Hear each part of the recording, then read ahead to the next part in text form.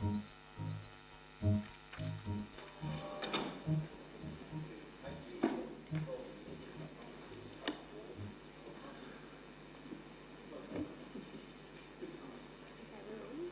well, good morning, councillors and council staff, and good morning to all those joining us on live stream.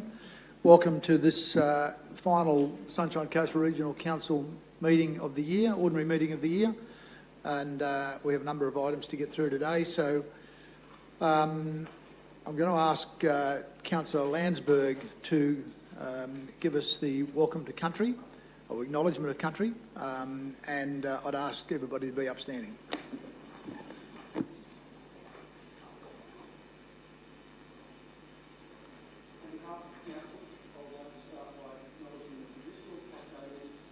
Coast local government area. We recognise that these have always been places of cultural, spiritual, social and economic significance. The traditional custodians' unique values and ancient and enduring cultures deepen and enrich the life of our community. We commit to working in partnership with the traditional custodians and the broader First Nations, Aboriginal and Torres Strait Islander community to support self-determination through economic and community development. Truth-telling is a significant part of our journey. We are committed to better understanding the collective history of the Sunshine Coast and the experiences of First Nations people. Legacy issues resulting from colonisation are still experienced by traditional custodians and First Nations people. We recognise our shared history and will continue to support in partnership to provide a foundation for building a shared future with the Kabi Kabi people and the Jinnabara people. We wish to pay our respect to their elders, past, present and emerging, and acknowledge the important role First Nations people continue to play within the Sunshine Coast community. Together we are all stronger. Thank you, Councillor Landsberg. Please remain standing, councillors, for the opening prayer.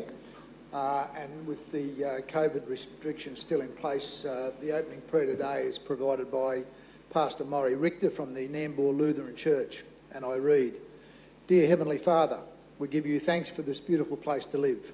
We thank you for the sea and the lifesavers who patrol our beaches, the green spaces well kept by Council's works, for majestic hills and valleys from which we can watch awe-inspiring sunrises and sunsets. We thank you for the abundance of clean air, fresh water, safe roads, parks and gardens, and the ability to harness solar energy. We thank you for the specialised workers who maintain the coast and hinterland, making it a home we're proud of and a joy for our visitors.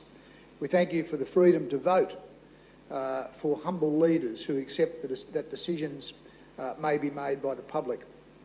As we come to end a unique year, we pray for wisdom to learn and to continue to learn the lessons from a pandemic. We thank you for the safety we've experienced on the Sunshine Coast and the readiness of our healthcare workers to step up if necessary. We continually give thanks for courageous leadership across our nation and the humility to accept guidance from the scientific and medical community. As we enter the season of Christmas, we pray for all councillors and their families that they might enjoy some time out and find renewed strength for the new year. In Lord's name, Amen. Thank you, Pastor Maury Richter. Please be seated.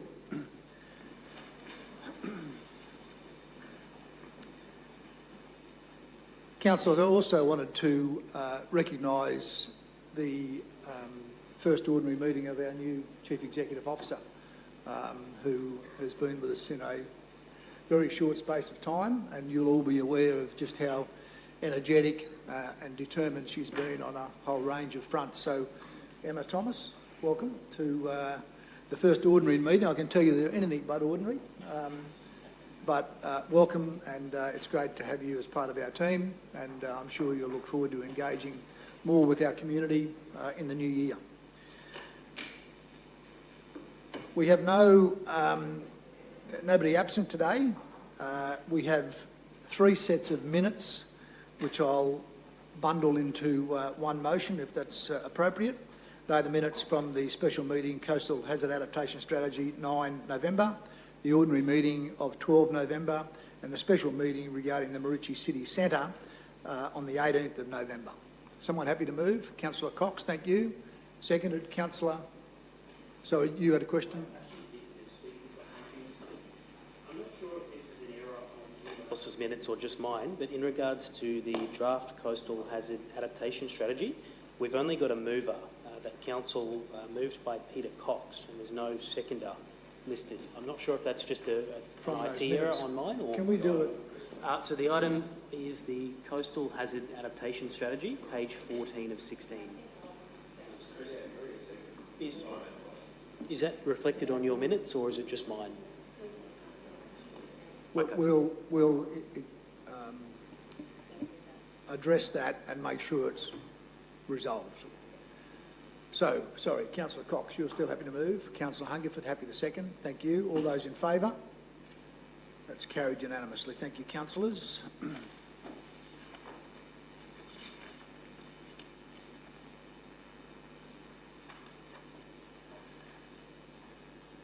Councillors, item 5, I'd like to draw to your attention that on 12 October 2020, amendments to the Local Government Act 2009 and Local Government Regulation 2012 came into force. The amendments include the new Chapter 5B, which sets out new legislative requirements for dealing with councillors' conflicts of interest in local government matters, and these arrangements will apply as to how we manage these matters today.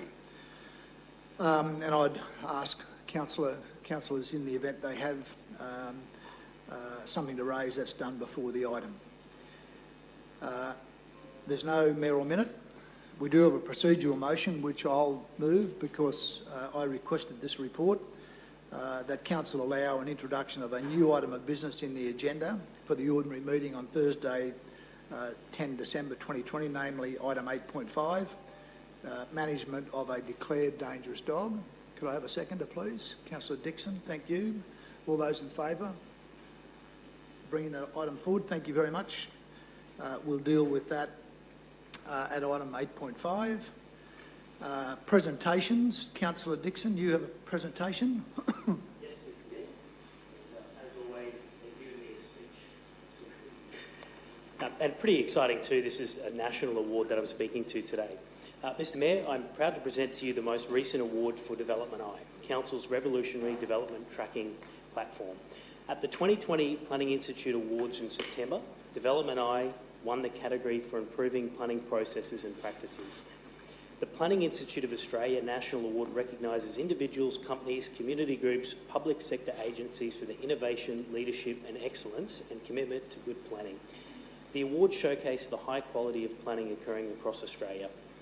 As you know, Mr. Mayor, this win builds on the success from awards we've received in 2019, which was the Queensland Awards for Planning Excellence. So second major award here that I'm talking to.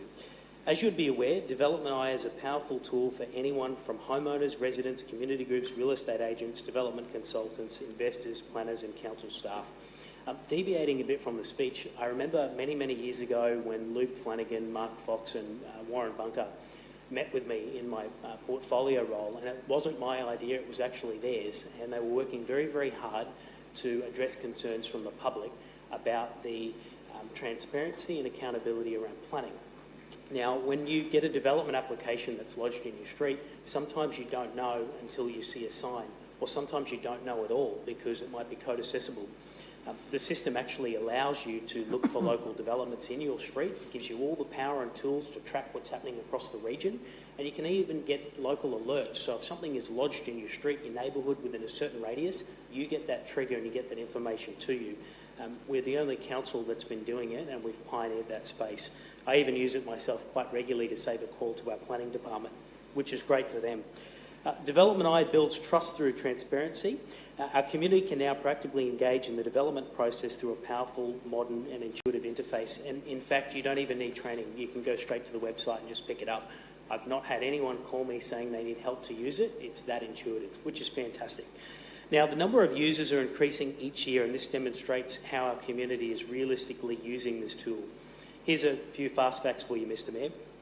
Development Eye was used more than 246,000 times in the financial year. That's absolutely huge.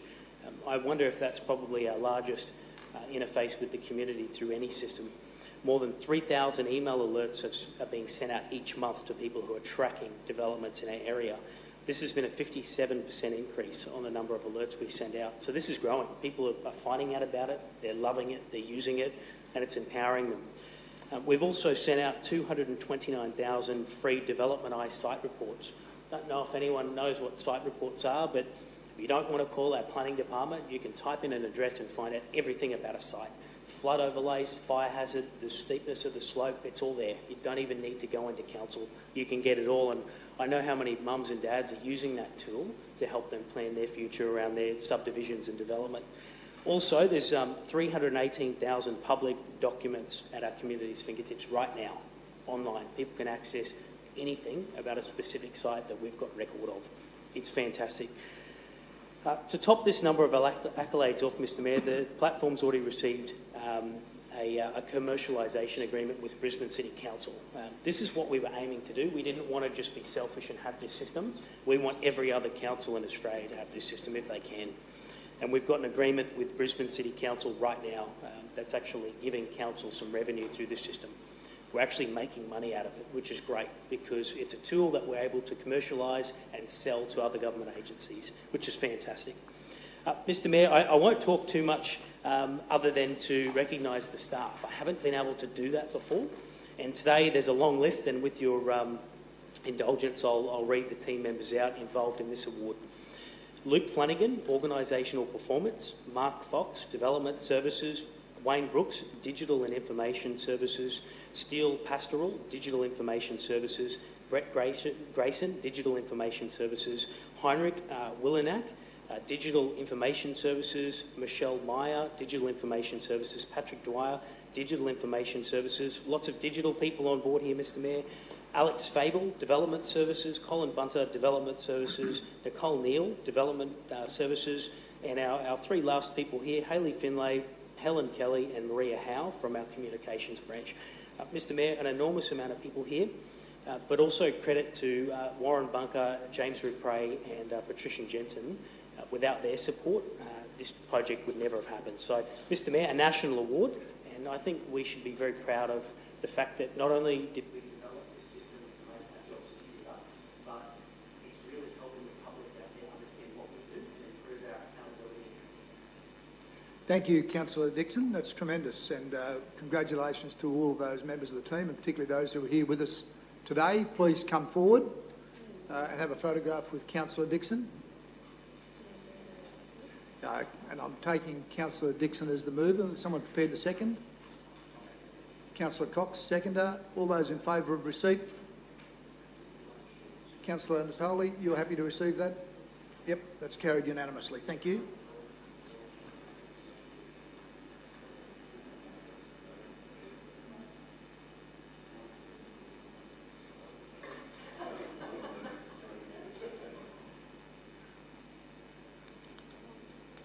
I think we need an Instagram wall. Well done.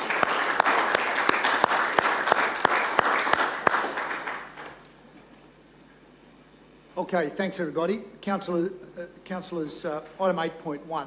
I know there are a number of positions being forecast in this report,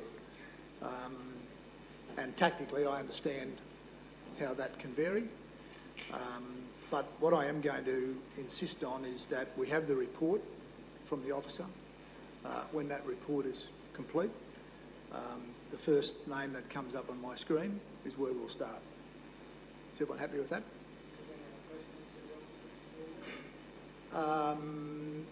Yeah, I'd see that as part of the presentation. Okay. Now, before we start on that, councillors, under section 150 EQ brackets 3 bracket C of the Local Government Act 2009, I give notice that I have a declarable conflict of interest in agenda item 8.1 due to the fact that the report proposes amendments to on-street regulated parking on-street regulated parking area in the central Mooloolaba area. And my self-managed super fund, the M&L Super Fund, owns a 25% interest in a property situated at 123 Mooloolaba, Esplanade, Mooloolaba. The beneficiaries of the M&L Super Fund are Laurel Jamieson, Summer Jamieson and myself. The details of my self-managed super fund are noted on my register of interests. It is arguable that the proposed amendments to the on-street regulated parking area in the central Mooloolaba area may, if approved, impact on the businesses that operate from the property situated at 123 Mooloolaba Esplanade. That said, neither I nor the M&L Super Fund nor its other beneficiaries have any financial interest in the businesses that operate from 123 Mooloolaba Esplanade.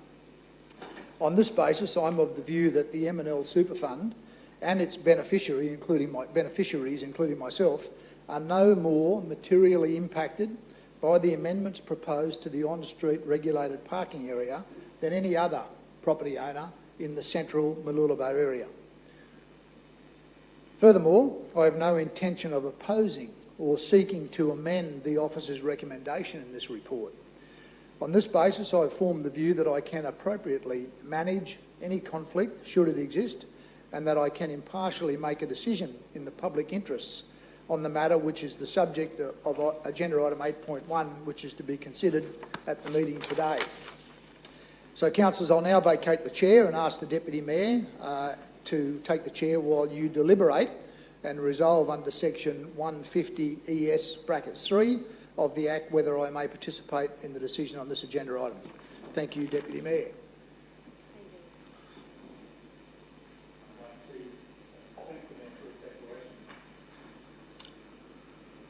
Thank you, Mr Mayor, for your declaration. Councillors, as required by the Local Government Act, Councillor Jund has informed the meeting of a declarable conflict of interest in relation to the matter considered in item 8.1. Councillors, in accordance with section 150 ES brackets 3 brackets B of the Local Government Act 2009, I now call for a councillor to move that Councillor Jamieson either stay or leave the chamber for the duration of the discussion and decision on this matter. Councillors, it's worth reminding you that should the majority decide that it is in the public interest for the councillor to stay for the meeting for the duration of the matter, reasons for this decision do need to be recorded in the minutes. So, councillors, it's either stay or leave, or stay for discussion and leave for the vote.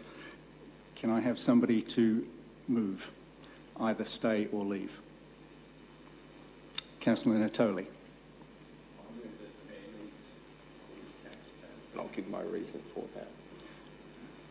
Thank you, Councillor Natoli. Would you like to give your reasons why? I just want clarification. I just want to ask one question. By all means. Jason, Brisbane Road car park, will it act as valet parking for buildings in the Mooloolaba precinct? Through the chair, no, there's no plans to have that type of service. Sorry? There's no plans to have that type of service. But is it possible that a valet company can use the Brisbane Road car park to be able to ensure that excess cars, might be at the ARIA site, might be at the hotel site right next door, that they will use the Brisbane Road car park as a potential place where they can pay and have valet parking? We had that discussion during our debates and during the workshops, and it was very clear at the time that we talked about, and Mr Mayor, we talked about how much valet parking was charged and the fact that we were only charging $4.50 per day. So the discussion was there that it could be used as valet parking. I now ask you, is that a possibility that an external company could use it for valet parking for external buildings in Mooloolaba? Through the chair, so now you've clarified the question. It's a public car park, anyone can potentially use it, so there's always that potential that that could occur. In terms of the Mooloolaba, I guess, hotel market, parking's not charged as an unbundled service, it's just free as part of your accommodation, so there's not probably that current demand for that service, but it's something we can always monitor over time. The point I want to make, councillors, is the building that you own, or part owned by your superannuation, was subject to a DA when I was the Mayor of Maroochydore. And the biggest problem was that the applicant, Josh Hunt, argued that they could do valet parking to be able to substantiate the substantial reduction in car parking or the inability for it to be able to provide the car parking on site. And therefore, I think you have a prescribed conflict of interest, because if your building ever does come up for a DA for a substantial building there, more than likely 10 stories, that you will not have sufficient car parking, and the argument will be that you will be able to offset that by taking valet parking in the Brisbane Road car park. And so the point is that ARIA has had substantial relaxations. The Brisbane Road car park that we sold to KPAC used the same modelling in terms of car parking ratios, and more than likely, at some point in time, they will need to use the Brisbane Road car park for valet parking. So I believe, Mr Mayor, that you do have a prescribed conflict of interest based on the history of that site, and therefore that's why I think you need to leave the meeting. Councillor Tully, thank you for that explanation. Is there a seconder?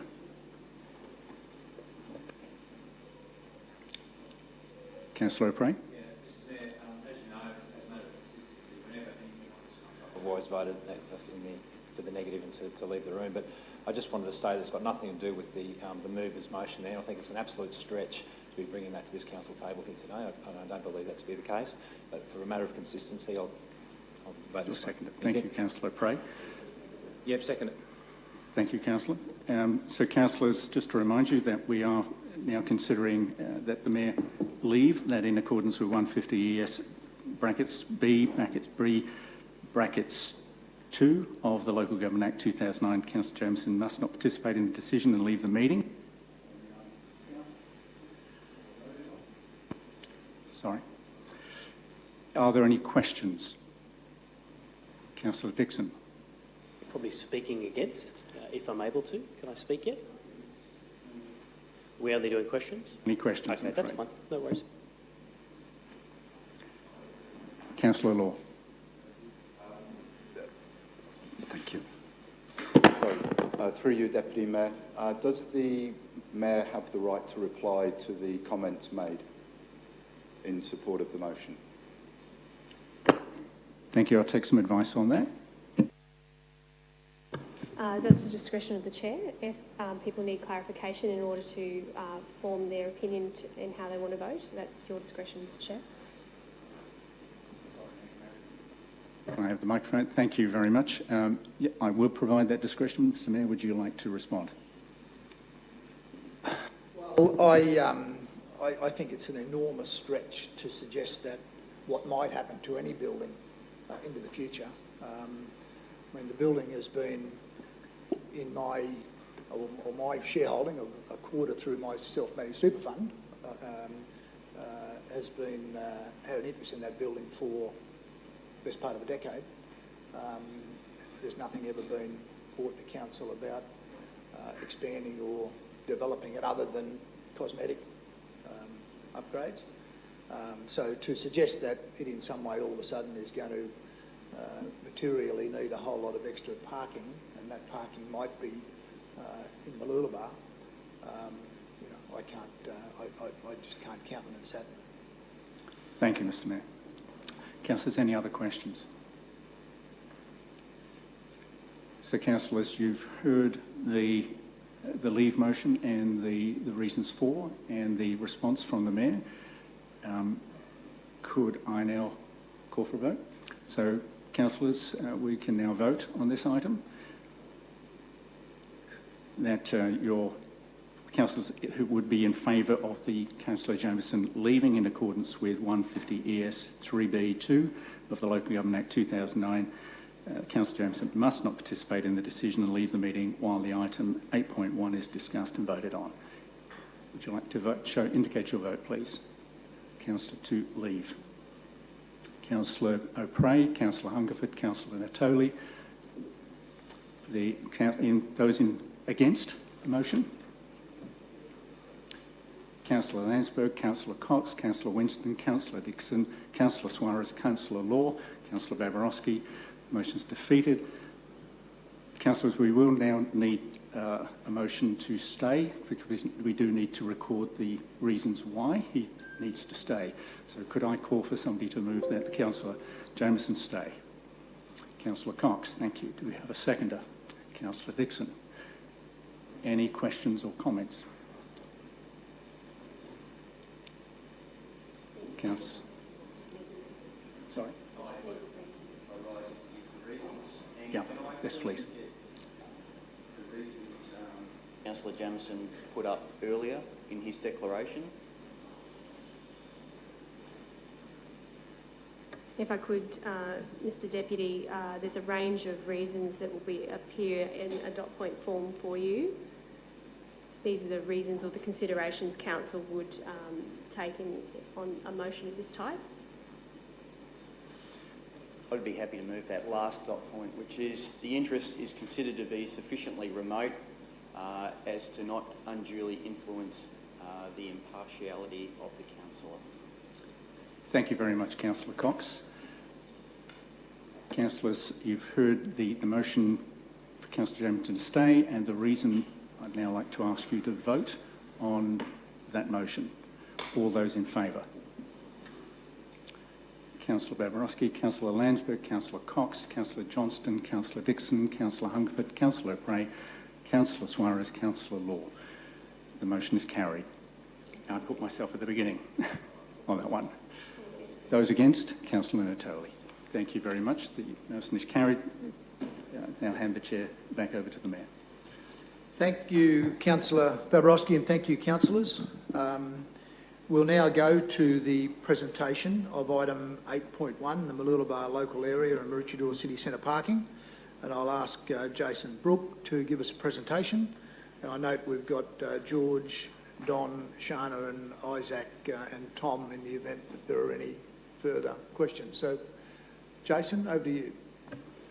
Thank you, Mr Mayor. So, obviously today's topic is to cover off Mooloolaba local area and Maroochydore City Centre parking. I guess there's two main things that this report seeks to recommend, which is the setting of fees for the Park and Go Mooloolaba site and the upgrade site at the Maroochydore City Centre, and secondary, some changes to time limits on street within Mooloolaba. In terms of that, no other actions are proposed at this stage other than we'll monitor the situation in Mooloolaba and come back to councillors in due course on how parking is performing in the area. So, in terms of the former Brisbane Road car park site, now known as Park and Go Mooloolaba Central, there's two distinct parts, being the new multi-storey car park that fronts Smith Street and First Ave, which that facility obviously, by providing 700 new car parking spaces, will offer that new parking option and convenience for users. And the car park's due to be open in time for Christmas, with free parking initially. As councillors are aware, there was the additional information item that was distributed yesterday, which from the report, obviously there was originally a proposal to do an interim arrangement of 3 hours free parking and an exit fee. Obviously at the time of writing of the report originally, we did look like we would be able to deliver it, but since that time there's been a multitude of factors that have meant that we haven't been able to sufficiently have everything resolved to ensure that the system's going to, overall work effectively, be integrated, and ensure that we, have that level of service and customer experience to be able to respond to issues over what is the Christmas time period. So from that, the car park will be signed 3 hour parking from 8 to 5 with penalties may apply. The car park itself will be monitored just to see what the activities are in that area.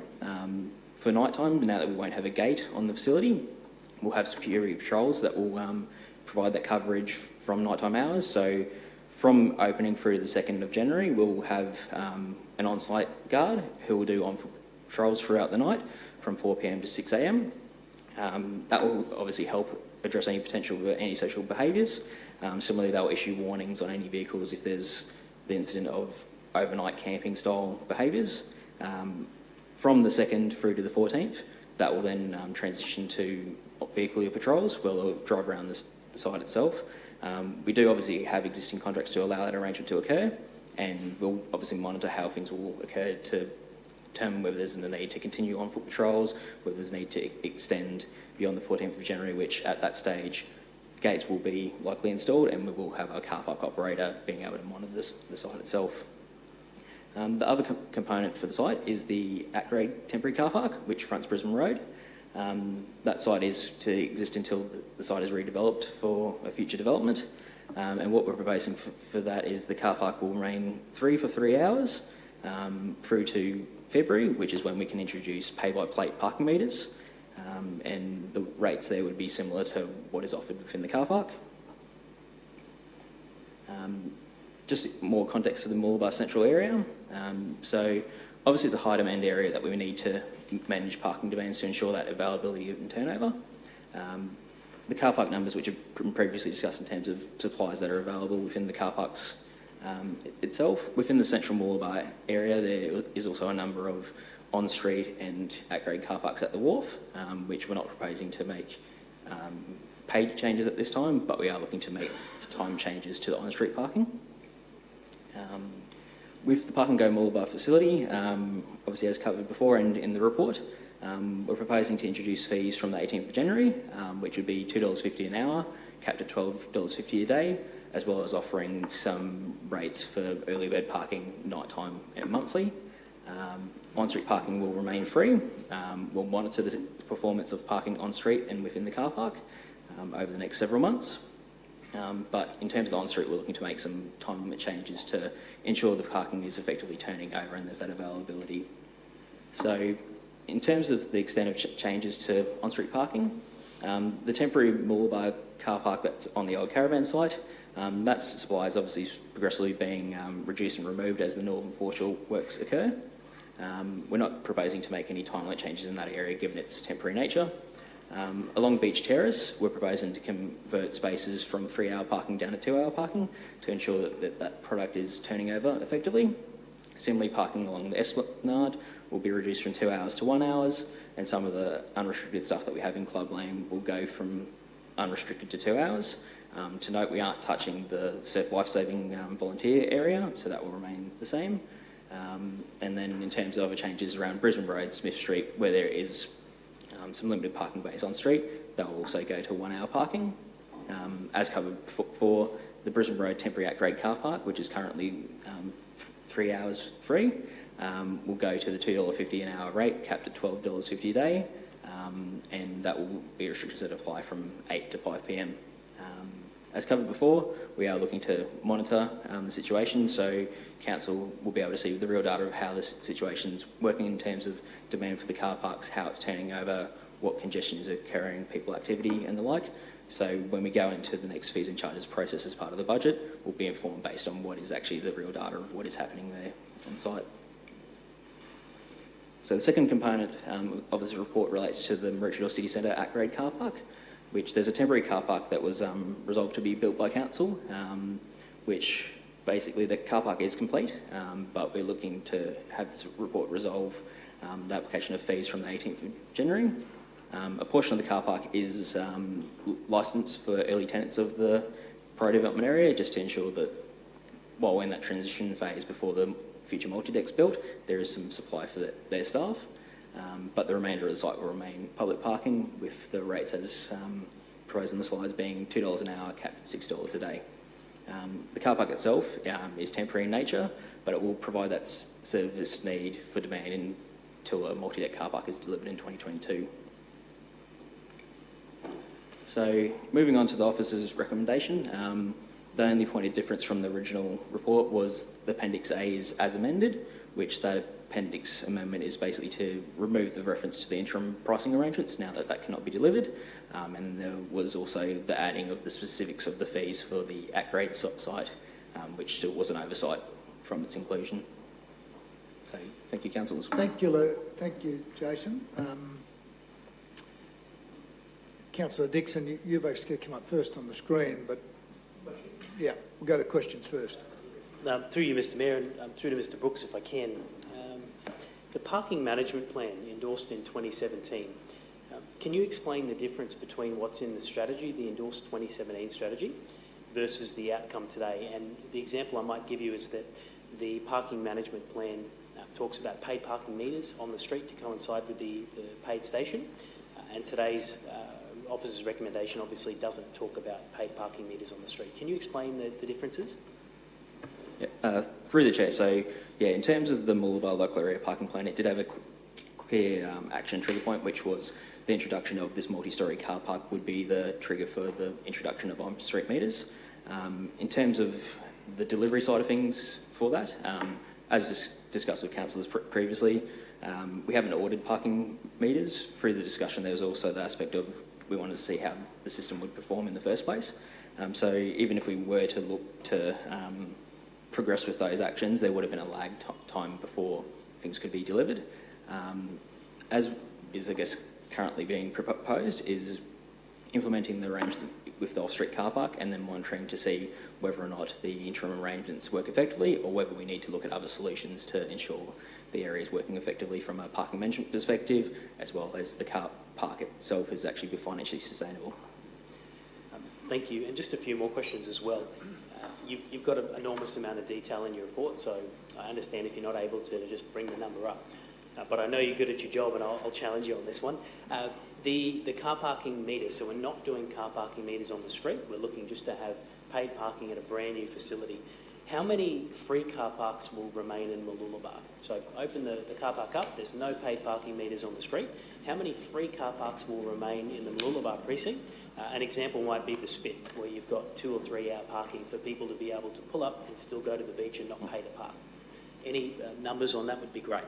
Yep, so through the chair, paid parking, which is the 706 spaces within the car park, only represents about 24% of the main parking within the Mooloolaba area. That's beyond what was shown as a central area, so down towards Foot Street. And what you have in that area is about 987 timed parking spaces, which there's time regulation, but there's no payment. And then there's also a further 1,243 unrestricted spaces, which it's probably important to note that those unrestricted spaces are about 400 to 800 metres walk from the beach, from the central Mooloolaba area. So we're looking at 2,000 available car spaces within the Mooloolaba precinct where people don't have to pay to park. Correct, and that's just the public parking. There's also further off-street car parks that are publicly available. Okay, thank you for that. This may not be a question for Mr Brooks, it may be a question for someone from finance. I understand Council has decided to sell the balance of the Mooloolaba Brisbane Road car park site. And my belief, the way it was sold to me, was that the proceeds of that land sale would go back to offset the cost of construction for that car park. What guarantees have the public got that that figure, whatever that figure is, it might be $7 million, is actually going back into the construction cost of this car park? And further to that, what work have we done to look at the pricing model? So if you reduce $7 million off your loan, how does that affect the pricing structure for this car park? Okay, through the chair, I might just address the pricing aspect. So from the previous modelling that we've done, if you were to, I guess, reduce the loan amount by using the money to come in, obviously I'll let Isaac speak to how that comes in and when, but if you were to achieve about a 57% occupancy in the car park, your break-even point from the $2.50 that is proposed in this report goes down to about $1.60. Whether the demand sort of fluctuates between that sort of 40 to 57%, you're probably talking somewhere between that $1.60 to $2 mark is what you'd likely need to charge. In saying that, obviously, all this is based on forecasting, so until the situation is occurring, we won't necessarily know where the revenue situation is in terms of are we meeting the cost that we have, is there going to be a small deficit? So I might hand over to Isaac to address the financial aspect. So in terms of your first question, to actually fund the construction of the car park was always intended to borrow the full amount, which is $23.5 million. So we've currently borrowed $9.9 million. We've built the car park, so spent the money. So the drawdown, the remainder of the funds will come later this financial year. So. Mr Pickerskill there, that money that's coming in, I understand it's going to be staged or staggered in terms of repayment. Can that money be utilised for the construction of a secondary car park at the wharf site? Is that possible? So through the chair, so it is possible. We would either have to borrow short-term loans to time in with the receivement of those funds, or simply not borrow and just be down in cash for a few years. So. Okay, thank you. That gives us some options to look at. And if I can go back to Mr Brooks, if I can, Mr Mayor. I've just got 2 last ones and then I'm done for questions. Mr Brooks, when we looked at the charging regime, we had a user pay system you pay at the meter when you utilise the car park. We also had another suggestion where you could lump a broad-scale charge on every ratepayer. So let's call it 144,000 odd ratepayers for 20 years, $18.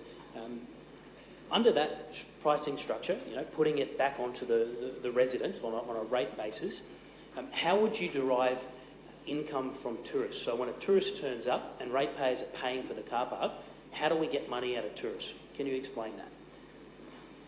So through the chair, I guess, if it was a situation that we weren't looking to, have user pays and switch the car park on, the only way, I guess, in terms of a regulation, you'd do a time system, and essentially you'd encourage people to turn over, and the mechanism to encourage that turnover would be the use of fines, which I guess if you kind of look at the scheme of paying a couple of dollars compared to a $57 plus fine, the experience for the tourist is probably, they're not going to be too fussed about paying a few dollars.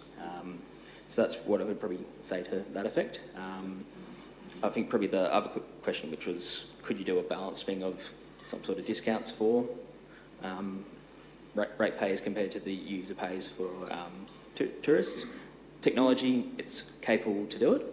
It's just a matter of timing and cost to implement that, and then what is the level of influence that's going to have on our return on investment, which at this stage, we're obviously looking to keep the fees as low as possible. If you were to offer something for ratepayers itself, then it might just be that influence that the other users of the car park may have to pay extra.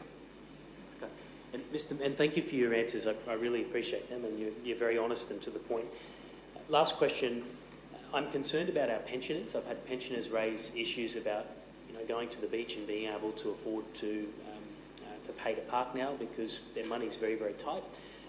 At what stage or interval will council be able to consider whether or not we offer pensioner concessions for the car park? Is that something that you're confident we could look at when we get some more data and go into the next budget? Is that the appropriate time to consider that?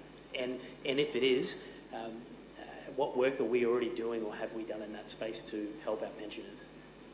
All right, so through the chair, similarly, any sort of concessional arrangement that we want to do, we can sort of set that up in the parking management system to be able to offer that.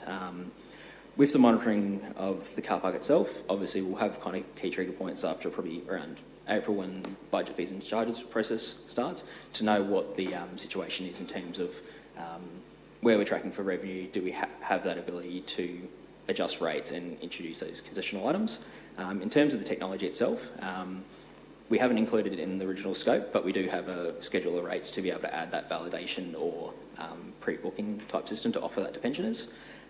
In terms of our existing parking systems, the only, discounted arrangements we have currently in Caloundra is we offer the prepaid parking permit, which is obviously a discounted rate from paying at the meter. Also, I'm aware that we do offer those permits for veterans for free. So if council was to look to make a policy decision, we could definitely make that through the budgetary process to how we consider fees and charges. In terms of the aspect of introducing those concession things, there'd just be that lead time to obviously engage and install that. But if we were to kind of have, a intention that we're going to start to introduce those things, 3-month lead time is probably enough that we could probably have stuff programmed ready to be installed. Thank you, Councillor Dixon. Councillor Babarowski. Thank you, Mr Mayor. I'd just like to move the Office of Recommendation. Well, I'm sorry, I'm going to have to ask you to wait. I want to make sure we're through questions, as I said earlier, if you don't mind. Fair enough. But I've got you. Councillor Suarez. Thank you, through you, Mr Mayor.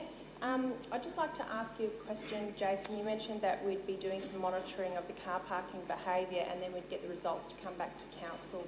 When will those results come back to us? I'm not sure if I caught that. Through the chair, we'd look to probably have a briefing paper around April, which is kind of when the fees and charges process would start. Whether or not that's, been sufficient enough data to have a full picture of it yet, we'll see, but we'll do that sort of monitoring over the course of probably 6 months to have that sort of full picture of both during more peak times and off-peak times where the demand sits. And the data from that monitoring, what sort of decisions would that be helping us make going forward? So it would, sorry, through the chair, so essentially it would be providing just that real data rather than forecasting what the situation is. So council will have probably a clearer picture of what level of occupancy is being achieved in the off-street car park, what revenue is that generating, to know where we are sitting in terms of the break-even point for that facility. So at that time we'll be able to know whether or not we need to, whether or not we've raised revenue to be able to adjust fees down if that is what council wishes to do, or do we need to increase rates to offset any deficits that occur. Okay, and just on that point in terms of what the rates are for parking, which is why we're here today discussing this topic, have we got an example of where we have reduced the car parking rate before? I think we have. Through the chair, yes, we did reduce some of the rates in Petitions on street. On street in Petitions used to be a single parking rate of $3 an hour and 2-hour limit on that. One of the areas that's, I guess, towards the southern end where there's less activity and development was still occurring, we did adjust that down to $1.50 and $4 an hour, based on just there wasn't necessarily the demanding uptake for that product compared to the core precinct. So just to clarify that point, we reduced the parking fee based on the underutilisation of those car parking spaces, those paid car parking spaces? Yes, that was the general premise of it, and probably just more reflective of what the nature of that part of the precinct was. Okay, and I just have another question which I might need Isaac for again, which is about the application of the sale of the balance lot of the 7.2 million. We discussed that there would be some options where we could use cash if we wanted to apply that straight up, or we could get some short-term borrowings. What's our current borrowings, the interest rate on the current borrowings that we've got for the construction of the car park? So, sorry, through the chair, so for the loans we currently have, so yes, we borrowed 9.9, it's at a weighted average about 2.3%. And if we were to get a short-term loan, what would the interest rate be for that? So the last short-term loan we borrowed was for the airport expansion project, and that was around 0.6%. Okay, so we'd be making some cost savings if we went to a new short-term borrowing model? Through the chair, in terms of interest, we would be, yeah, correct. Yeah.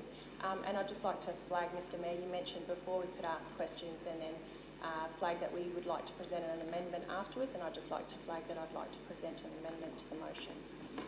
Thank you. Well, again, I've already pushed back on Councillor Fabrowski, and I'll be doing the same with you until questions are completed. You'll appreciate I don't have a tape at the end of the 100 metres to see who gets there first, but I appreciate there are some tactics afoot. I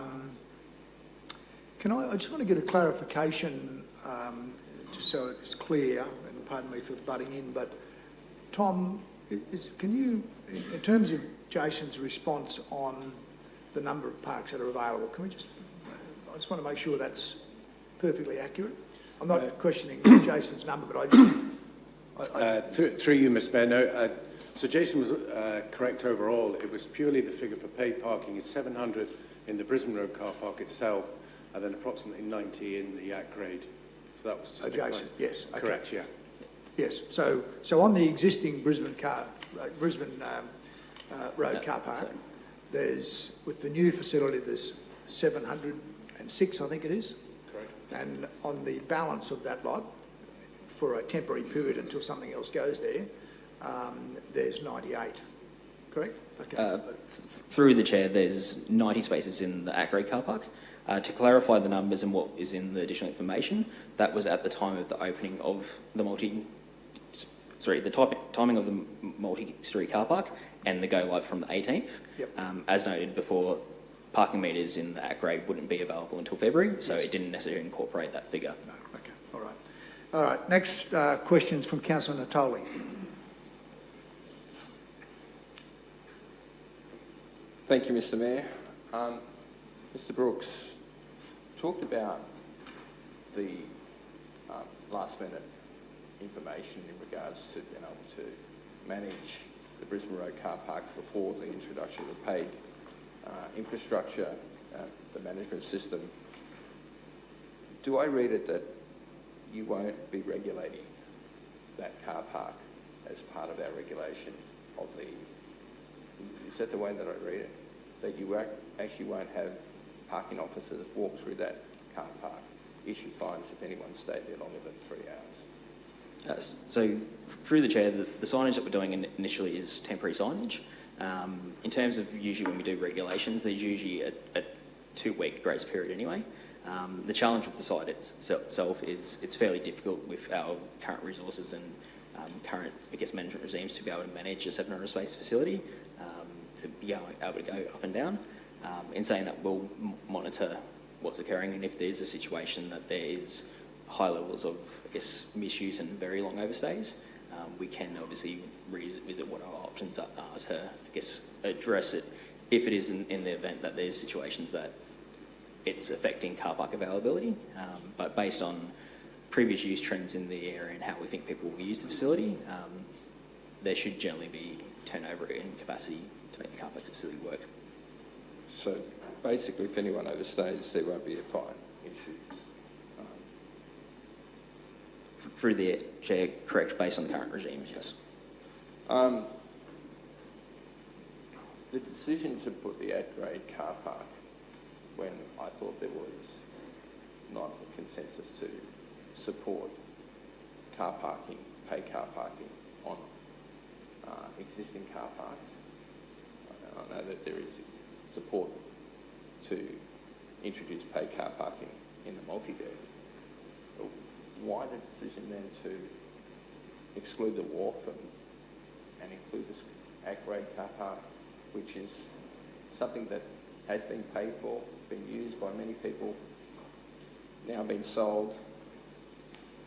I don't understand why we need to introduce paid car parking when I was informed the other day that the assessment officers are ready to start assessing the DA there, and for a short period of time spend money to put paid car parking in that area. Surely the people deserve to at least have that piece of car parking still available at no charge.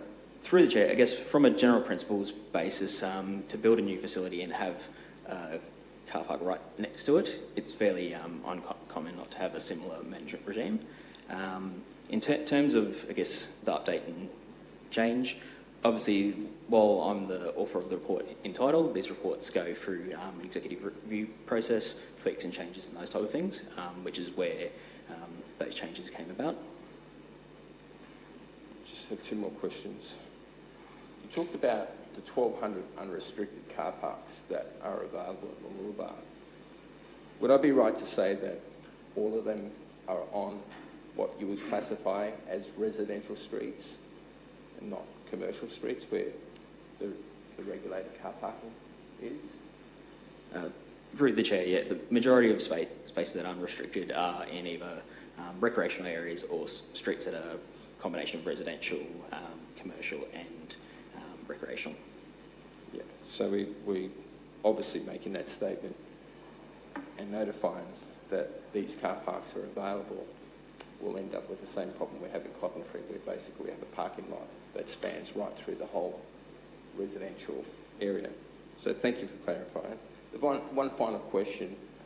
The 250 car parks at grade constructed in the new town centre of Maroochydore, what is the cost of that temporary car park? So through the Chair, so the car park itself has close to 200 spaces. I don't have the exact numbers. The report says 250. Okay, I can't speak to that aspect. In terms of the cost of the facility itself, because it was built as a temporary car park, so basically a straightforward 2-coat sprayed chip seal, I believe the construction costs were about $500,000, and then we've had some additional costs in terms of signage, line marking, parking meters. Roughly how much? Is there anyone? Thank you. Through you, Mr Chair, there's actually 200 car parking spaces at the outgrade car park at Maroochydore.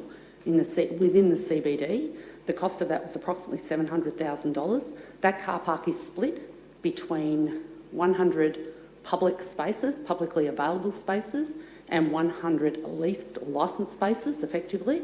And those licensed spaces have got licence issued on them to businesses that are currently in Foundation Place, and those licences are around $720 per annum each. So and there are 5. They're all paid car parking. Thank you, Mr Mayor. No further questions. Thank you, Councillor Natoli. Councillor Hungerford.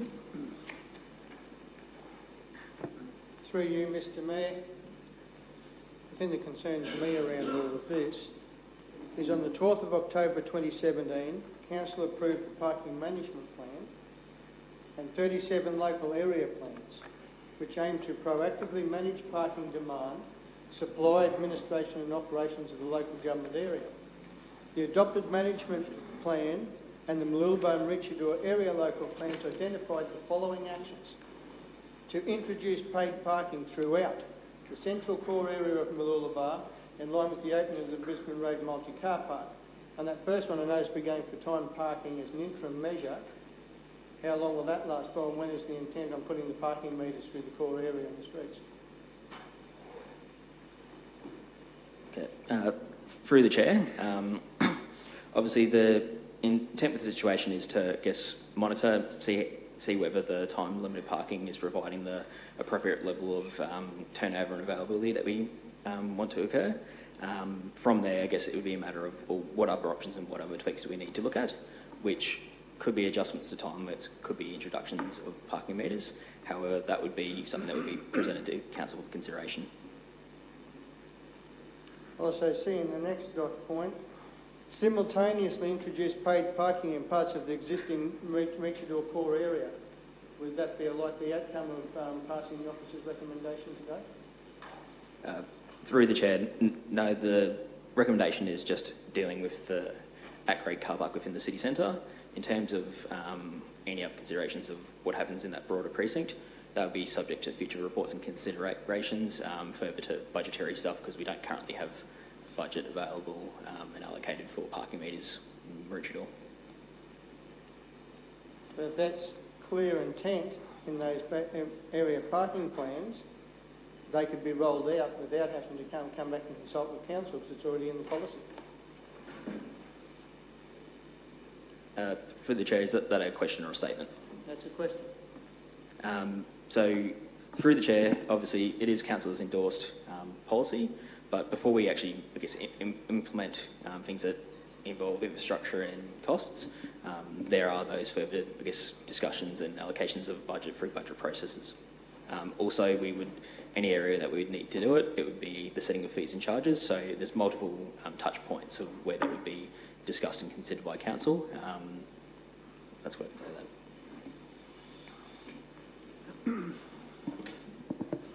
I have a question I'd like to just get clarified for the benefit of everybody in the chamber, but also those listening in, and indeed those who read the reports. There's some confusion around the cost to council for the project. We hear at numbers of 18 million stated and or 23.5 million. Could you just clarify the real cost, or the full cost, if you like, of not only the car park but the necessary access adjustments and the like that have occurred to facilitate the, I guess, easy access to that car park? Through the Chair, the full project cost, which involves the 18 million, which was the build contract for Evans Built, roadworks, service relocations, project management technology, is 23.5 million. Okay. All right. Any further questions? Councillor Natoli.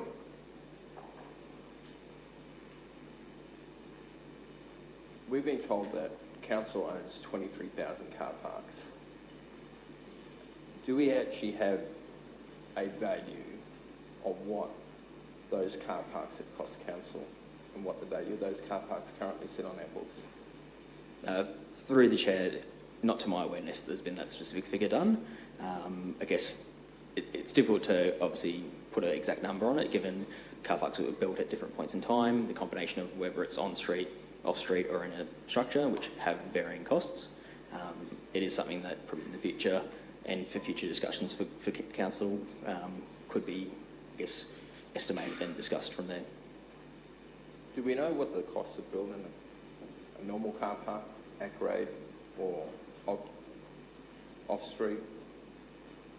Do we have any how much it costs?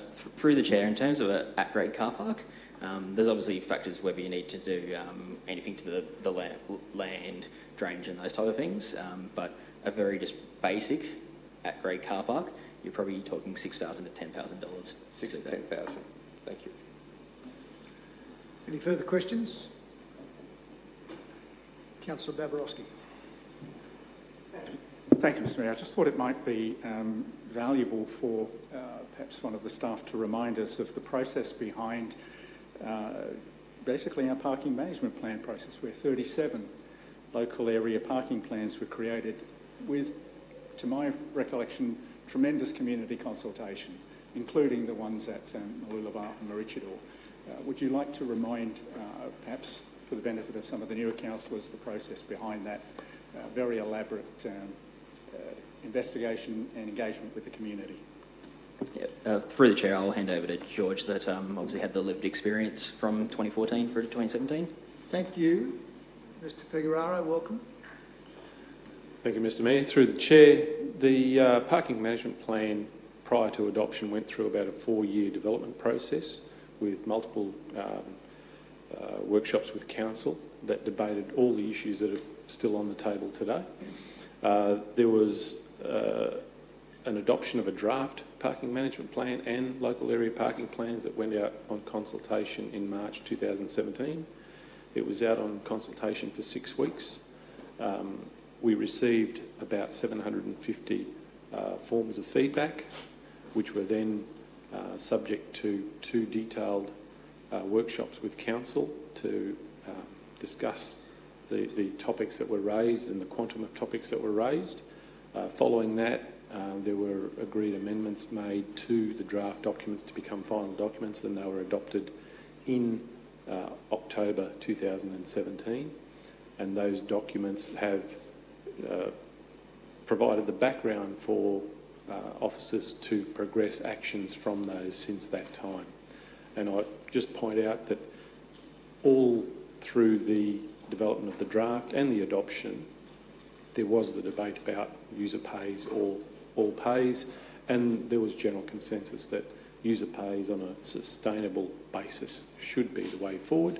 I believe what's in the report today still follows that intent, that we are taking a sustainable measure in providing additional parking as a way forward. It is generally consistent with the adopted parking management plan. Councillor Natoli. George, did you actually ask people if they were prepared to pay for car parking during that period of consultation? Through the chair, paid parking was the hot topic that we prepared for. It was put out there front and centre. There was a lot of information about the areas where paid parking was intended to be looked at for the future. There were 5 areas nominated. Mooloolaba and Maroochydore were 2 of the other areas that were put out there during the consultation. We didn't know the rate at that time of what the charge might be, but certainly the intention that it could be applied to a precinct or an area was definitely out there in the local area parking plans for discussion. And out of those 750 respondents, how many actually supported the introduction of paid car parking? I don't have the figures on me, councillor, but fair to say that there was a number that made a very simple comment during that consultation of no paid parking. Some saw it as revenue raising, but there was equally some that said, look, if there was more parking that was convenient, I'd happily pay for it. So there were a range of responses. So would you say the majority of people supported? No, it wasn't a majority, no, councillor. I wouldn't have thought so. Thank you. Okay, Councillor Suarez. Just through that just in terms of a timing thing, because I wasn't here during 2017. When you did the community consultation, and I've got the feedback from that, which Jason supplied to me, I thank you for that. In 2017, had we already implemented paid parking in Petinia, or was that after we had done the consultation? Councillor, you're testing my memory. I think it had just been introduced at Petinia. Okay, so the feedback from the community consultation is probably not reflective of like the usage that they hadn't had it in place for a while. Is that reading it? Through the chair, I think the conversation about parking at Petinia and the surrounding residential parking permits was at play at that time, was already established and in play at that time. And maybe if I can just help Councillor Natali out, because I do have the report in front of me in terms of feedback from Mooloolaba. There was a high number of people who said no paid parking at the beach. There was a high number of people who supported no paid parking at the wharf, and there was a low number of people who supported paid parking only in limited areas at Mooloolaba. That's the feedback from the consultation. Councillor Law. Thank you, through you, Mr. Mayor. Before George goes, sorry, thank you for coming back.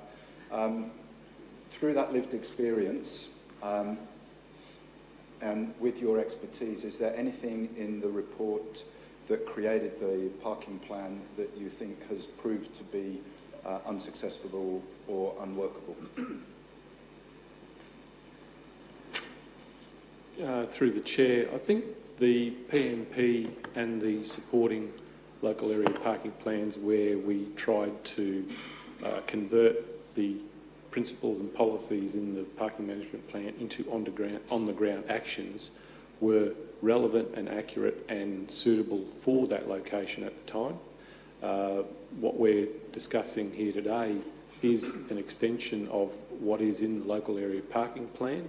It just is that instead of introducing precinct-wide paid parking, we're taking an interim or a limited step and see how it goes. And I think that's still consistent with the intent. Thank you. Councillor Dixon. Just on Petinia, the history. Is my understanding correct that we only introduced the street-level car parking in terms of paid metres there in an agreement with the state government or a private parking entity regarding the impacts that may be had if we didn't charge on street? And I'm just asking that on the basis that my belief is the state government are charging sick and dying people to park at the hospital. And I'm just wondering, has there been any steps from the community to repeal the state government's harshness there from charging sick people to park at the hospital? Have you heard anything in that field? Through the chair, I wasn't involved in detail with the parking at Petinia. However, I'm not aware of any agreement that there was in place between council or anyone else. From a management point of view, we always recognise that if the parking on street was free, it would be the first choice, and there would be a lot of circulation for 120 bays looking for a space when there were almost 4,000 off-site available to people to use. In terms of Queensland Health's approach, they outsourced that car parking and took on an operator. I am aware that the Minister a couple of years ago stood up in Parliament and said that they would take a different approach to new parking at hospitals from here on when they're adding more parking. So they're aware of that impost to people using those sorts of facilities, and they appear to be looking to address them, but I'm not exactly sure what extent. Just last question to anyone who can answer it. Do you know how much those people doing it tough are paying per hour to park at the hospital?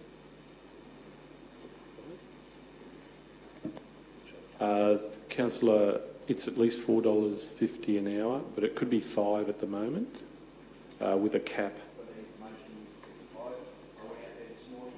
Photo, and they're $5.20 an hour. So $2.60. Thank you. Councillor Johnston.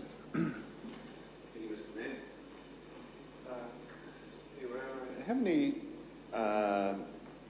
multi-storey car parks are we planning to build on the Sunshine Coast? Through the Chair, the local area parking plans indicate that there could be another one at Mooloolaba, be it on the wharf site. There would be 2 potential sites at Maroochydore in the existing Duporth car park and Cornmeal. The Maroochydore PDA has a number of sites that could be as many as 4 or could be consolidated to fewer than that to give a total number of parking bays required. They're the ones that have been identified. For Caloundra, there was no specific site or requirement identified, but there would be a shortfall in a decade or so that would need to be addressed. And by that time, we would think that the Caloundra LAPP would be refreshed anyway.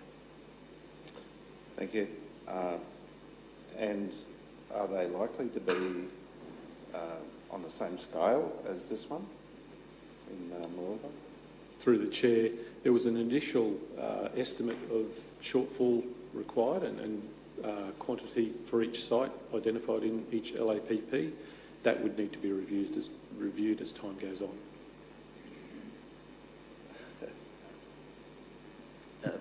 Through the Chair, a lot of the other facilities are around the 500 mark. Right. A couple of them might be sort of up towards the 700 mark, which would be just a determinant of how we look to develop certain precincts in terms of consolidated parking. That being the case, if we build, even if we only build 5 or 6, and they cost around about 20 million each, and a $23 million installation in this location would add an extra $18 to every ratepayer's rate bill, which is the loan for 20 years? Correct. Right. So $18 per rateable property multiplied by 140,000 rateable properties gives you about just on $2.5 million a year extra in rates that we'd be pulling out of all of the residents of the Sunshine Coast, and over a 20-year period, that's $50 million. And if we multiply that by 5 or 6, then we finish up with a huge impost on the ratepayers. So whilst I really want to see as affordable car parking on the coast, my question relates to those figures. Would that be reasonable to assume that if we don't charge for this car park, we would find it hard to charge for parking in future car parks?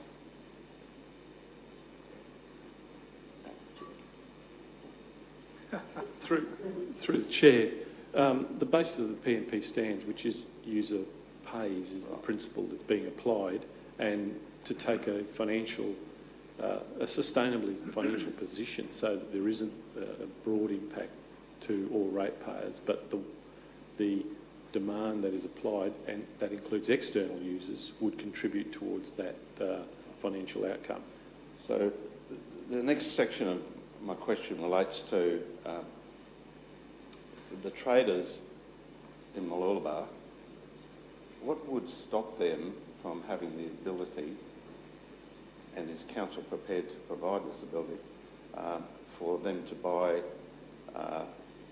vouchers where if customers spend more than a certain amount of money with them, they give them a 2-hour voucher or something or other?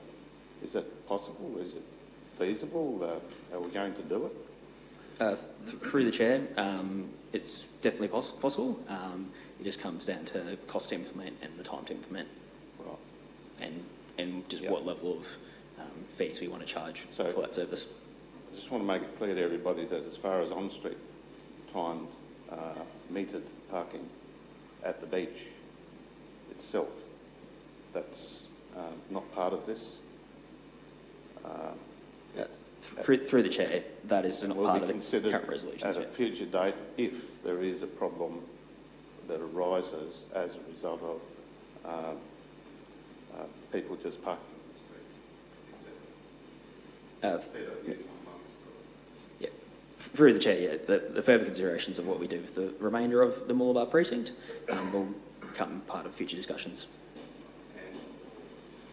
And over the coming years, there's going to be a significant reduction in the number of available on-street car parks in the Mooloolaba area as certain developments occur, not as certain council developments occur. Is that correct? Through the chair, correct. There will be reductions as a result of the foreshore project and also some stuff around the Mooloolaba Transport Corridor upgrade. Thank you, officers. Are there any further questions? Okay. Councillor Suarez, you're first across the line. Mr Mayor, I'd like to move a motion that Council defer the report titled Mooloolaba Local Area and Maroochydore City Centre Parking until the ordinary meeting of the 28th of January 2021 to allow for a recalculation of the parking fees to be charged for the Park and Go Central car parking facility with such revised model to treat the revenue received from the proceeds of the sale of the balance lot of the Brisbane Road car park, lots 67 to 69 on registered plan 52440 and lot 73 on registered plan 73433 as an offset for part of the costs of constructing the Park and Go Central multi-storey car park facility, as was indicated in the report for the disposal of the remainder of the Brisbane Road car park site that was presented to Council on the 25th of June 2020. And B, to calculate and remove the costs associated with the delivery of the retail component of the Park and Go Central multi-storey car park facility. Someone prepared a second? Councillor Johnston. I'm seconding the motion by Councillor Suarez in that I'd like to hear her argument and the rationale behind it all. Thank you. And reserve my right to vote either for or against. Thank you. Okay, Councillor Suarez, you have the floor. Mr Mayor, I'd like to acknowledge the amount of effort and information that George Pecoraro and Jason Brook and the team have presented to us councillors amongst numerous workshops. The aim is to provide a rationing device for equitable parking at Mooloolaba, which was identified as a real issue. There are three main problems with this report. Firstly, which is part A of the motion that I'm presenting, is that the information on the benefits and the risks that were provided to Council regarding the proceeds of the sale of the balance lot has not been implemented in the calculation of the costs, parking costs at the Brisbane Road car park facility. The second thing is I question the cost estimates to justify the proposed fees. And thirdly, implementing pricing at Mooloolaba and Maroochydore prior to endorsing our parking pricing policy or parking investment fund policy is an error or a flaw from Council. So to address the first point, during the ordinary meeting in June 2020, councillors had to base their decision on the information that was presented in the report. And while it wasn't part of the resolution, there were two key areas that influenced particularly my decision, and I'm sure from the debate it influenced a lot of other councillors' decisions as well. And that was one, the benefits to the Sunshine Coast region, which were financial and commercial benefits resulting from proceeding with the project proposed by the preferred respondent include revenue received from the proceeds of sale of the land helps to offset the cost of constructing the adjoining council multi-storey car park. Secondly, in that report, there was also a risk. And the risk identified was, the most discernible risk was reputational, but there was also a high level of community expectation for the delivery of this project. And the community expectation has been magnified by failing to secure any return for the site, including recouping proceeds of sale to offset some of the cost of construction of the multi-deck car park. And that's the intent of my motion, is to have that offset applied.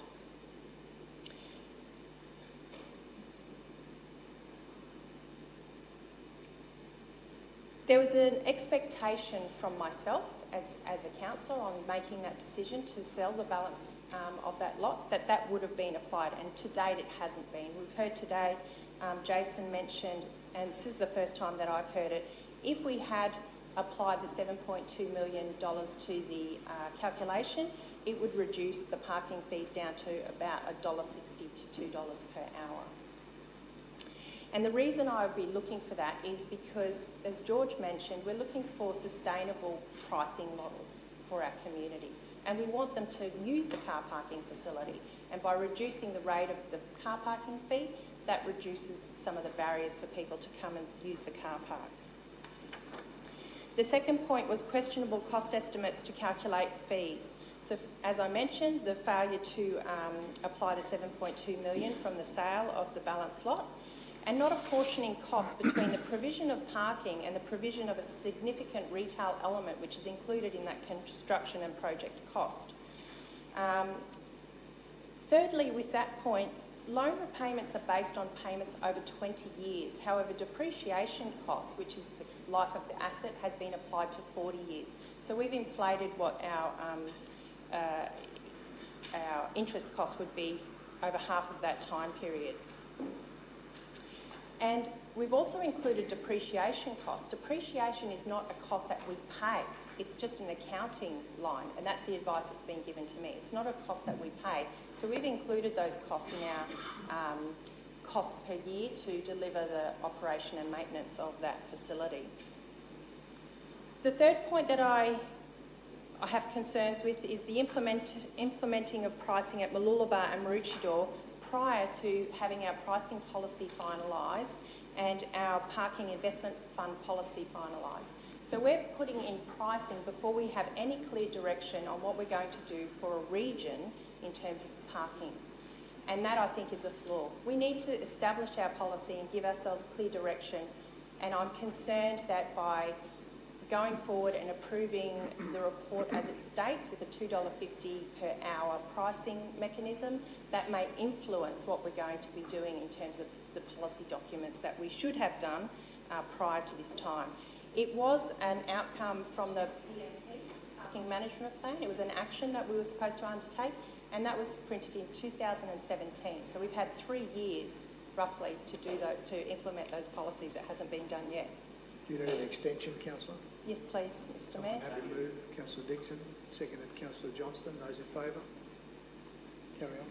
So, as mentioned in the Parking Management Plan, there's a case for paid parking to be used as a rationing device, and I support that to provide equitable parking across Mooloolaba.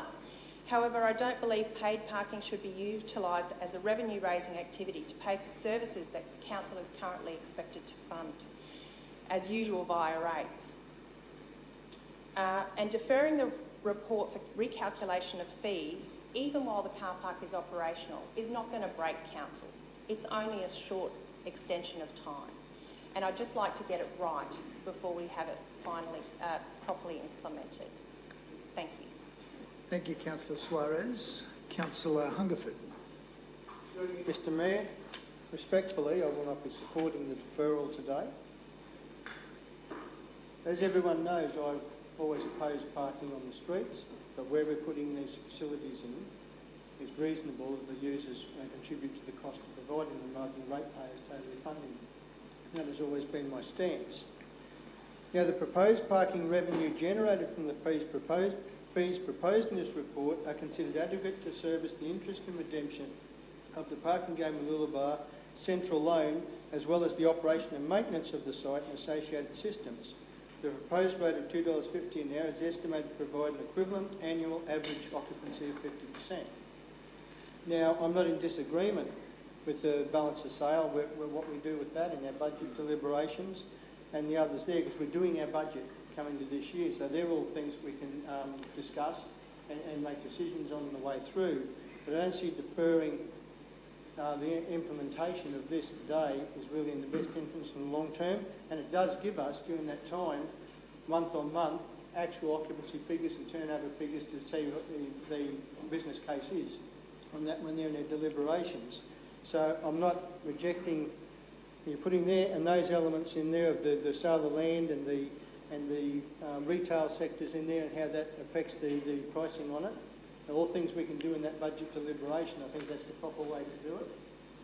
And so I won't be supporting the deferral today, but I will be flagging that I'll be putting an amended motion up to the officers one to ensure we don't get the paid parking on the streets in Maroochydore and Mooloolaba. Councillor Cox. Thanks, Mr Mayor. Just had a couple of questions. First one through to Councillor Suarez as she moved this alternate. As per my email this morning, I won't be supporting your deferral motion. However, I'm just trying to understand what you're seeking to achieve with a new report in January. In terms of the costs, we've already heard this morning that the cost of construction is $8 million. The total cost is 23.5. 18, I think. 18 million. 18 million? Yep. 23.5. Yeah. 23.5. The balance sale lot, 7.2. My calculations, that's only about 1.7 million. So I'm just trying to understand what is it that you're trying to achieve with this deferral in terms of all those costs, because we've had several workshops and I'm across the information. I'm just trying to understand what new information will be divulged. Certainly, thank you. Through you, Mr Mayor. I brought this issue up about the balance sale of the proceeds of the balance sale of the lot on a number of occasions. I brought it up in the October workshop, which I didn't attend, but I sent an email round to all councillors on that. I also brought it up at the last workshop that we've had, and I've brought it up in individual sessions with Mr Pecoraro and Mr Brooks. It's not been applied. It was in our ordinary meeting. It wasn't the resolution, but it was the direction or the information that we as councillors based our decision on for that resolution. So it should be applied. If it is applied, it will bring the cost or the fee down lower. We want people to use that car park. By reducing that barrier, by reducing the fee of the car parking, I believe it will encourage people to use the car park, and we will have a higher usage rate than the 40% that they've proposed. Yes. Second question I had is probably pick a school, because it contains a statement that was just made in the address.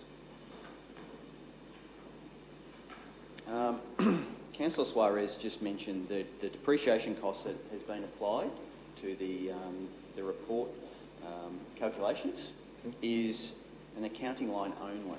So I was just wanting to know, could you please advise Council what our obligations are from a financial management in terms of including depreciation? Sure. Through Mr Mayor. So depreciation is a non-cash expense. So when we build an asset, it makes its way onto our balance sheet and then it's depreciated over the life of the asset, so 40 years for this time. So we do generally cover, get revenue to cover our depreciation expense, which is then used for renewals purposes. So the depreciation that the revenue we receive for depreciation would be used for renewals of the car park when it's finalised. So that's the reason why we would have revenue to cover it. So just following on, is it best practice for councils to include depreciation in their financial modelling? Through the Chair, yeah, correct. Depreciation is, in terms of one of our sustainability ratios, it's included in our operating result. So it's an operational expense, and as I said, we generate enough rates to cover our depreciation expense. So, correct. Okay, Councillor Natali. Thank you, Mr Mayor. I rise to support the amendment that Councillor Suarez put before us. As we know, we're almost to the end of the year, and this whole issue has been building from the moment I was elected, and it was a major issue. I was very surprised that it really didn't come to council until it was too late in the budget cycle to actually make decisions. I would imagine our officers would have wanted a decision made so that they could lock in the charges when we brought down our budget. And for whatever reason, it was delayed and was never brought to council, and our first workshop was only a few weeks before the budget process. And there's been very strong opinions from all sides in regards to this car park, whether it should be paid, whether we should be offsetting costs.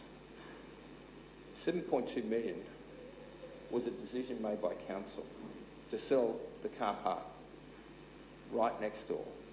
That car park site will be developed by KPAC. But it wasn't the highest offer that councillors were offered.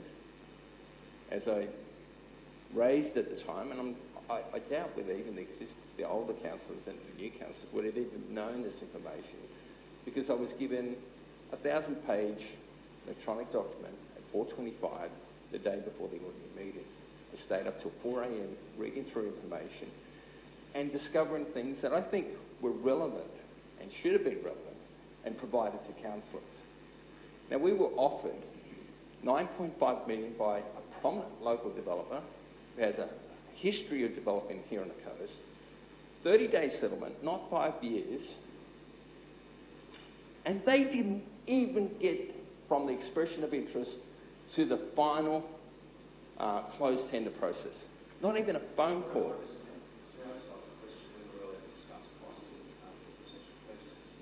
Instances. That information... Is that a confidential nature? I'm asking the question. No. I have to just take some advice on whether that... I mean, the offer, I'm sure you've raised this before, Councillor. I have. And the officer responsible dismissed it at the time as being nothing more than an expression of interest with no detail whatsoever.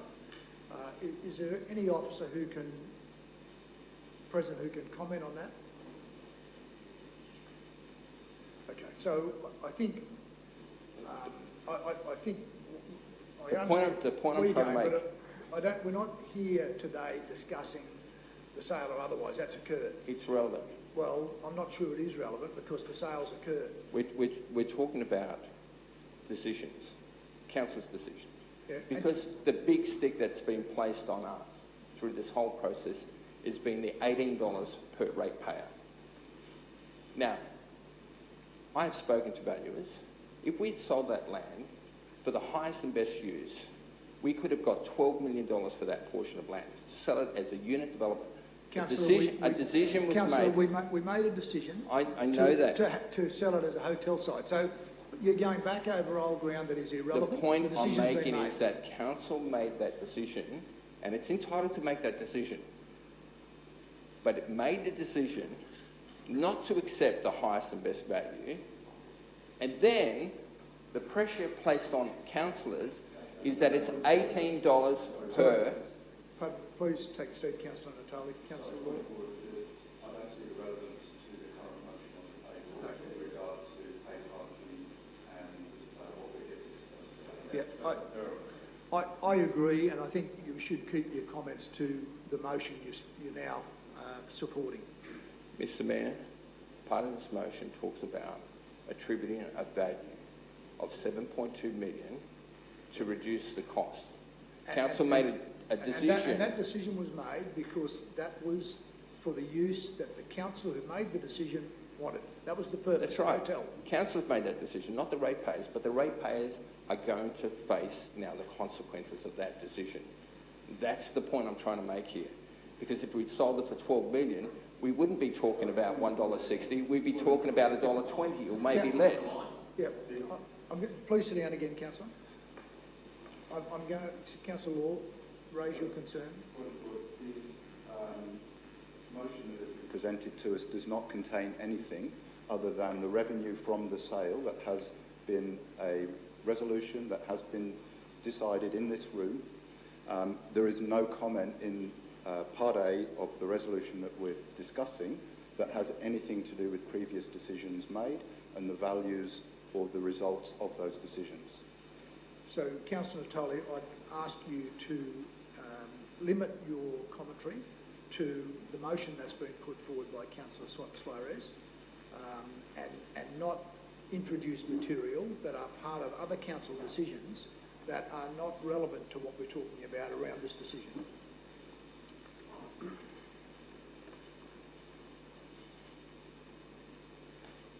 Mr Mayor, I'm absolutely flabbergasted that none of the previous decisions are relevant. they're absolutely relevant in terms of the way that we proceed forward. And ultimately, those decisions that we make have impacts on everything, the bottom line, the outcomes of our decisions. Why is it that this amount of money for this project here is not consistent to the recent decision that Council made on one of the regional making projects in Maroochydore? Given the councillor's address, still not sticking to the motion we have in front of us and the points involved there. Still going off on a tangent. Can we stick to subject, please? Yeah, I'm going to give you your last chance, Councillor. Make your point around the motion. And if you drift off, I'm going to shut you down. All right. I think it's appropriate that we delay this and we have a look at the new impacts in terms of what the charges are for Mooloolaba. It also gives us the opportunity, as the report says, that we haven't consulted with anyone, and the Chamber of Commerce was certainly interested in being able to do that. That gives us the opportunity to do that at the same time. Thank you. Thank you, Councillor. Councillor Babarowski.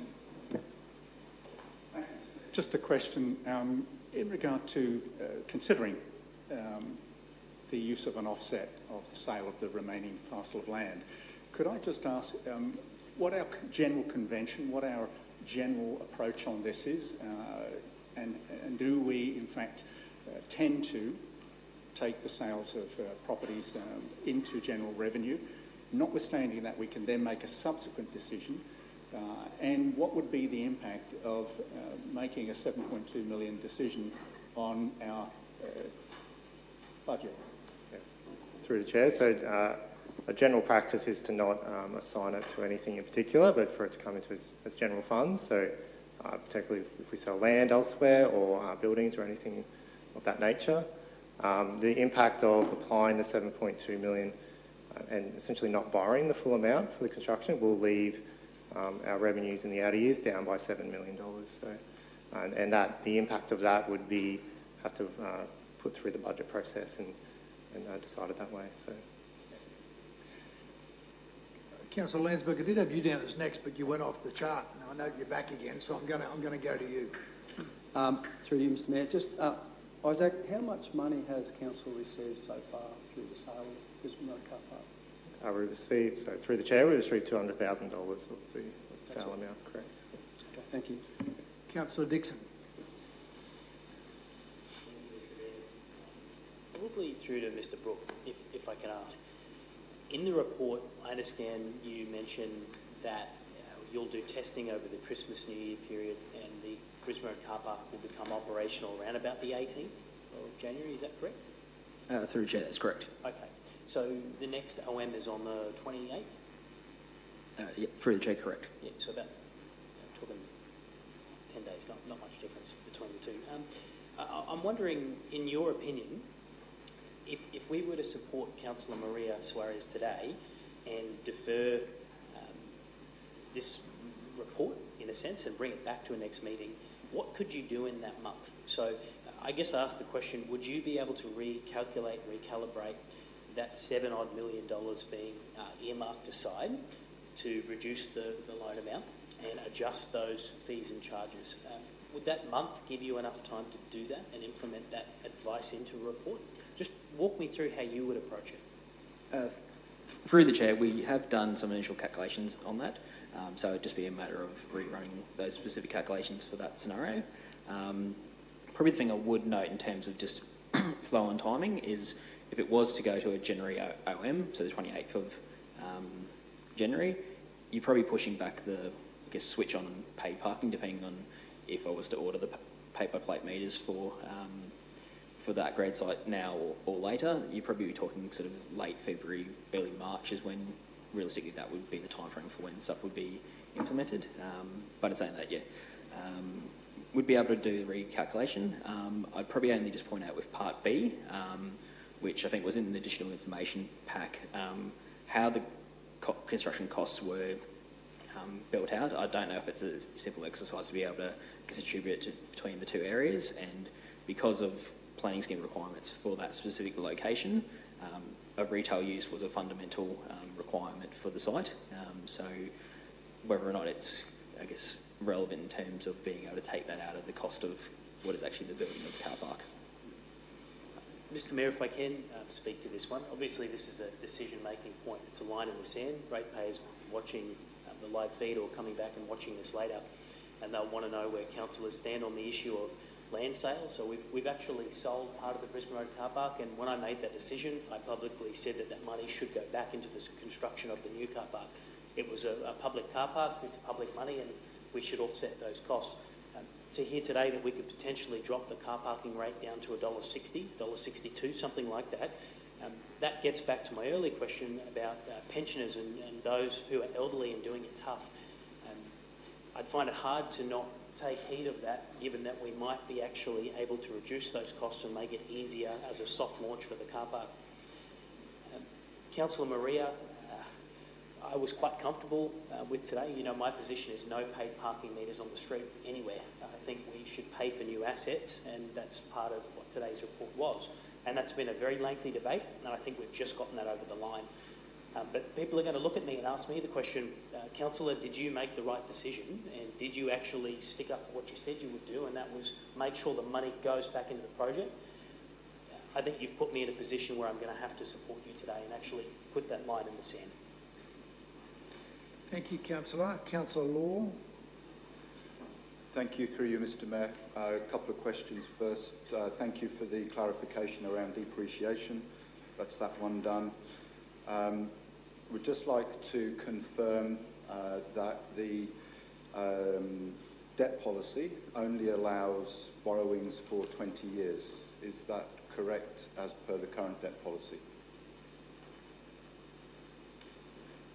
Through the Chair, that is correct. And that's the maximum term we can borrow from Queensland Treasury Corporation. Thank you. And the report that's been mentioned from the 25th of June this year, 8.9, authored by the Head of Business and Innovation and Business Performance, where we've got the comment that revenue received from the proceeds of sale of land helps to offset the cost of construction of the adjoining council multi-storey car park. When I read that in terms of it will help in terms of Project Sunshine Coast, because we don't have individual bank accounts for individual projects. We have borrowings that go towards funding and paying for projects, but am I correct that Sunshine Coast has a bank account into which we apply all of our funds? And if the author of this report from June is available to confirm that is what was meant by that dot point. So through the Chair, in terms of your first question, that's correct. There's one bank account. I can't answer the second question, though. Is anyone present? No. Is the officer here present to answer what? No, I'm sorry, Councillor. Okay. Thank you. No other questions. I'd like to speak against the motion, if I may. As I said, my understanding and reading of that is it's a significant contribution to the Sunshine Coast overall, and that we have one bank account that delivers all of the projects, all of the requirements of the Sunshine Coast. It's a project that has been going on since 1998, from what I can gather, and maybe even prior to that. We are just about to be able to deliver a 22-year project. So part of me thinks we need to get on and do that, and I'm afraid I can't support a $23 million, an $18 million or a $7 million gift to the Sunshine Coast just for a car park. If we've got that sort of money to give away, it must be for the social benefit of the whole Sunshine Coast. We have had numerous and multiple reports in front of us in my time of all of the things that we need to do, whether that's from stormwater through to purchasing land for the Blue Heart. The demands upon this council are huge at the moment. We have a plan that was developed over a period of 4 years being a whole term of council. That's a long while to develop a plan. I haven't seen anything in that plan that I'm uncomfortable with. During the election campaign, I was sent a survey. Was I in favour of paid parking or no paid parking? I answered that survey, and I answered the survey that yes, I was in favour of not having paid parking. With what I know today, and having now had a lot of information given to me and examined the report the parking reports and the local area parking plans, I now fully support those local area parking plans. They make a lot of sense, and they allow the capacity for the coast to grow from 350,000 people to 500,000 people over the next 20 years. So I have to support the local area parking plan, and if we want to look and review that, well, that's something that sits outside of this. But the Brisbane Road car park fits, as we heard from Mr Pecoraro, it fits the plan, it answers the plan, it answers the needs and the demands of the people who want to come to Mooloolaba. So I can't support the motion, and if we've got 23 million, I haven't heard any other officer or department come to us and say, oh, I don't actually need $5 million out of my budget this year, would you like to put it to better use? So I can't support this motion.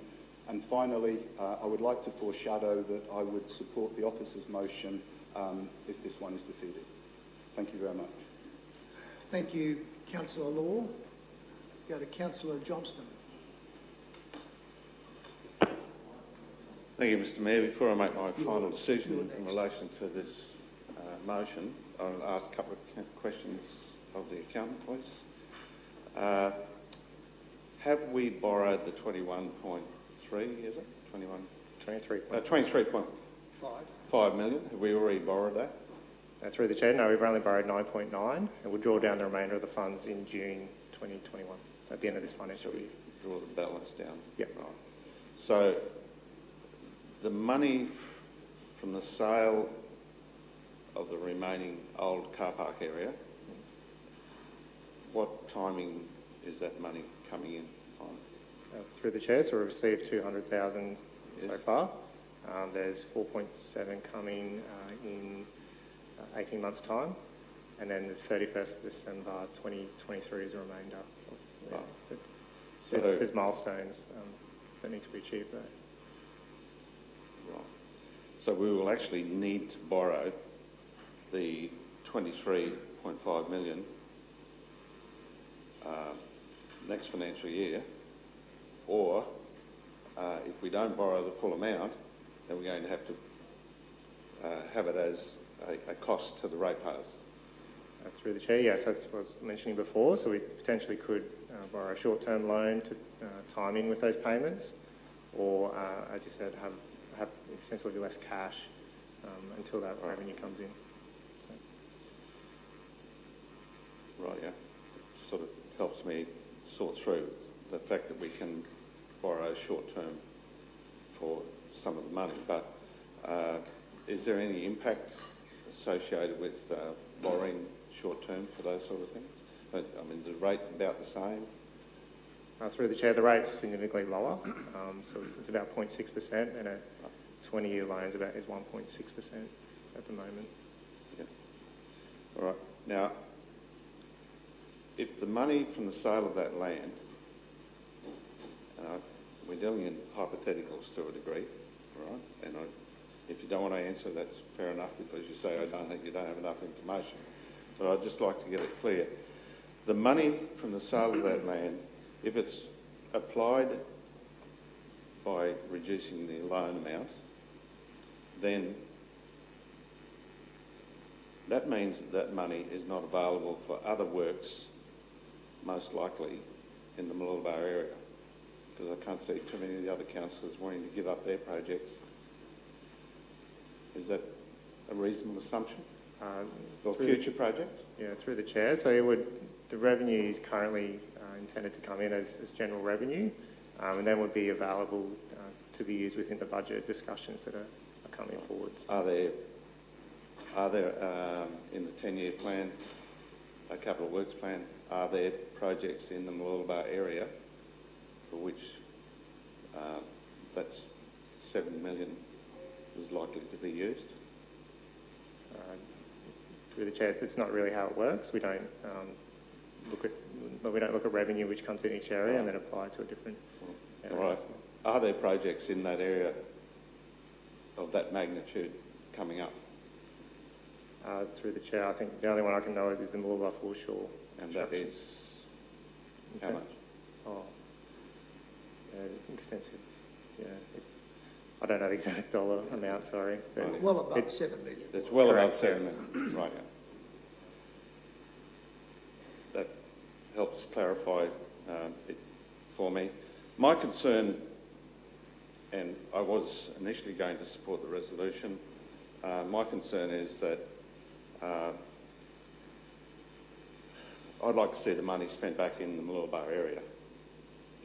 And I can't see, fellow councillors, if this money is used for the car park, I can't see us agreeing to absorbing that future cost in capital projects throughout the entire local authority. What I really want to see happen is I want to see that money spent in the Mooloolaba area because it was raised from the sale of land in that area. And then the next thing is, are we going to create a problem for the future if we reduce the charge from $2.50 to $1.60 or $1.65 or whatever it might be per hour? Are we going to cause a problem for the future in relation to future car parks? In that we've got this one that's $1.60 and the ones in the future are obviously going to have to be dearer because we didn't have money to reduce the construction cost of them. So I'd just like to see us have a consistent policy in relation to pricing for coastal multi-storey car parks. And I think that what's been suggested by the council officers and what has been really thrashed out ad nauseum by this council, I think that it's probably the only solution. And I also want to point out to Councillor Natali that the reason why we're now in December and making this decision is not necessarily the officer's fault, it's the councillor's fault, because we did it and asked for more information and more information and more information. So we've had control of the whole thing. The decision could have been made earlier, but we felt we needed more information. And there is a philosophical decision to be made here. And I'm sorry, Councillor Suarez, as much as I'd like to support you in your resolution, I'm going to have to vote against. Thank you, Councillor. Councillor O'Prey. Yes, thank you, Mr. Through you, Mr. Mayor. Firstly, congratulations to the staff on years and years and years of putting this report together today. It's an extraordinary amount of work, and we thank you for that. I'd also like to thank and congratulate Councillor Suarez for bringing this to the table today, and I'll tell you why, because you've absolutely confused the hell out of me. I came in here today thinking one thing, I've gone through this, listening to the debate and discussion so far, I'm thinking another, and I still don't know which way I'm going to go. And with that, I'd also like to say that if there's other councillors sitting in this desk and this table like I am right now, and if we have disrespectful councillors to meeting procedure and standing orders, they're absolutely going to sway away from your motion that's on the table. So I just want to say that I want to make sure that everything is crystal clear, all right, and that we get our message on the table before we vote yes or no, and usually before we say no, Mr. Mayor. Mr. Mayor, this is all about a deferral for me. I'm actually in the position now where I want to take the money out of the equation. It's always been my understanding from day one that the property sale on the second part of that parcel of land goes back into the revenue of that, the construction of the car park. I've never once wavered from that. I thought that right from the get-go. And to start bringing in numbers and talking about who's paying for car parking and that, I don't think it's absolutely relevant at all in regard to this today. This is about a deferral. This is about garnering further information. If we don't put paid parking on this site, which a number of councillors are considering, the bill of 18 million or 23 million, whatever that number is, actually falls entirely onto our ratepayer. When I don't know what the numbers are, but let's say it's half or 40% will be tourist or visitors to the region. So we've got a choice. We either pay for the new infrastructure and put a cost on it and let the tourists pay for half of it, or whatever the number is, or we put it for free and we lug the entire bill on the ratepayer. And I don't think that's fair. That's not fair. It's not fair because half the coast isn't going to use it. But the people that do use it should cop a little fee. And I agree with that. I think most people across the world agree with that. So I'll just leave that on the table there. Tim Dwyer, he had his good and his bad and his ugly. And I tell you what, he taught me a lot in this council. And one of the things he always taught me and always made sure that we were very clear on all times, you have full and thorough information before you make a decision. If you go into a meeting, you raise your hand and you don't have the full and thorough information, don't put your hand up, all right? Or ask for a deferral. Deferrals can be good and bad for the community. I think in this instance it's probably good, all right, because it's a big decision that we're making today. But the reality is that you've almost convinced me, Maria, that Councillor Suarez, that we haven't got all the full and thorough information. And it's semantics, but it's there. And the semantics are that we don't know exactly how much it costs per hour on the charge to implement if we put the $7 million back into the construction costs of the development of the car park. It's been estimated at $1.60, but we don't know. I might just leave it at that, Mr Mayor. If there's any more debate and discussion, I'm absolutely on the fence with this one. And like I said, I've always been very adamant about the costs to the community, all right, and it should be user pay system in regard to new infrastructure, but not on the roads. And we don't want paid car parking across the streets. I don't want to see that. But I think in this instance we absolutely must do it. Thank you very much, Mr Mayor. Thank you, Councillor O'Prey. Councillor Landsberg. Thank you, through you, Mr Mayor. I'd like to compliment the officers, obviously, on this document done in 2017 that addresses the parking concerns that we will be witnessing on the Sunshine Coast into the future.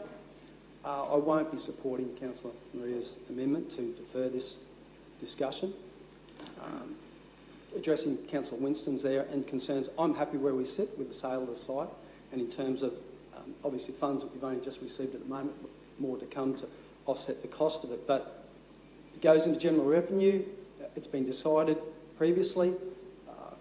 I think there's many other capital projects on the Sunshine Coast that are hugely important. I'd just like to touch on Councillor David Laws, which endorsing LAPP, and you were a little bit on the fence previously at your campaign. You weren't in favour of paid parking, Councillor, but you've changed your mind on that.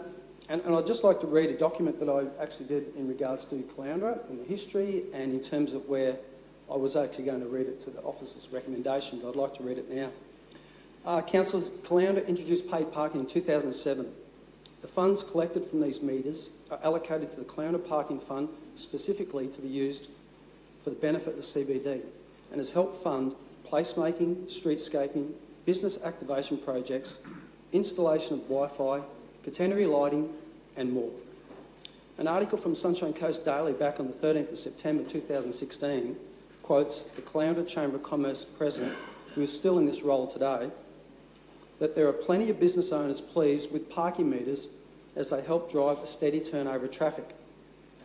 Terms used when we were discussing paid parking in our briefing meetings such as blood money collected greatly disappointed me, as these funds collected are put to improving our CBD in Caloundra, which in my opinion is a win for our ratepayers. I'd also like to quote a current councillor who said when paid parking was introduced in Caloundra, it was the wrong decision, but in the end, it was the right decision. Councillors, we need to take a universal approach to a user-pay system. Decisions made today should not just reflect on our current term of council, especially for re-election, but to acknowledge the future impact to our residents over the next 10 to 20 years that will see our growth go over 500,000 people living on the Sunshine Coast. Paid parking has proven to be a major contributor to maintaining regular vehicle turnover when the ideal occupancy rate for on-street parking is 85%. That means for every 20 car parks, with roughly 3 parks available, or 1 in 8. This approach helps prevent cruising, looking for parks, traffic congestion, lower vehicle emissions, promote increased pedestrian safety as well. And I'd just like to touch on Councillor Christian's comment about how we can help our veterans and our ratepayers on the Sunshine Coast. As we move forward with improved parking technology, the ability for cost savings for me is one of my priorities. Whether we can have the option of offsetting our parking fee through, if you spend a certain amount of money in the CBD, discounted charge for our annual parking permits for our ratepayers, or reduced parking at off-peak times as well. These are all options as a council we can implement with improved technology to parking meters.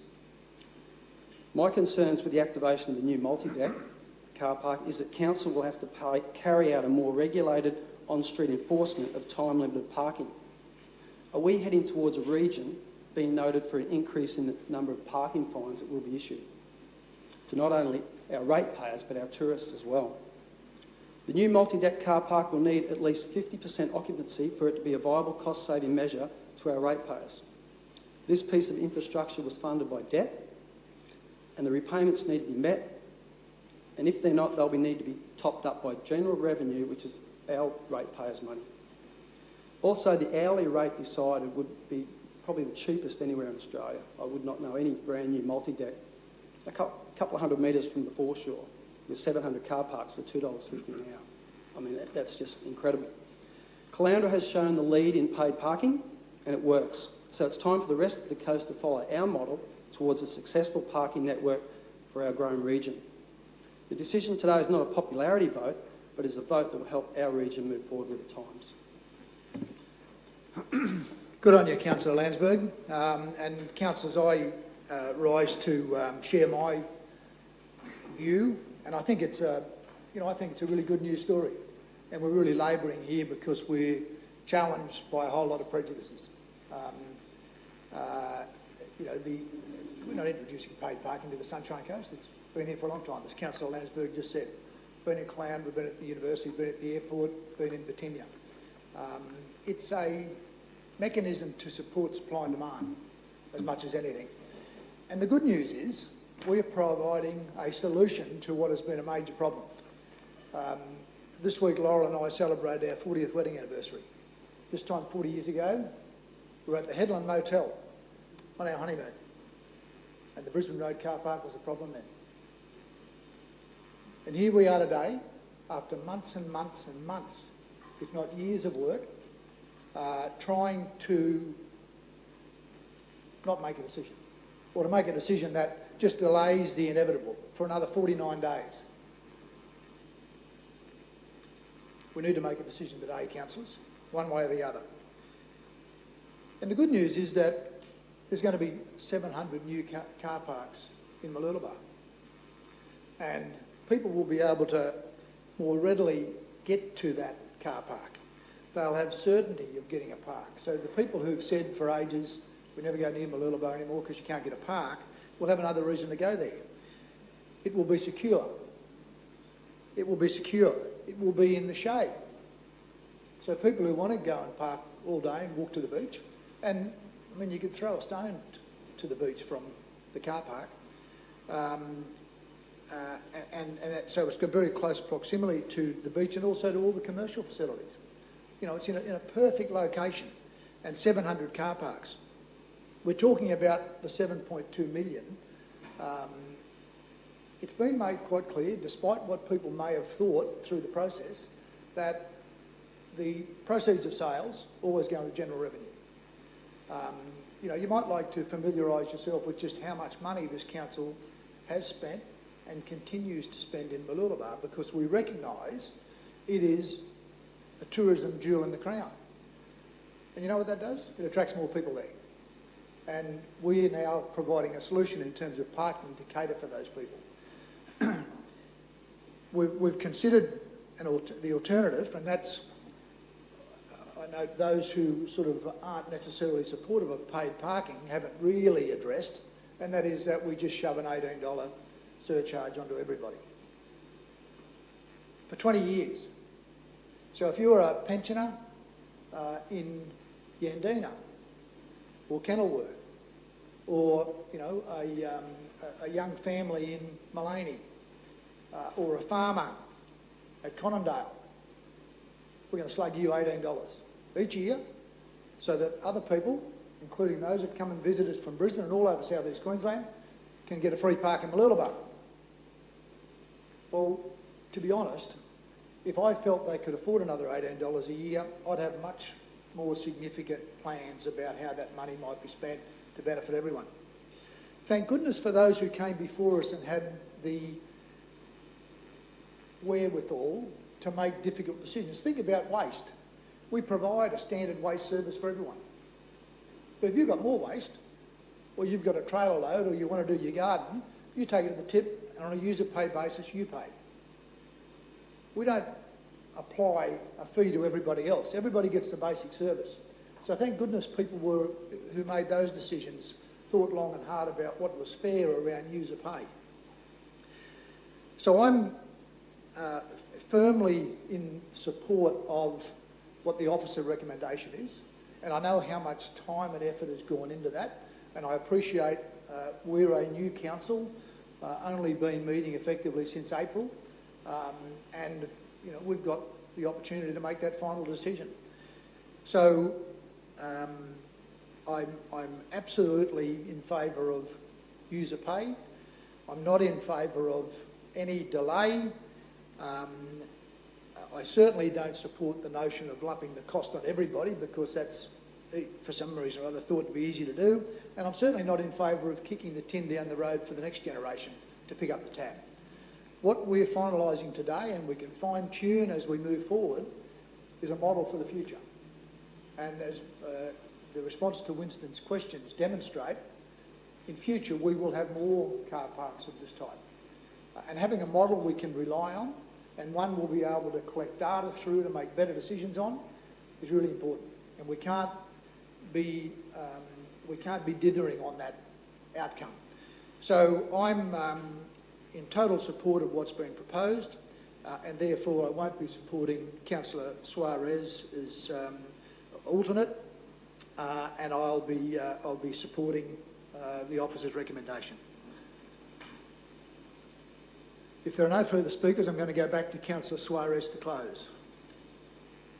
Thank you, Mr Mayor. Thank you to all councillors for the debate. It's been really interesting, actually. I'd just like to clarify what this motion is not about.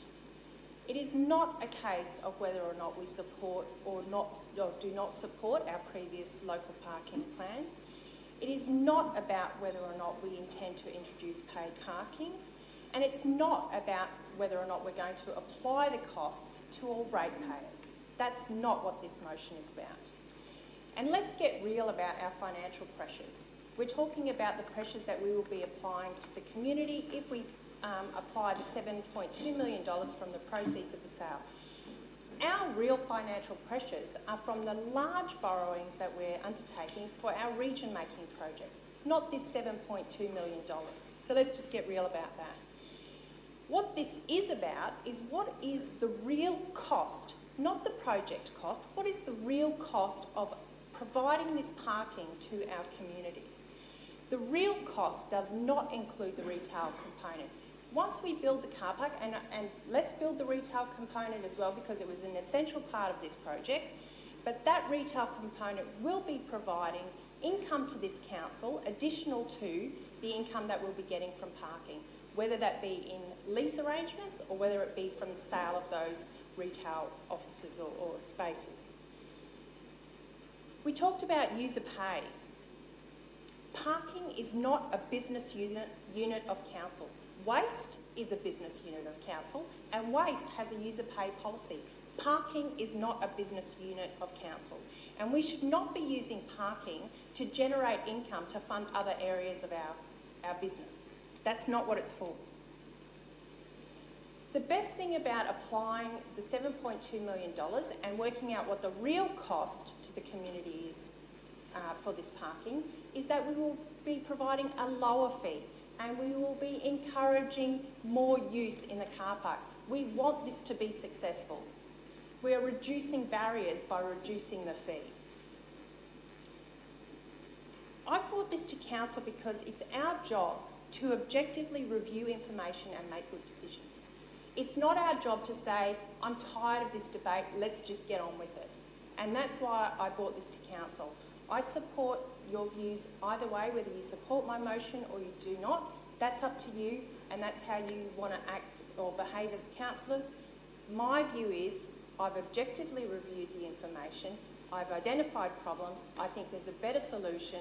By deferring it to redo those calculations, it's only delaying us by a short period of time. It's not going to be a huge financial impost that's going to break the bank of council. I don't feel it's a huge ask to support this motion here today. Thank you. Thank you, Councillor Suarez. We'll put the motion to the vote. All those in favour? Councillor Natoli, Councillor Dixon, Councillor Suarez. Those opposed? Councillor Babarowski, Councillor Landsberg, Councillor Cox, Councillor Johnston, Councillor Hungerford, Councillor O'Prey, Councillor Law, Councillor Jamieson. The motion's defeated. Just before I go, Councillor Law foreshadowed, but I'm going to go back to my early decision where Councillor Babarowski was actually the second person behind Councillor Suarez in the line to move, I think you said the officer motion. Would you like to just do that to start with, Councillor? Thank you, Mr Mayor. This will be our way to the officer's recommendation. Is there a seconder? Councillor Law, thank you.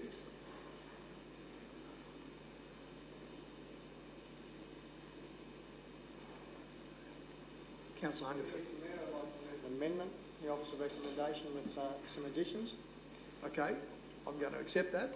But what I'm going to suggest we do is take a short break and then we'll come back and you can move that amendment and we'll deal with that accordingly. Otherwise, we're going to get into the detail and it'll be another hour before. So let's take a short break and be back at, say, 20 past, please, so 10 minutes.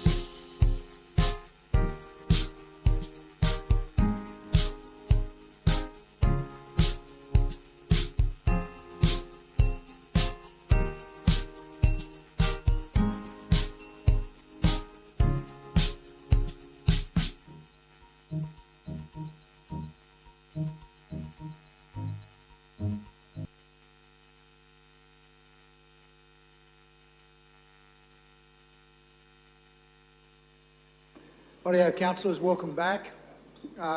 We'll continue on with item 8.1. And when we broke, Councillor Hungerford was moving an amendment, my apologies, to the officer recommendation. So I'll pass to you now to detail that.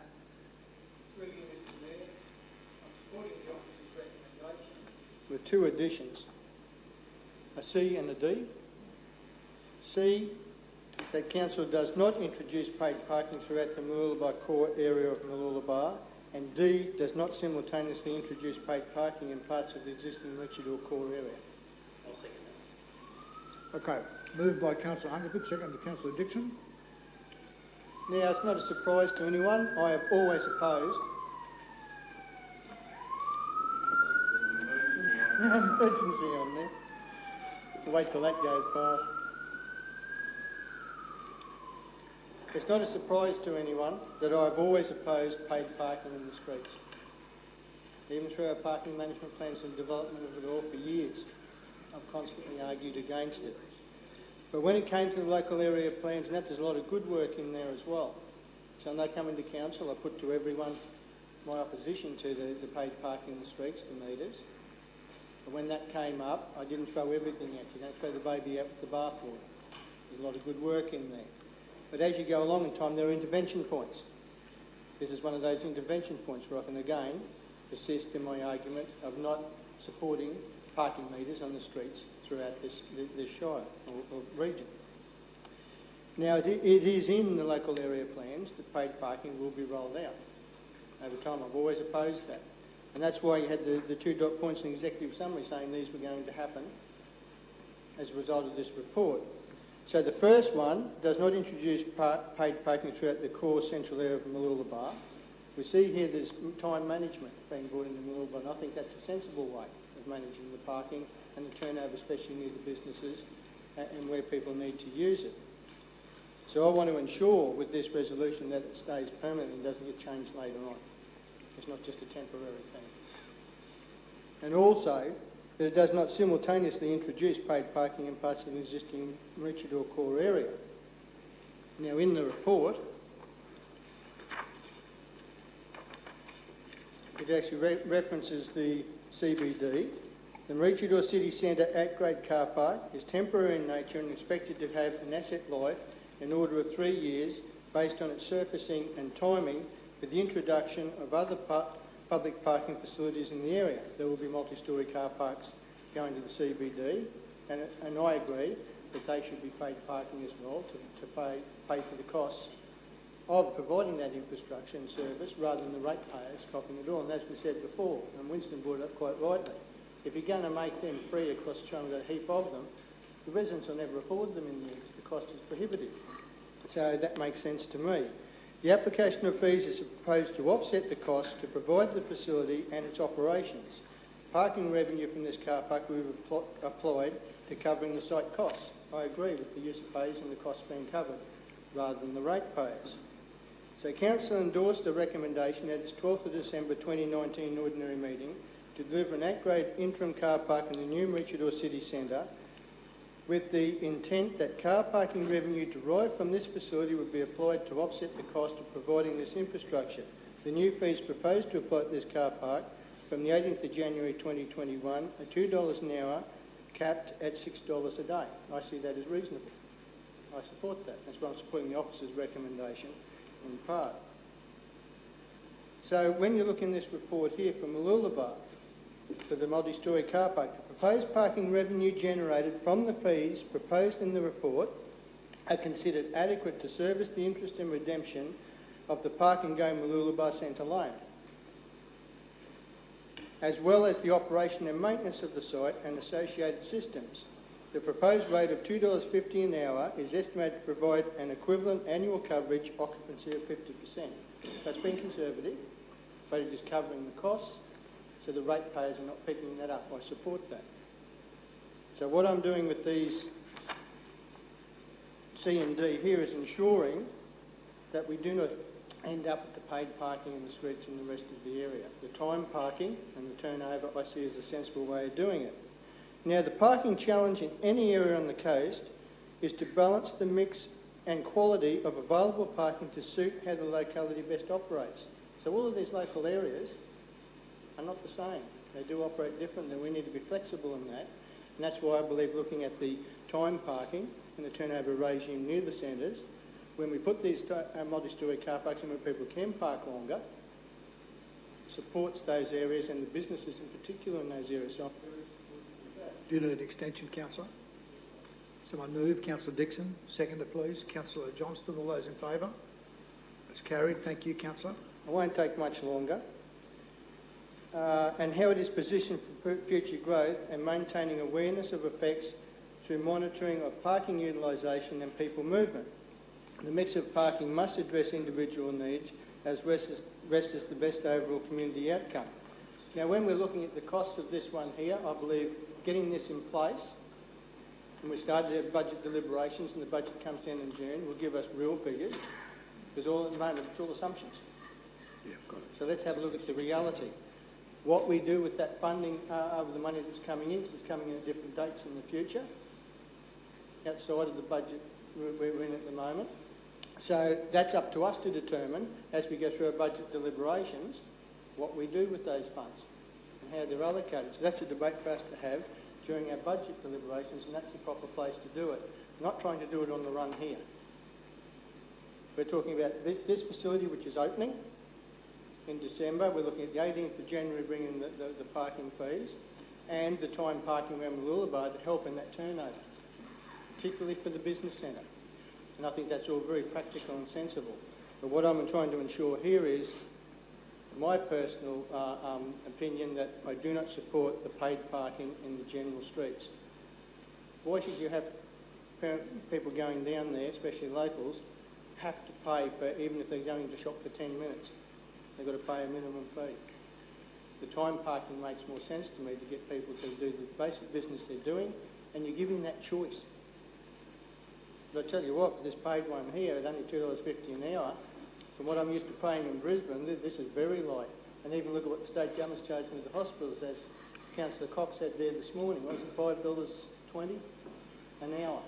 I think this is more than affordable for people, but in particular, the employees of the businesses down there. Gives them somewhere to park. And the fee structure there was very reasonable. In 3 hours exit fee, $10 a day. 4 hours cap daily rate, $12.50 a day. The early bird, $6 if you leave between 2:30 and 6 p.m. The night time rate, enter from 5 p.m. and exit before midnight, a flat $5. Overnight parking, the $10, and monthly unreserved. Now that's one, if you are someone that has to find a permanent park every day down there, $100 monthly unreserved. That's $25 a week. That's really making it affordable, especially for the young people working down there.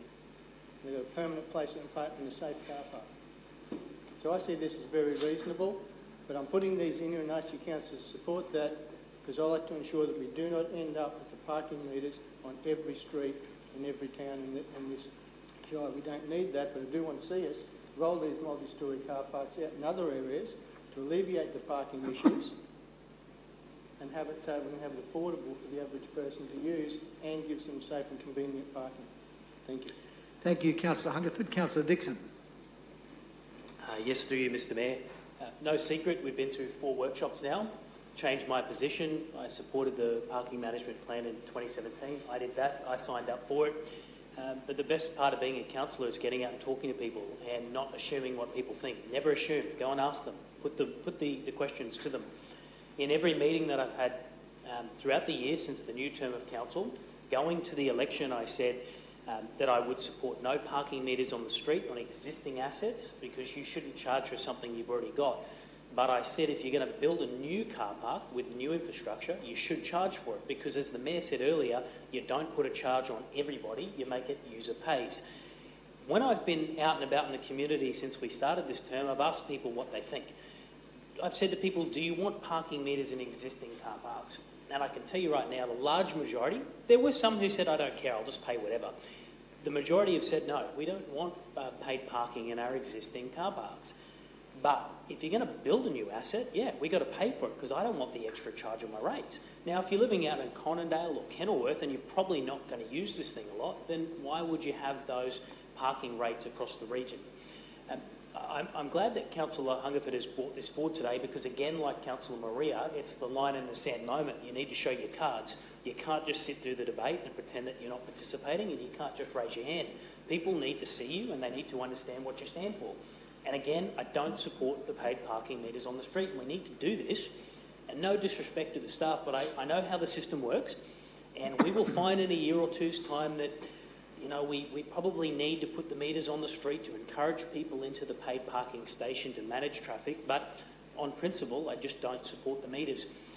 Mr Mayor, without going off topic too much, what I'm worried about is places like Nambour. Nambour is going through a lot of struggle at the moment, as many local centres, where many shop fronts are empty. Budrum's the same.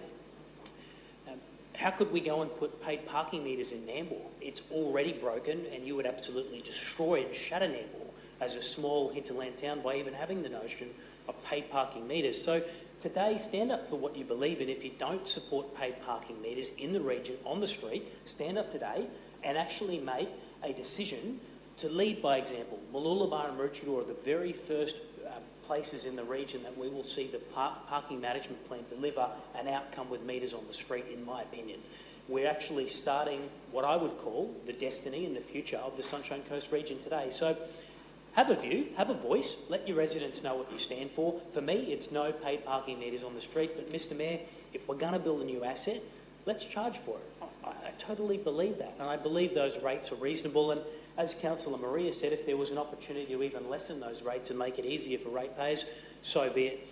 Can I just put the council on notice, though? Come budget time, I will be looking for measures, as councillors have said earlier. It's been a lot of councillors today, not just Councillor Landsberg, but opportunities for pensioners. So those doing it tough, those affected by COVID, let's look at those rates, let's get the data, let's adjust things.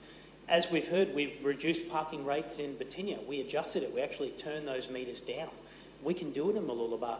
What I want today, Mr Mayor, is people at home to know that this debate has gone on since 9 a.m. We're not rubber stamping. We are not rushing.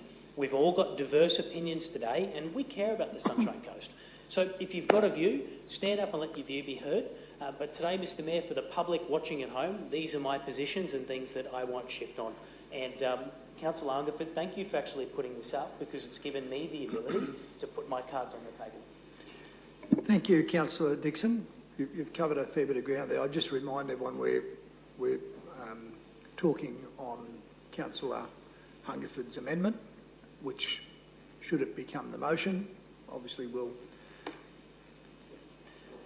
have another say. So I'll go to Councillor O'Prey. Yeah, thank you, Mr Mayor, and that's exactly what I'm about to do, is stay on point. I think it's highly appropriate for today, because we're going to go all day otherwise. Councillor Hungerford, I'm not convinced on item D. The wording for me is a bit, for lack of a better word, wishy-washy, and I'll say why. The simultaneous introduction means that there could be a later introduction. Parts of the existing Maroochydore means that other parts might be exposed. So I'm just going to ask you if you would consider with the seconder something along these lines. Fully accepting and acknowledging and supporting your amendment. But just want to have a look at rearranging these words to something like, does not introduce paid parking to already existing and established on-street car parks throughout Maroochydore. It's a little clearer, it's very succinct, it's talking about the established areas, and it's talking about to the point, right on the money. So it's at any point in time, it's not simultaneously, it's not in the future. I just want you to consider that. So I'll say it again, that D does not introduce paid parking to already existing and established on-street car parks throughout Maroochydore. Councillor Dixon, can we get that adjusted, please? Meeting management. You're done, Councillor O'Prey? That's all, Mr Mayor. Thank you. Councillor Cox. Thanks, Mr Mayor. In speaking to the amendment, I won't be supporting this today, purely on the grounds that we haven't endorsed council position in relation to the parking management plans and the 37 associated LAPPs. So the introduction of C and D for me throws out that document, and a lot of time and energy and community consultation went into preparation of that document, and I think we need to stick firm with that particular document, and so I won't be supporting this proposed amendment here today. Thank you, Councillor Cox. Councillor Landsberg.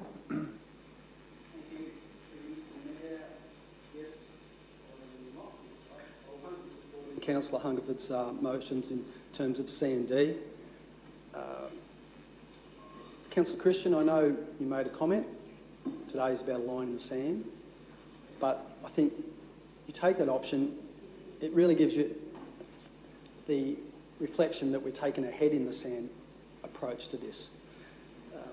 I won't go on. I'd just like to refer to what I actually addressed to in terms of Clowner and the paid parking.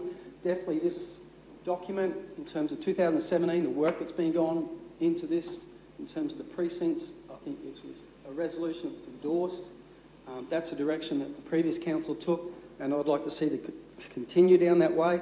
I'd just also like to reflect on my big issues around Division 2 at the moment are in relation to timed parking. Golden Beach is a perfect example, where complaint after complaint's coming in about people overstaying their timed regulated. Are we going to have to employ so many more officers to actually enforce time-regulated parking across the Sunshine Coast. I'm just making a comparison. I won't ask for numbers, but that's what we'll be heading down. In terms of the public consultation, and I know in terms of the numbers involved in this document, we're lucky to get over a couple of thousand people in our mass transit study. I mean, it's a concern for us as councillors when we look at a population over 300,000. We're elected to make decisions, and when you see such low numbers in our consultation process, I think they put faith in us to make decisions for moving forward. And I'd like to take the opportunity to go out there and ask each resident driving around town, looking for a car park, coming into town, their actual options. And I did take the time in the CBD of Caloundra when during the Create Caloundra stalls we're having. I took the time out to ask local residents or visitors your thoughts on paid parking in Bullcock Street. Not a problem. They acknowledged, I know that I'm going to come into Bullcock Street and I will get a park. I'm lucky to do one lap, but I'll get a park. I'd just like to finish on that. Thank you, Councillor. Councillor Law. Thank you. Through you, Mr Mayor. Thank you for the amendments that have been put forward, and to say that they're amendments that I'm not able to support today because I can't support the bit-by-bit unravelling of a plan that took 4 years to create, was endorsed by the previous council. The record shows who voted which way at that particular time. But I can't support the unravelling of something that so much time and effort and consultation and research went into creating.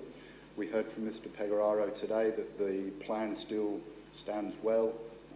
It has stood the test of time, and it has delivered, after 22 years, a parking solution for Mooloolaba. That's fantastic.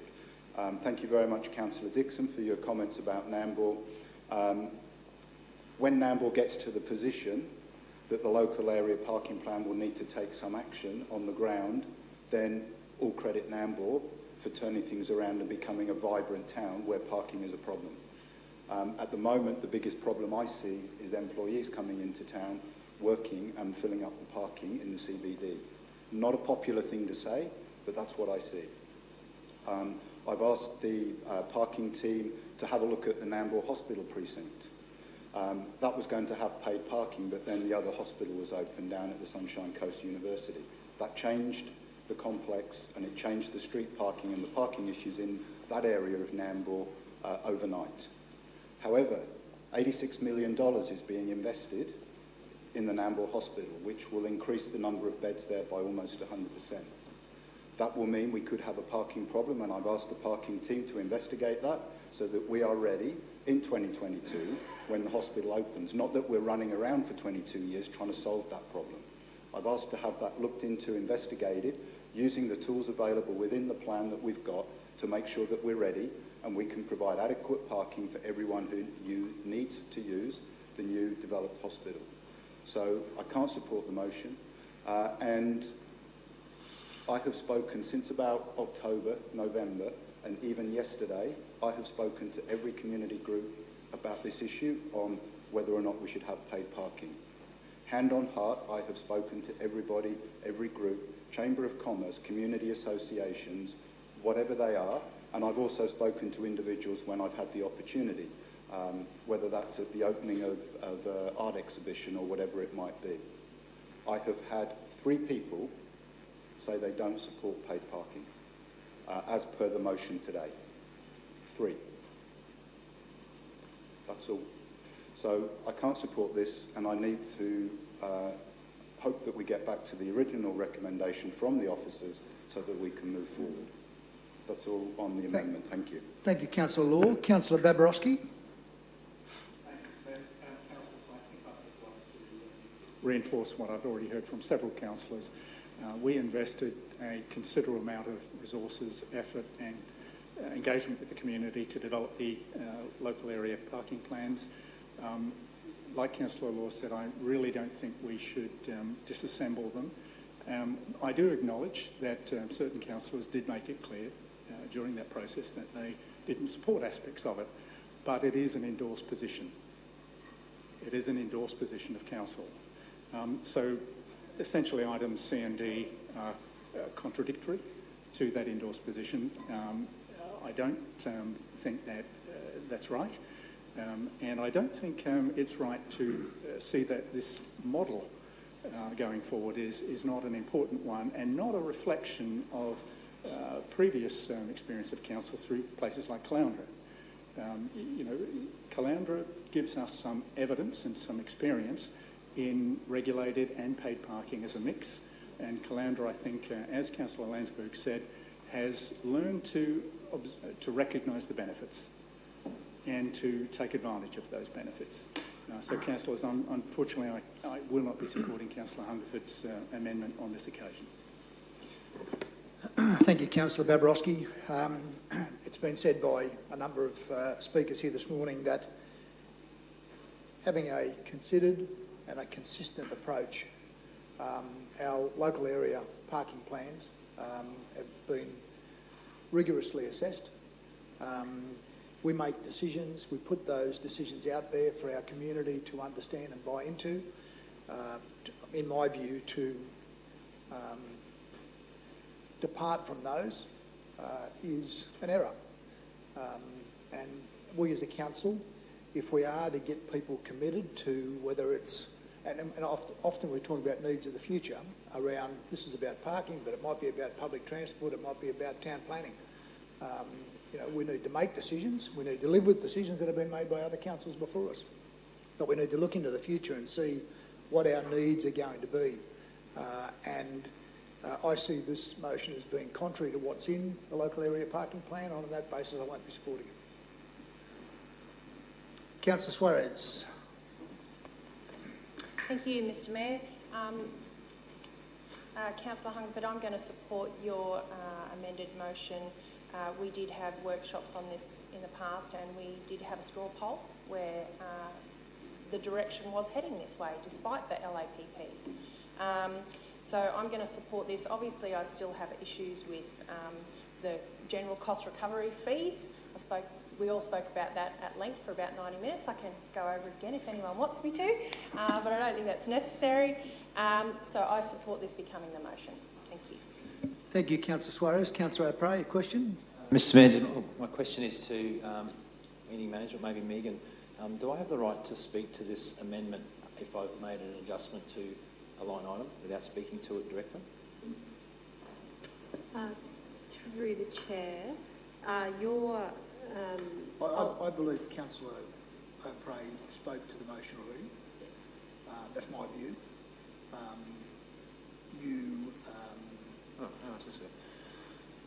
Question, Mr Mayor. Are you aware that in items C and D, it's a question of whether you support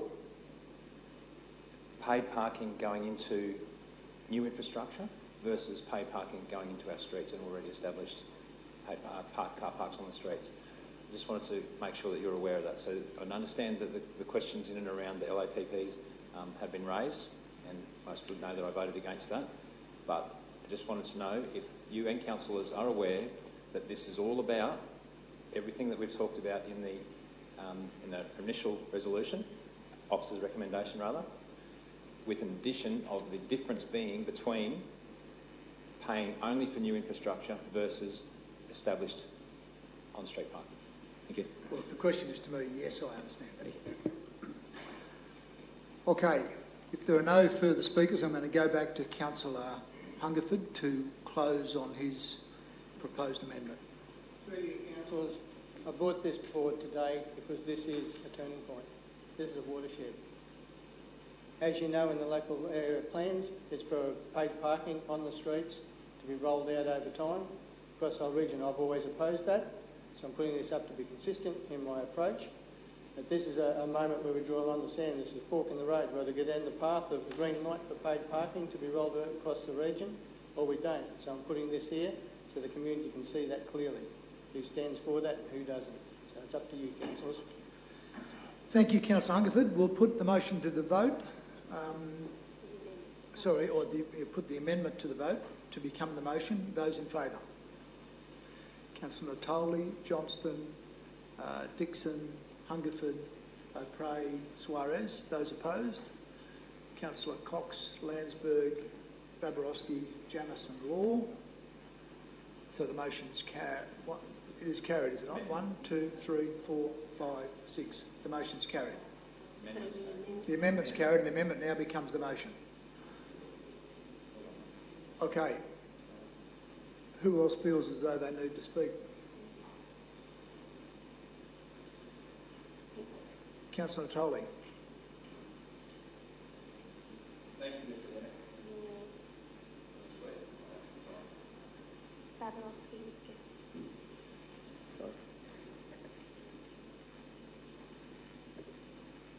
Thank you, Mr. Mayor. In 1963, Martin Luther King made his famous speech, "I Have a Dream." And in 2020 will be a year that none of us will ever forget because of the impacts of COVID. But 2020 also will be a year that will go down as the first time that we've introduced paid car parking at any beach on the Sunshine Coast. It'll be a legacy that we will create today. It'll be something that I think a lot of people will never forget. I've spoken about lifestyle. I've spoken about our community's aspiration to be different to the Gold Coast, to be different to other communities. And I see free car parking as a symbol of that lifestyle. It provides a point of difference within our region, and it certainly is something, like Martin Luther King, an aspiration for his nation. This was an aspiration that I thought for our community was well-meaning. So it's an incredibly sad day for me to stand here in this council and to announce to our community that our first beach, Mooloolaba, will have paid car parking introduced to it.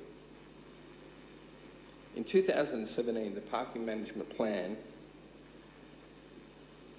says that it was extensive consultation, 750 submissions, and the report says that it informed the final plans. The one thing that I took out of and noticed when reading this was the very fact that it didn't say whether there was overwhelming support by the community, because I'm sure if there was, the report would have reflected that. So how was it sold to the community is a real question for me. But something is amiss.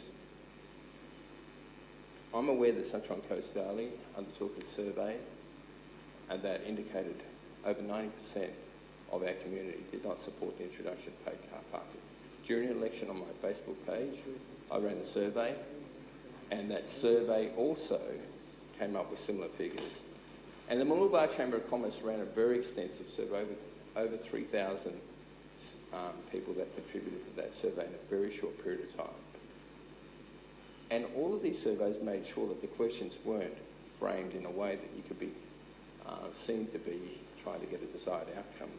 And again, we got a very similar outcome. So something's amiss with the local area plans when they were put together, that all of a sudden, we had 3 surveys that show overwhelming support against the introduction of paid car parking.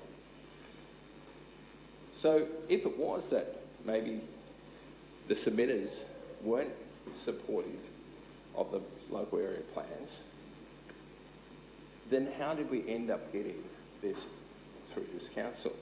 It won't be the first time that the council has ignored the community's wishes. Twin Waters West was a classic example where we saw the council ignoring the wishes of the community and went against that community when it undertook the planning scheme amendment. So for me, I believe that the parking plans may be flawed in terms of the comments that there is overwhelming community support for them. And I'm yet to be convinced that that is the case. The council's lost the opportunity to sell the airspace in the Brisbane Road car park. Every other building in Mooloolaba that will have the scale and size of building as constructed on this site had built their car parks underneath the ground. And that, in the past, was an extremely valuable asset that we've just given away. And we've lost that opportunity to ever be able to do that through the building of the Brisbane Road car park without having piers going down, and by selling to KPAT, who will be building their car parks above ground. Do you want an extension, Councillor? Yes. Somebody move, please. Councillor Suarez, a seconder. Councillor Cox, those in favour? That's carried. Continue, Councillor Natali. So I want to come to paid car parking. The key to understanding Council's motivation, I believe, was in the very first briefing that we ever received. It was obvious to me the Council wanted to be in the car parking business. This is all driven about money. The argument that we want to adopt a user pay principle, why now, I asked. Mr Mayor, you've been very strong in pushing this, and we know that there are a number of councils that support that view. But you've also said the council owns 23,000 car parks, and based on the cost of 6,000 to 10,000, 10,000 is $230 million that council over the years has invested in building car parks. I ask you, how was it that we were able to provide 23,000 car parks without going down the user pay system? That we were able to build it into our core services, provisions to council, our community, and as we know, our community is made up of different hamlets that have become more like a city. But the fact is that we have provided car parking for a community that has built most of its industry based on tourism. And so the car parking has been available for both locals and also for locals and for those that visit the area. So it's been a core function of council to provide this for our community. We talk about user pay. I just realised the other day I asked a question about the building next door and the development application fee seen as a third party. And again, the ratepayers will subsidise that. And it's not a user pay system, Mr Mayor. You know, if we're going to apply this, we have to start thinking about what else are we going to apply user pay, and where do we start and where do we close that loop? You know, public toilets, barbecues, boat ramps, all of the shelter sheds. Where do we stop? Our libraries, every other aspect of the council which are core services that everyone can use, whether they're visitors or whether they're locals, they are able to use that infrastructure, and it comes from our core ratepayers that fund that. So why introduce paid car parking now? As I mentioned, this year is a year that we all want to forget. COVID-19 has been devastating for our community, devastating for our business community, our locals, and yet we've seen our businesses having to close down, reopen again, and as we know, it's a year that we hope that will never be repeated. So why introduce paid car parking in a year where we've had to understand what the impacts of COVID has been on all parts of our community? It doesn't make sense to me. The Mooloolaba Chamber of Commerce has asked about an economic impact assessment done, and that's never been made available. So we don't even know what the impact is going to be. We don't even know what the future lies, whether we go back into lockdown again. But we're going to make a decision to introduce paid car parking without knowing what the impact is going to be. But it will have impacts not only on businesses, It'll have impacts on workers, on the public, the nippers that go down there. There'll be the lifesavers that volunteer their times, the events, the many events that are held in Mooloolaba. And many of these events are charities raising money for their community. The Mooloolaba Chamber of Commerce was invited, Mr Mayor, after they came in and gave a presentation, to come back and speak to council again. And they did ask for that opportunity, and I was disappointed that that opportunity was never given to them. Every report has said, and we see here on page 7 of 80. Would you like another extension, Councillor? Someone to move? Councillor Babarowski, seconder, please. Councillor Suarez. If you could wrap it up over the next 5 minutes, I'd be grateful, Councillor. Sorry, those in favour? Okay, it's not unanimous. Sorry, put your hands up, those in favour. All those except Councillor Law and Councillor O'Prey. Carry on. But if you could wrap it up in this 5, I'd be grateful. Thank you. So it talks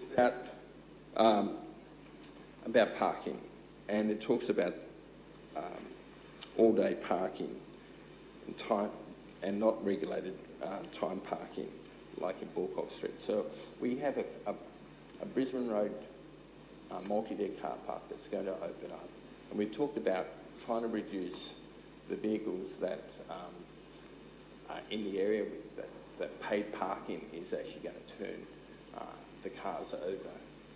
But in Bulcock Street, we also have paid car parking, but we also have the ability to be able to fine. This multi-deck car park won't have that ability to do that. You know, it defeats everything that we were told about the introduction of paid car parking, that the introduction of paid car parking was going to help turn over car parks, and yet you can park all day in this car park and does, apart from the fees, does nothing else to actually turn car parking over.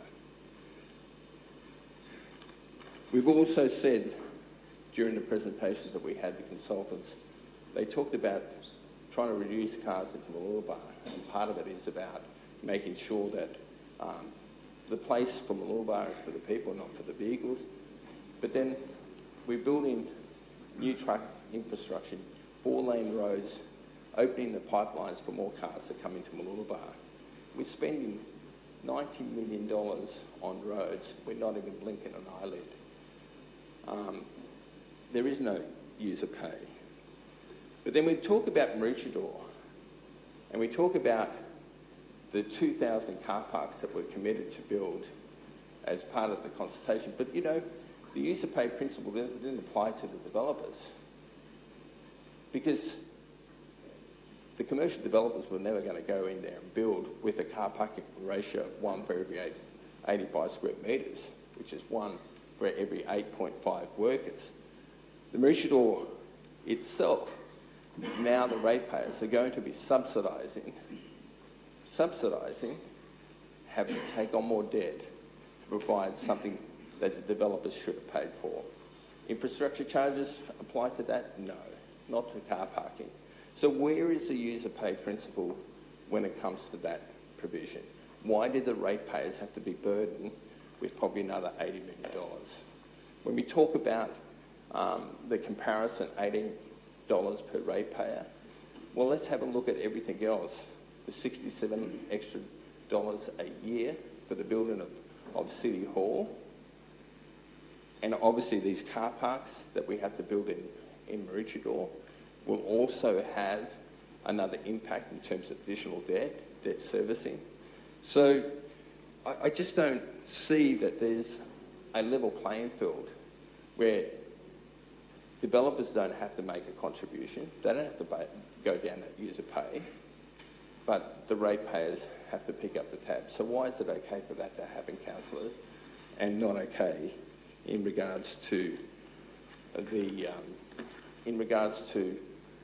Mooloolaba, that we've been very specific that it's going to apply an additional charge on every ratepayer? I really struggle to understand this whole philosophy of what council has tried to do in introducing paid car parking. In Mooloolaba, we know we needed 1,000 car parks. It's needed that for a long time. It's going to struggle, and in the paper today, it's clearly said that once a Brisbane Road car park was completed, only 589 car parks would be the net gain. In 2030, it will be only 193, and yet the Mayor talked about the attractions and bringing more people there. So we're actually reducing the amount of car parks rather than creating more. 45 seconds, Councillor. So, Mr. Mayor, I can tell you, I put my hand on my heart, that I'm probably one of the only councillor who can say that the community in Division 4 supported my position against paid car parking through the last election. That was my main campaign theme. And I wonder how many other councillors really know what their community would want them to do. You know, is it your philosophy or is it your community?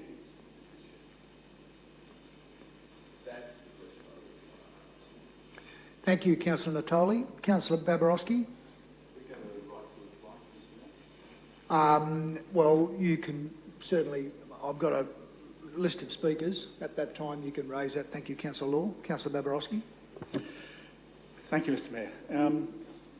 Councillors, I'm only going to try and reiterate the problems I have with this motion. And really, as it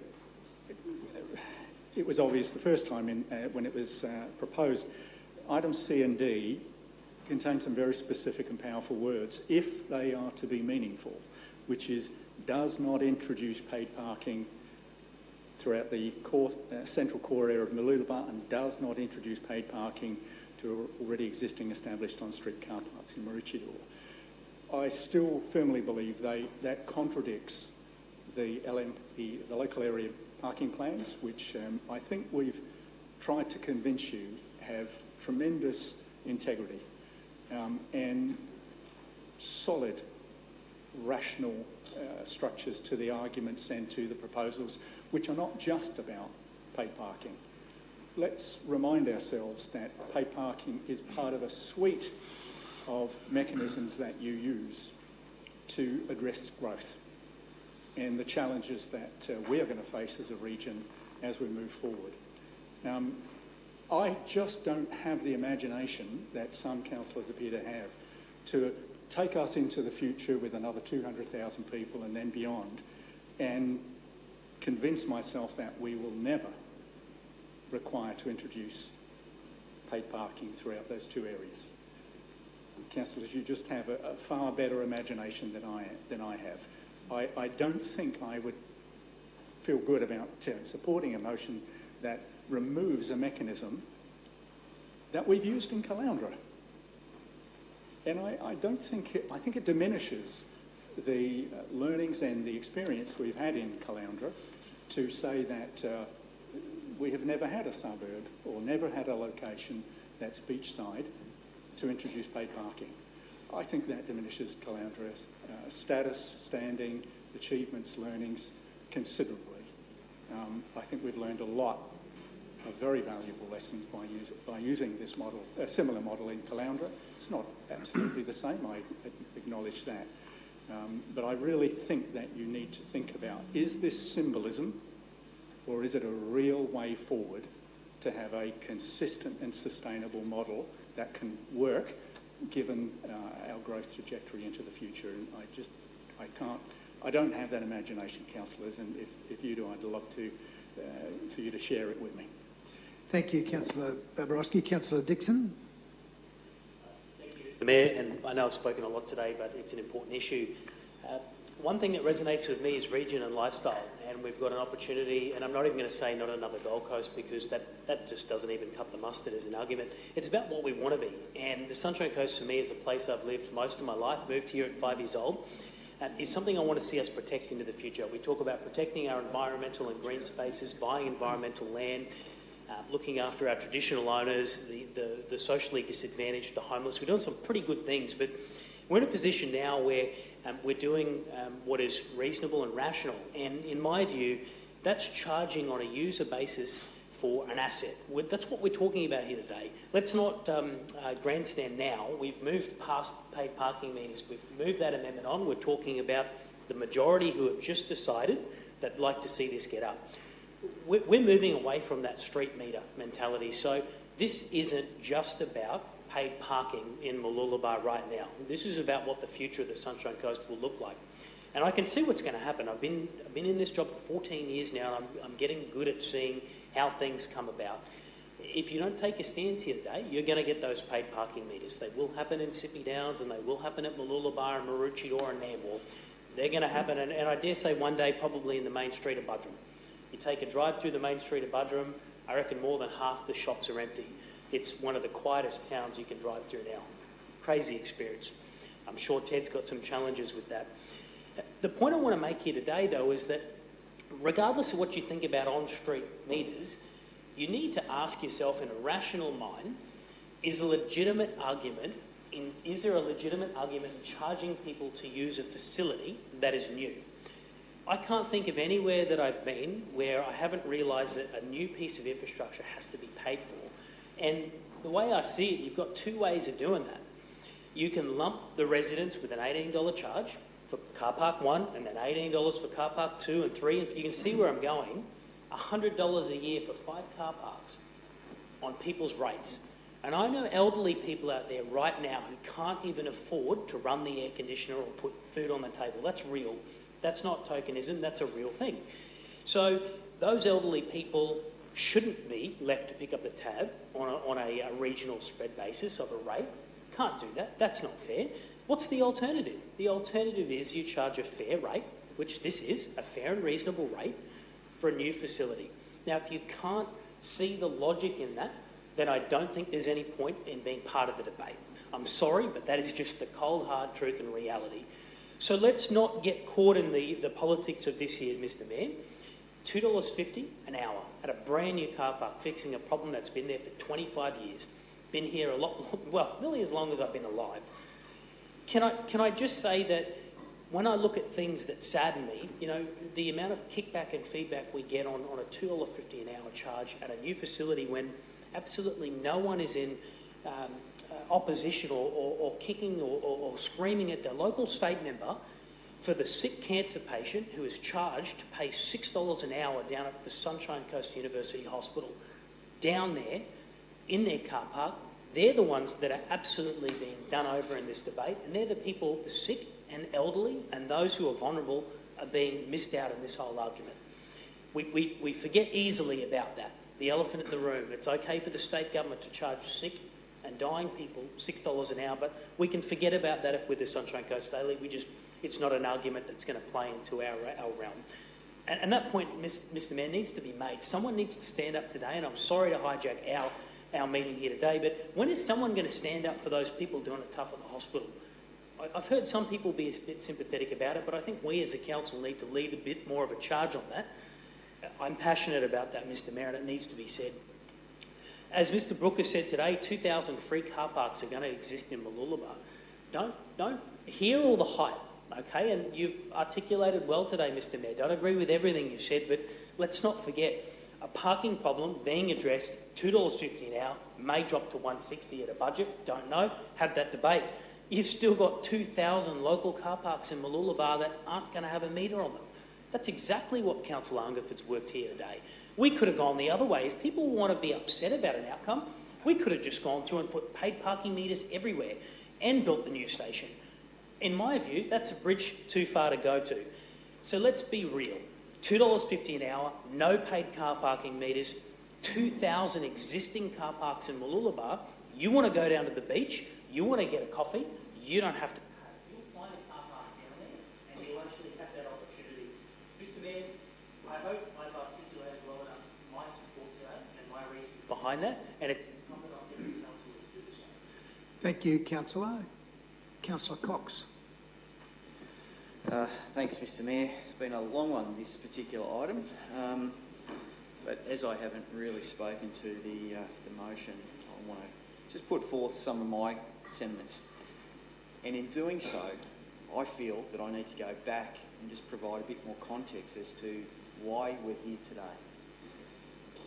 Back in 2015, the placemaking Mooloolaba project was undertaken, and having been on the PCG of that particular control group, I just wanted to say that back in 2015, over 1,000 residents, businesses and visitors participated in those engagement activities. That was the chalk visioning day that people may or may not have seen the video that was done, the online surveys. A number of common themes emerged from that particular feedback, and importantly, 60% responded with the need for more car parking. 60% said more car parking is required, as well as balancing out more enhanced open space.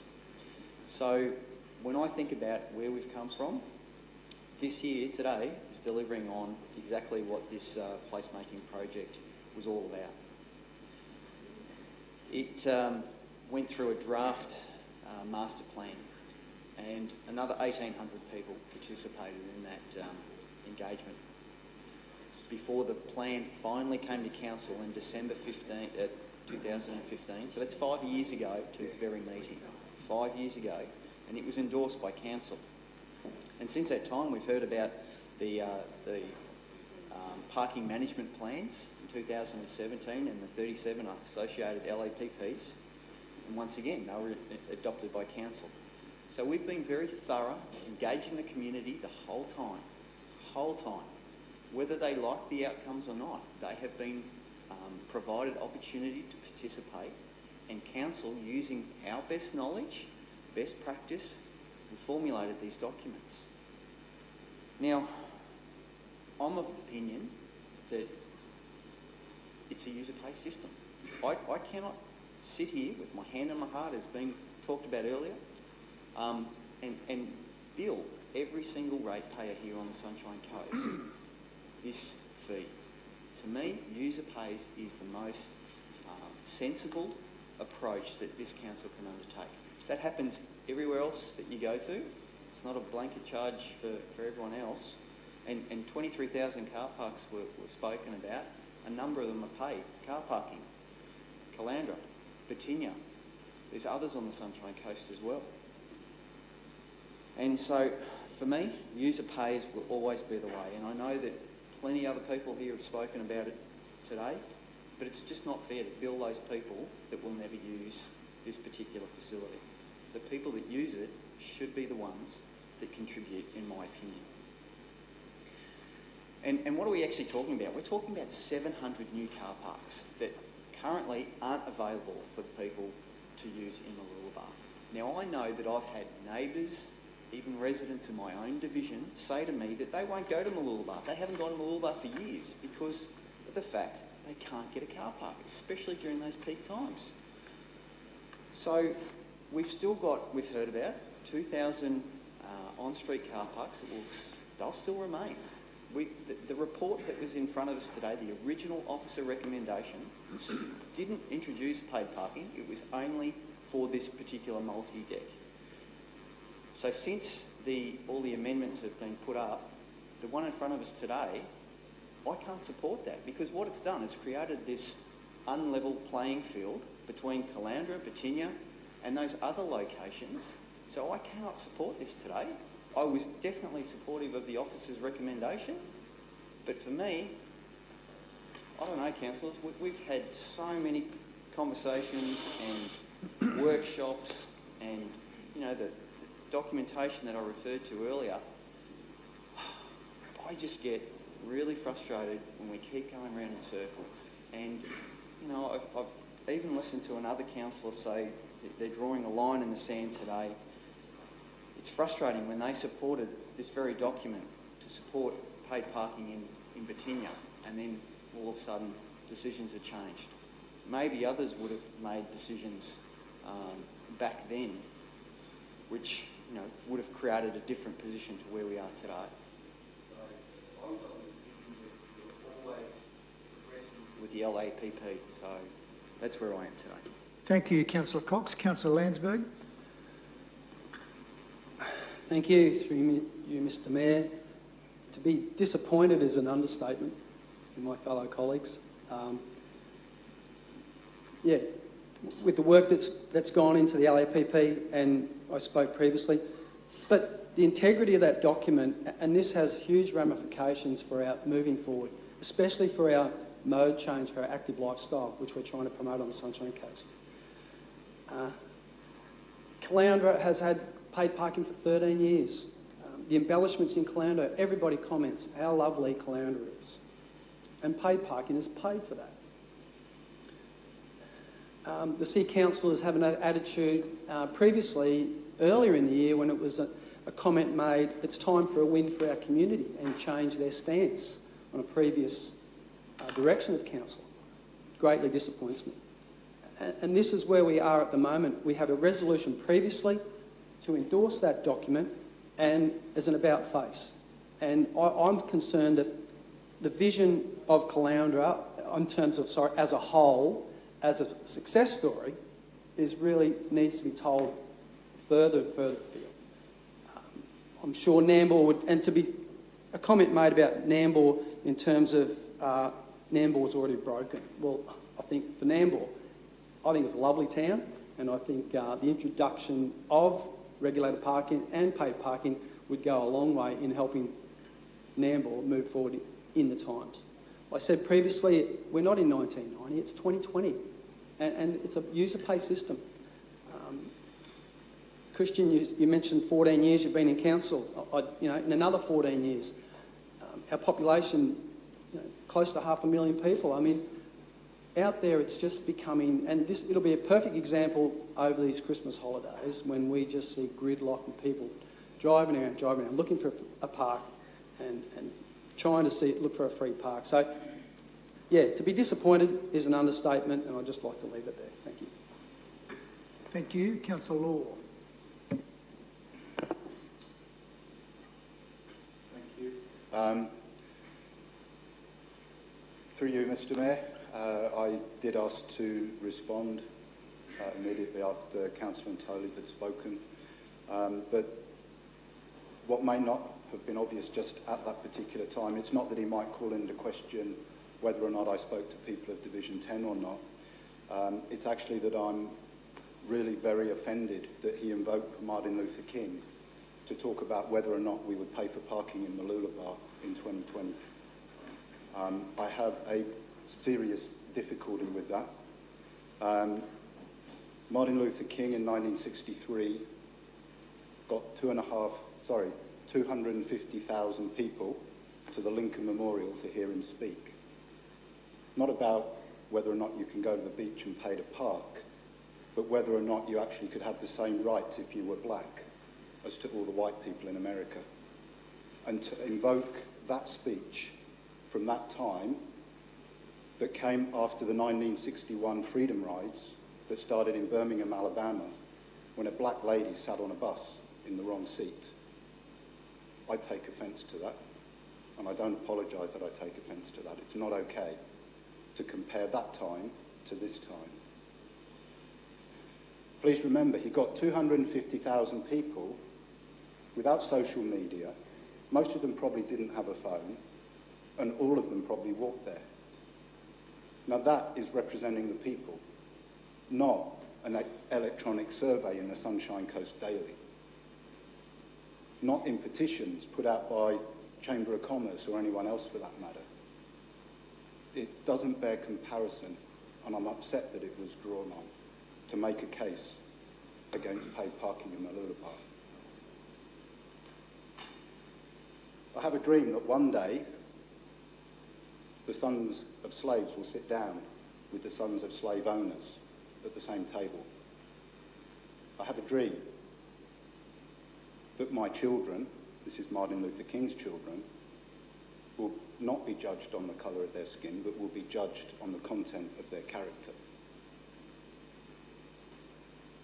I didn't support the amendment to the motion. I can't support the motion as it now stands because it's simply going the wrong way. It's unravelling what we do.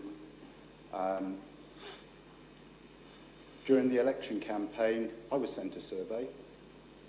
Do you support paid parking? Will you ask to have the area plan rescinded? At that time, COVID was emerging and the place was shut down. I was working in an essential service, disability services. We were trying to implement an emergency action plan that didn't actually have a section for a global pandemic. I was then coming home and doing my best to respond to every single question and email I got from any member of the community. But my primary focus was, would you believe, Division 10, not Mooloolaba or Division 4. So I answered the survey that, yeah, generally, paid parking doesn't sound like a good idea. I've now read all the documents and heard many, many workshops and commentary around that. And I like the plan. It's a good plan. It makes sense. It's logical. It's how to build good communities that are connected to one another. It enables people to use public transport. It will encourage people to use public transport. So yes, it's a good idea. Have I changed my mind on a particular survey sent to me 10 days before an election while I was working 12, 14-hour days implementing emergency action plans so that my service that I was running could still support people with a disability, and then trying to run a campaign because I wanted to come here and represent the people of Division 10. And I think there are many people in Division 10 who would also be offended by invoking the words of Martin Luther King to this debate. Yes, I spoke to many people, face-to-face, one-on-one, and in groups about this matter. Only 3 of them said we should have free parking in Mooloolaba, in the new multi-deck car park. I'm not sure where we go to from here. If the rules allow, I would like us to be able to support the officer's recommendation as it stood before the amendment. So I'd like to foreshadow that if the meeting rules allow us to do so. But I cannot support the amended motion for the same reason I couldn't support the amendment when it was put forward. Thank you. Thank you, Councillor Law. Councillor O'Prey. Very much respect to you, Councillor Law. Well done and well said, mate. Mr Mayor, I've got a little bit to say here and today, and it's a little bit more about 2 parts, what is paid parking and what is the 2 line items there in C and D. And I'll start by asking the question, no paid parking. When that gets bantered around the community, it gets banged on, it's on cornflute signs, no paid parking, people win elections on the phrase no paid parking. What does that mean? In my head, in my family's head, in my friends, in my idiot mates down the surf club, it means parking meters on every street and around every part of the shopping centres. It means paid parking in multi-levels. It also means paid parking at the beach. And it means paid parking everywhere you go. But that's not reality.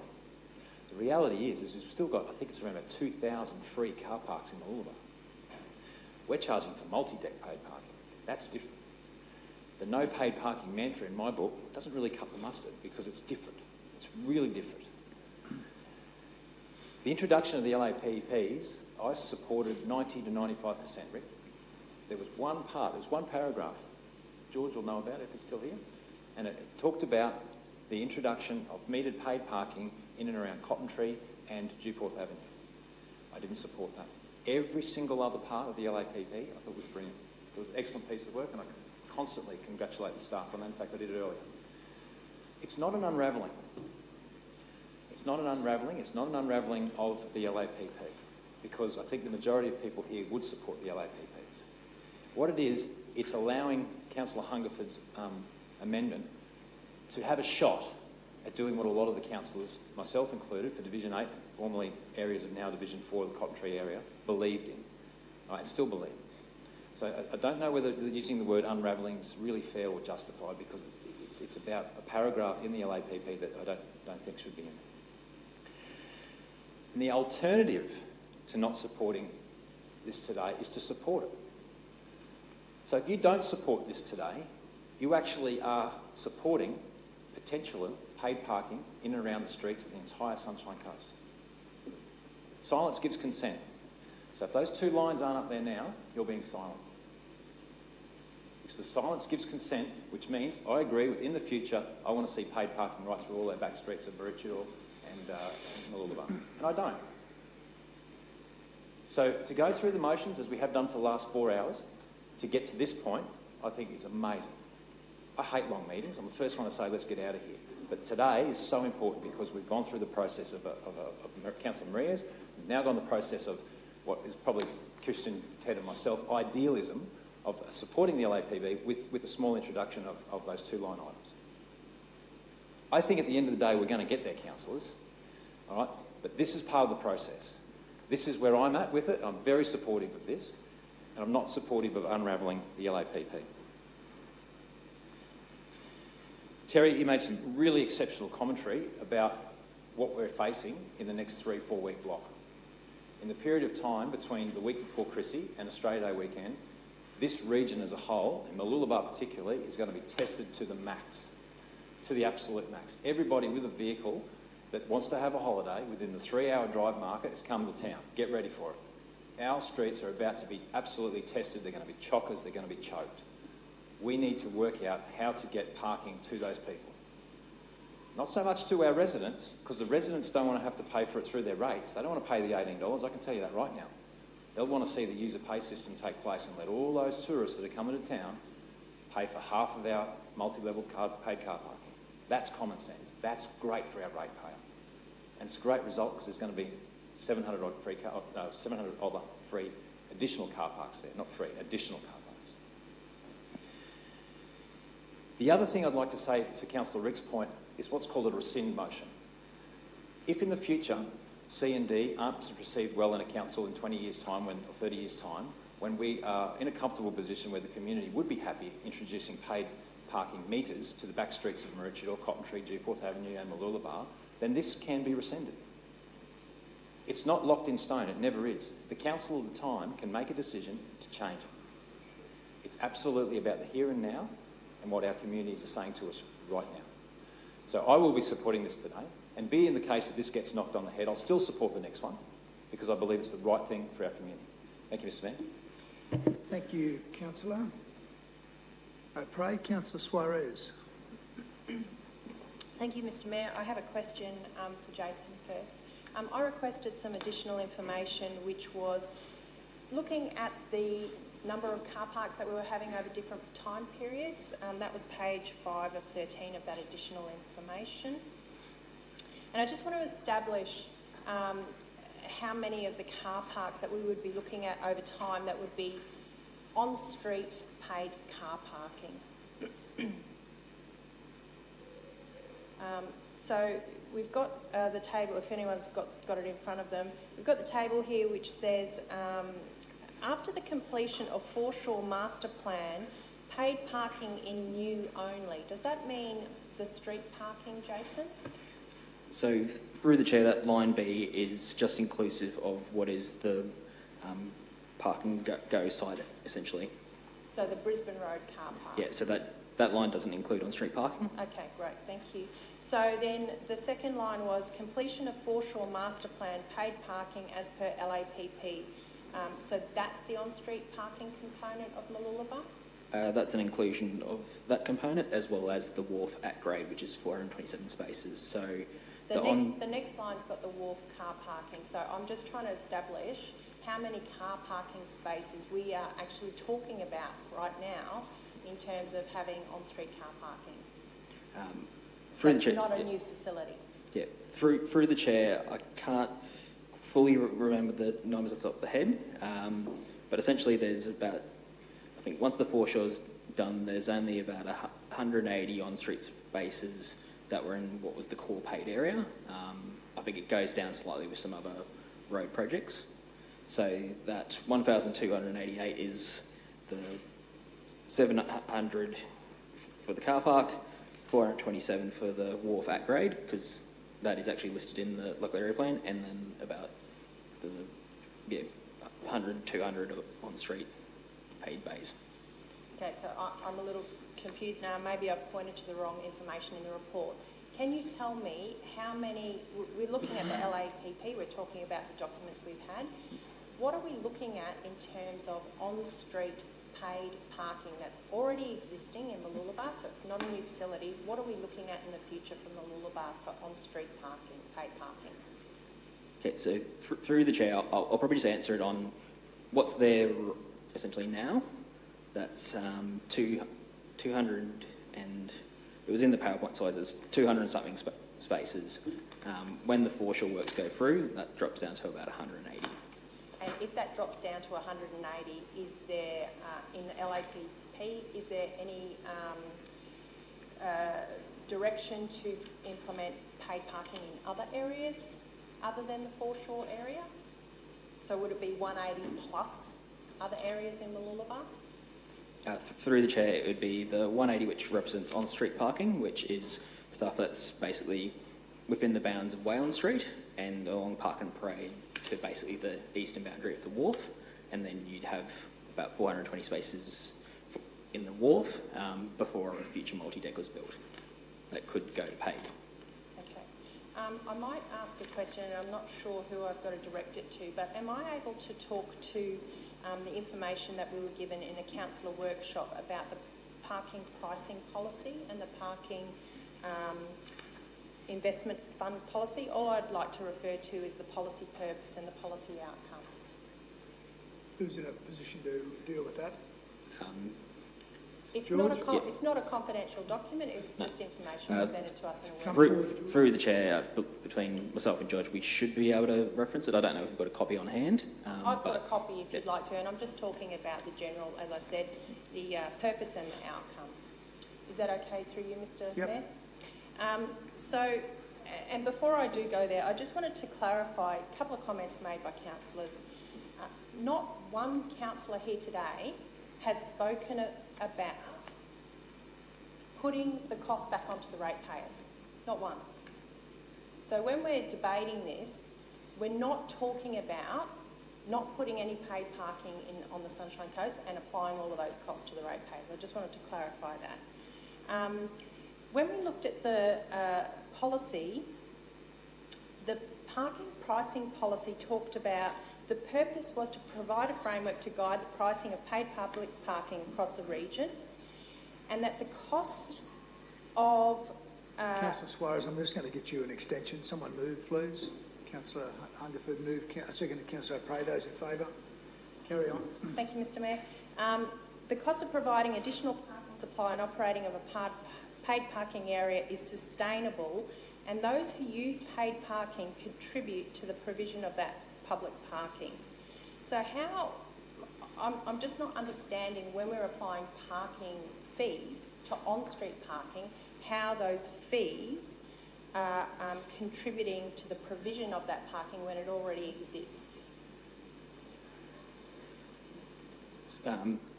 Through the chair, I guess there's a number of topics in that statement. It does also include the, I guess, operations of the parking. I guess the arrangements for doing on-street paid parking is more of the demand management tool. Obviously, the overhead costs are much lower depending on what type of system you implement. And without having the full detail of the policy, can't fully speak to that point.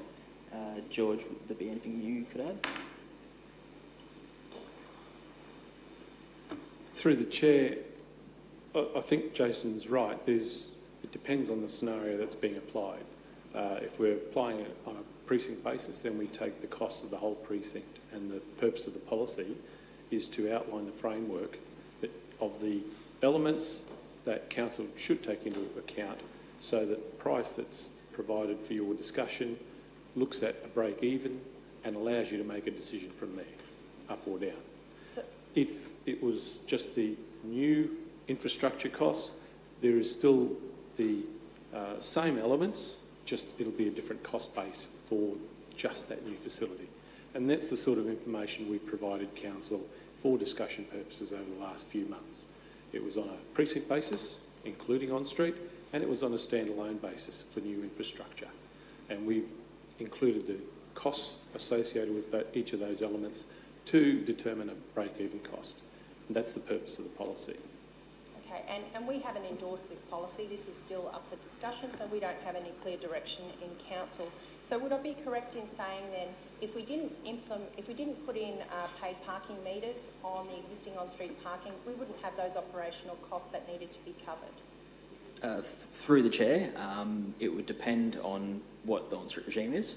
So, as was highlighted in the report, with the reduced time limits, there is the potential that there's a need for increased enforcement activity. So that is an additional cost that may be incurred.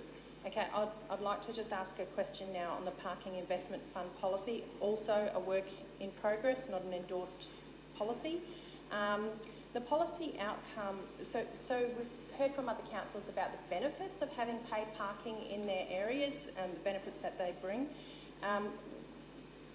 We're looking at, in this policy, any annual residual revenue to be applied to the following year to a combination of improvements in the originating locality, 50% typically, and regional parking outcomes, 50% typically, and then introducing any parking relating technology. So by introducing on-street paid parking, that would basically be generating revenue for additional non-parking related outcomes in that division or in that locality. Is that correct? Through the chair, with how the policy was currently written, it was more intended for helping the delivery of actions out of the plans as a first and foremost point. If once you get a point in time, or like in a Petitions example where there's not a lot of stuff that needs to get delivered, then it could go towards other improvements in the area. But yeah, as it stands, it's currently a draft policy, and we didn't necessarily get into having the discussion of how we may want to use funds in previous workshops. Right, so I'm just trying to establish what the costs and what the benefits would be for the existing car parks that would then be paid. Now, we also had some comments about community consultation. I'll just speak to the motion now, Mr Mayor. You know, people have gone out and spoken to people in their community, and that's great. And then Councillor Cox spoke about the community consultation, how robust that was. Excuse me while I just log in. One of the bits from the report actually talked about paid parking, which was the issue that people raised. And they categorised the feedback from the community as either having a high, medium or low response rate. In terms of paid parking, the high response rate was from the community rejecting paid parking compared to a low response approving paid parking, and that was to be expected, and that was highlighted at the beginning of the report. Can I just get you another extension, Councillor? Someone move. Councillor Hungerford, seconded. Councillor Dixon. Those in favour? All bar Councillor O'Prey. Thank you. The draft PMP discussed paid parking in general terms and discussed the benefits and concerns that people may have. So the recommendation, after we've heard from community feedback saying that they had a high response rejecting it and a lower response accepting it, was no change. That paid parking continues to be included as a parking management tool. Now, we've spoken about the benefits of having paid parking to pay for infrastructure, and this doesn't really address parking as paid infrastructure and parking that's already existing on the street. And if we're going to talk about listening to the community, I think listening to the community to not have paid parking on the street is why I would be supporting Ted Hungerford's motion here today. Thank you. Thank you, Councillor Suarez. Councillor Hungerford. Through you, Mr Mayor. I think one of the questions before was, does any councillor know their community thinks? Do I ever? I brought this up over several years in my community meetings with my group, the different aspects of the parking situation and the costs of providing it. I got very good acceptance on new infrastructure, park charging for it. Yeah, residents saw that as a logical and reasonable thing. But the on-street, when we had those discussions in the room, I can tell it was nearly unanimous, in 90-odd%, meeting after meeting after meeting. No way would they accept parking meters on the streets. I listen to my community, and that's why I've always represented that view in all discussions we've ever had, because that's my role as a community representative, to listen to them and then represent them in the council debates, and that's what I'm doing here today. As Christian articulated before, this is not about making everything free. This is still having the new infrastructure, the paid parking in the multi-stories that we're building in that, provide new infrastructure and more parking choices and options for people. That makes sense. This is only about the on-street. And that's been the undercurrent with the LAPPs. And like Jason said, that's one of the few things. I said I supported everything except for a few things, and this is one of them. This is the big one. I didn't throw everything out and carry on about that. There was good work in there, a lot of solid work. But there's a few things I disagreed with. So today is an intervention point where we're making a decision. If we accept the officer's recommendation only, that is a green light for paid parking rolling out across the region. That will happen over time. Because that's policy, that's what the staff get direction to do, and that's what happens. So we're making a very clear statement today whether we support that or not, and the whole community is watching. And this is the first time the community's been able to watch that debate and see where their councillors stand on it. I think it's very important that we have that and actually enjoy the live streaming, because at least people get to see our debates and where their councillor stands on things, and that's been very lacking in the past. And so I think the live stream is brilliant. The councillors, I thank you for the support on this today. It's fundamental with me that we don't need that in all the streets. New infrastructure, yes, and new things we're providing, yes.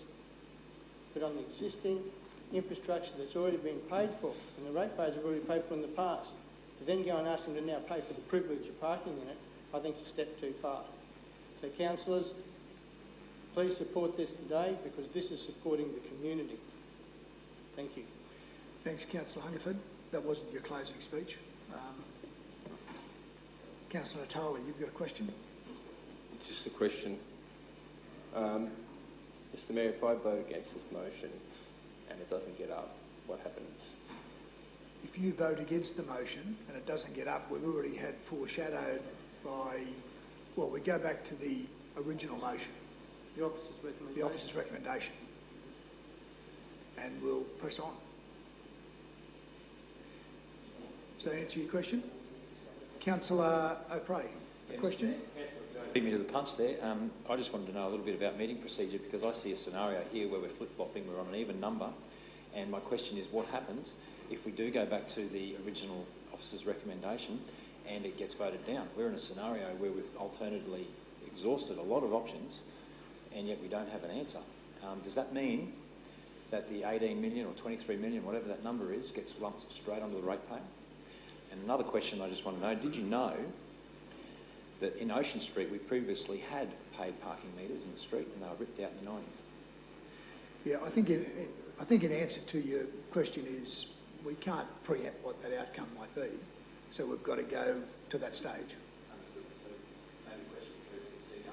What's happened if in the event we go back to the officer's recommendation, we don't get an answer? Well, we will get an answer. What if the answer is we don't support the officer's recommendation, Mr Mayor? Because that's where the numbers are lying, just looking at a scenario that's ahead of us.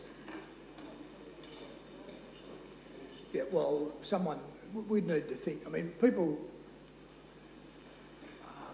watching us on live stream, and just so Councillor Hungerford, you don't think all of your constituents are there, there's 29 watching it at the moment for this massive decision. But they expect us to make a decision, and we'll have to take a pause, have a deep breath, and arrive at something we can live with. Order the pizzas. Councillor Johnston. Mr Mayor, once again, a procedural situation. If this amended motion, which became the motion, is defeated and we then move back to the original motion and it's considered, what I'm getting at is, my understanding would be, and I'd like to know if this is correct, that in relation to clauses C and D, we won't be introducing paid parking in either of those areas without further discussion in council and a resolution in relation to how much the charge is going to be. So why would we not support the motion as was originally posed? Originally posed by the officer? Yeah, by the officer, if this is defeated. Okay, that's all right. Well, you'll have the opportunity to close in a minute, Councillor Hungerford. No. I have some concerns. That's not the resolution. Yeah, I have concerns with C and D. Are we absolutely sure that C does not introduce paid parking throughout the central core area of Mooloolaba? Are we actually sure that the new Mooloolaba Park and Go is excluded from that? Are we sure that the balanced land is not captured by that? Are we sure that you could argue that the wharf has been mentioned, and there's no doubt that it will need to be developed for further parking. The car park behind Newport will need to be developed. Where do they sit? And if we don't have the capacity to manage demand on the streets surrounding those car parks, all we do is encourage people to go round and round and round looking for a car park. The same in Maroochydore. It does not introduce paid parking to already existing and established on-street car parks throughout Maroochydore. Where does Cornmill Creek sit? Yep, I know where it sits, but where does it sit in terms of, does that become paid or free? Yep. Now, I believe that Cornmill Creek is a great example of what should be happening. I think we do put a multi-level deck there. Yep. That actually includes the paid parking for multi-level deck. This Okay. is about exclusively for existing and established on-street car parks. Yep. Nothing to do with multi-decks. No, that's good. Well, tell me what happens. I was pretty clear. Tell me what happens to the 230 parkers on Cornmill Creek today. Where do they go? Into the streets? Or do they just miraculously start paying? Because all you're doing here is, and I go back to an earlier point made by Councillor Natoli in 1963. In 1963, there wouldn't have been 23,000 people on the Sunshine Coast. In fact, the Sunshine Coast didn't even exist. And the reason we were able to build all those car parks and now have a stock of 23,000 is because we had almost an unlimited supply of land. And those car parks were built up in communities. We're talking about a community in Mooloolaba, there's no available land. That's why we've got to cater for the demands of people now and into the future, build new facilities. And for us to take a decision today that, yes, we're going to agree on, well, I think this is correct, we're going to agree on the new car park, fees on the new car park in Mooloolaba, the new multi-deck in Mooloolaba and the new car park in Maroochydore. You know, that doesn't necessarily end the challenge. The challenge continues, and that's where our LAPPs come into place, and we need to be adhering to those.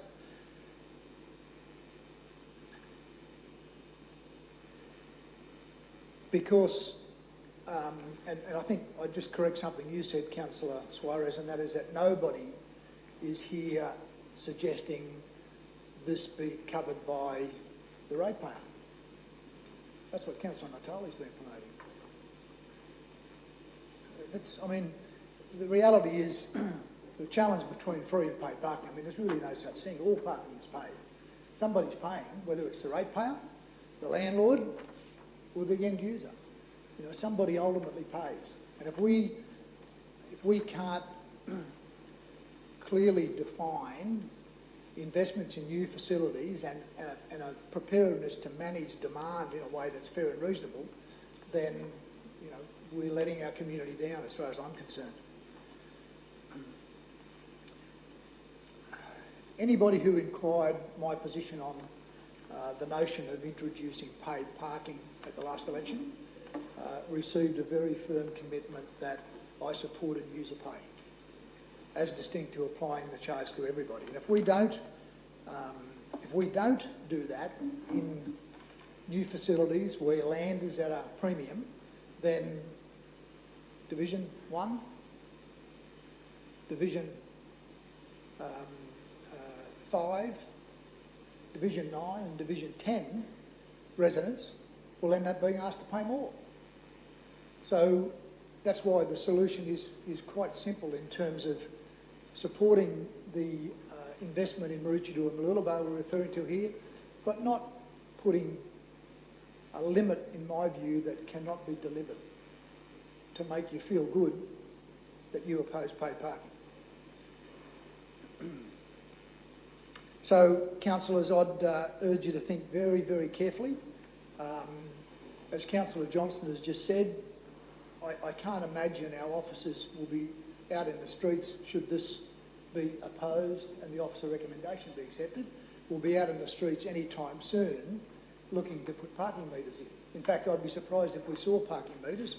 Much prefer that we use more modern digital technology to deliver that solution. And that would bring a whole range of options around dynamic pricing and the like. So I'm not at all comfortable with the wording because I don't think it makes clear what we're trying to cover. And whilst you might understand it, someone in the future may well not. So I'm sticking with the LAPP and I'd urge council to do that as well. If there are no further speakers, I'm going to ask Councillor Hungerford to close. I'll be really clear. On the 12th of October 2017, and this is the executive summary for this meeting and shows the clear intent of where things are going to end up if C&D get knocked out here. The parking management plan and 37 local area parking plans, which aim to protectively manage parking demand, supply administration and operations in the local government area. The adopted parking management plan and Mooloolaba and Maroochydore local area plans identified the following actions.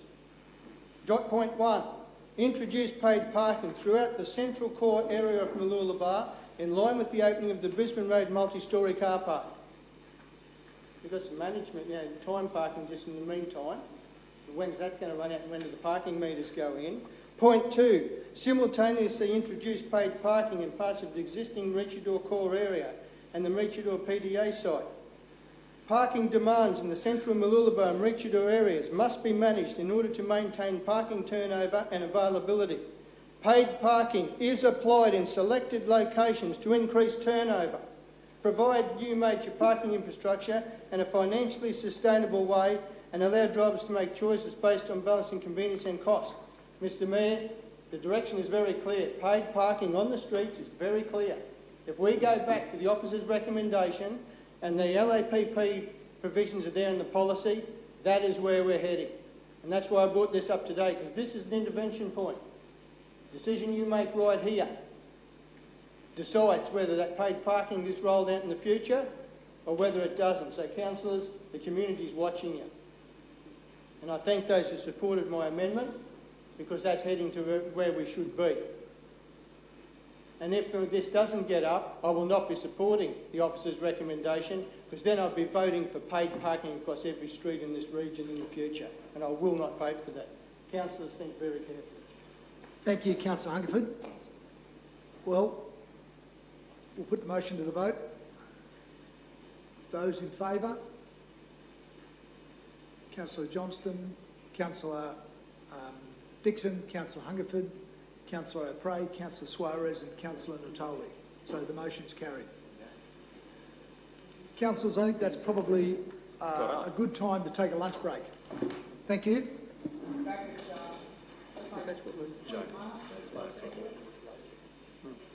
Because otherwise you would have voted for the paid parking across the region.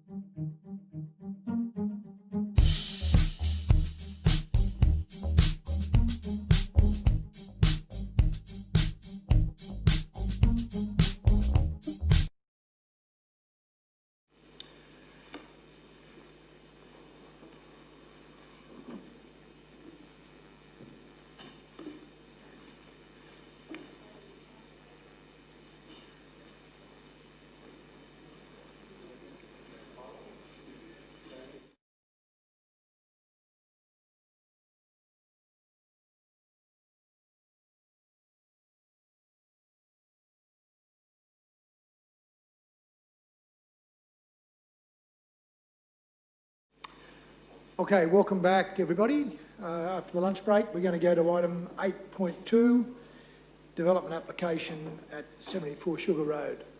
Councillor Johnston. Thank you, Mr. Mayor. I'd like to just mention that I want to move the motion as prepared by the council officers. Okay. And I'll speak to it once the officer has spoken. Okay, thank you. And I'll get a second for you before we go there. Okay, away we go. Thanks, John. Thank you, Mr. Mayor. Good afternoon, councillors. Item 8.2 is for a development permit for building works accessible against the planning scheme for a 30-metre high flagpole for the purposes of flying the Australian flag. It's proposed on a site currently being used for a self-storage facility. The application is impact accessible and was publicly notified. There were no properly made submissions received during the notification period, and the application is before council at the request of the divisional councillor. The image just shows the site in the broader context of Maroochydore, situated between Sugar Road and Sunshine Motorway.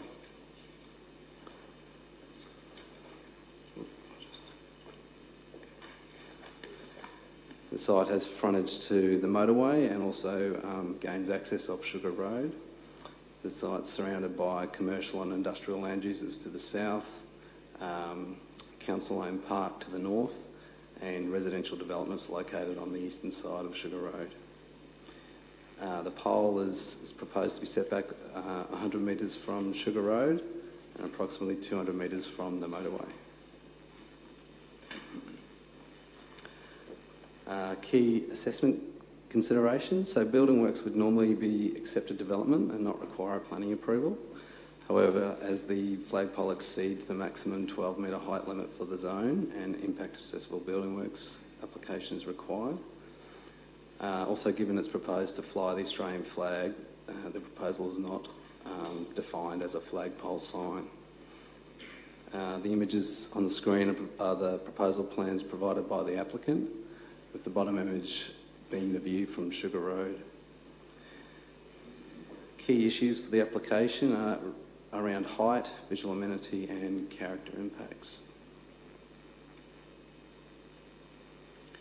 Council's urban design team has prepared a number of photo montages which have superimposed the proposal when viewed from a number of vantage points surrounding the site. These points are only a selection of possible viewpoints within the surrounding area, and there will be a variety of other vantage points where the proposal will be visible from. The image shows the site's frontage to Sunshine Motorway and includes the approved second-storey extension to the storage facility. Even with the completion of that extension, the flagpole will be a prominent feature when viewed from the motorway, having a distinctly different built form to the existing surrounding low to medium rise built form. Another image taken from the motorway, clearly showing the flagpole protruding above the horizon line. It's further noted that when travelling northbound along the motorway, the flagpole will remain in view for an extended period of time.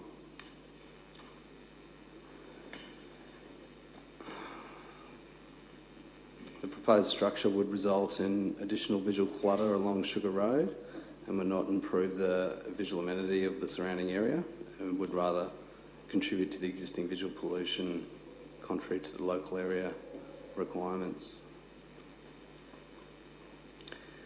This image shows the flagpole being highly visible, the skyline and character of the street.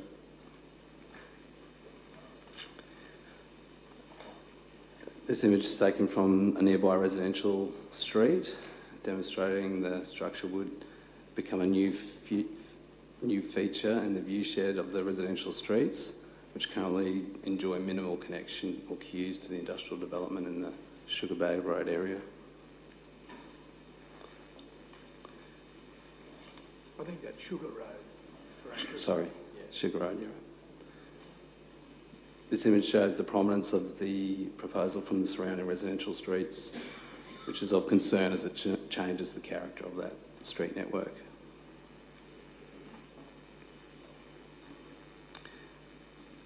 And another view from a nearby residential street there.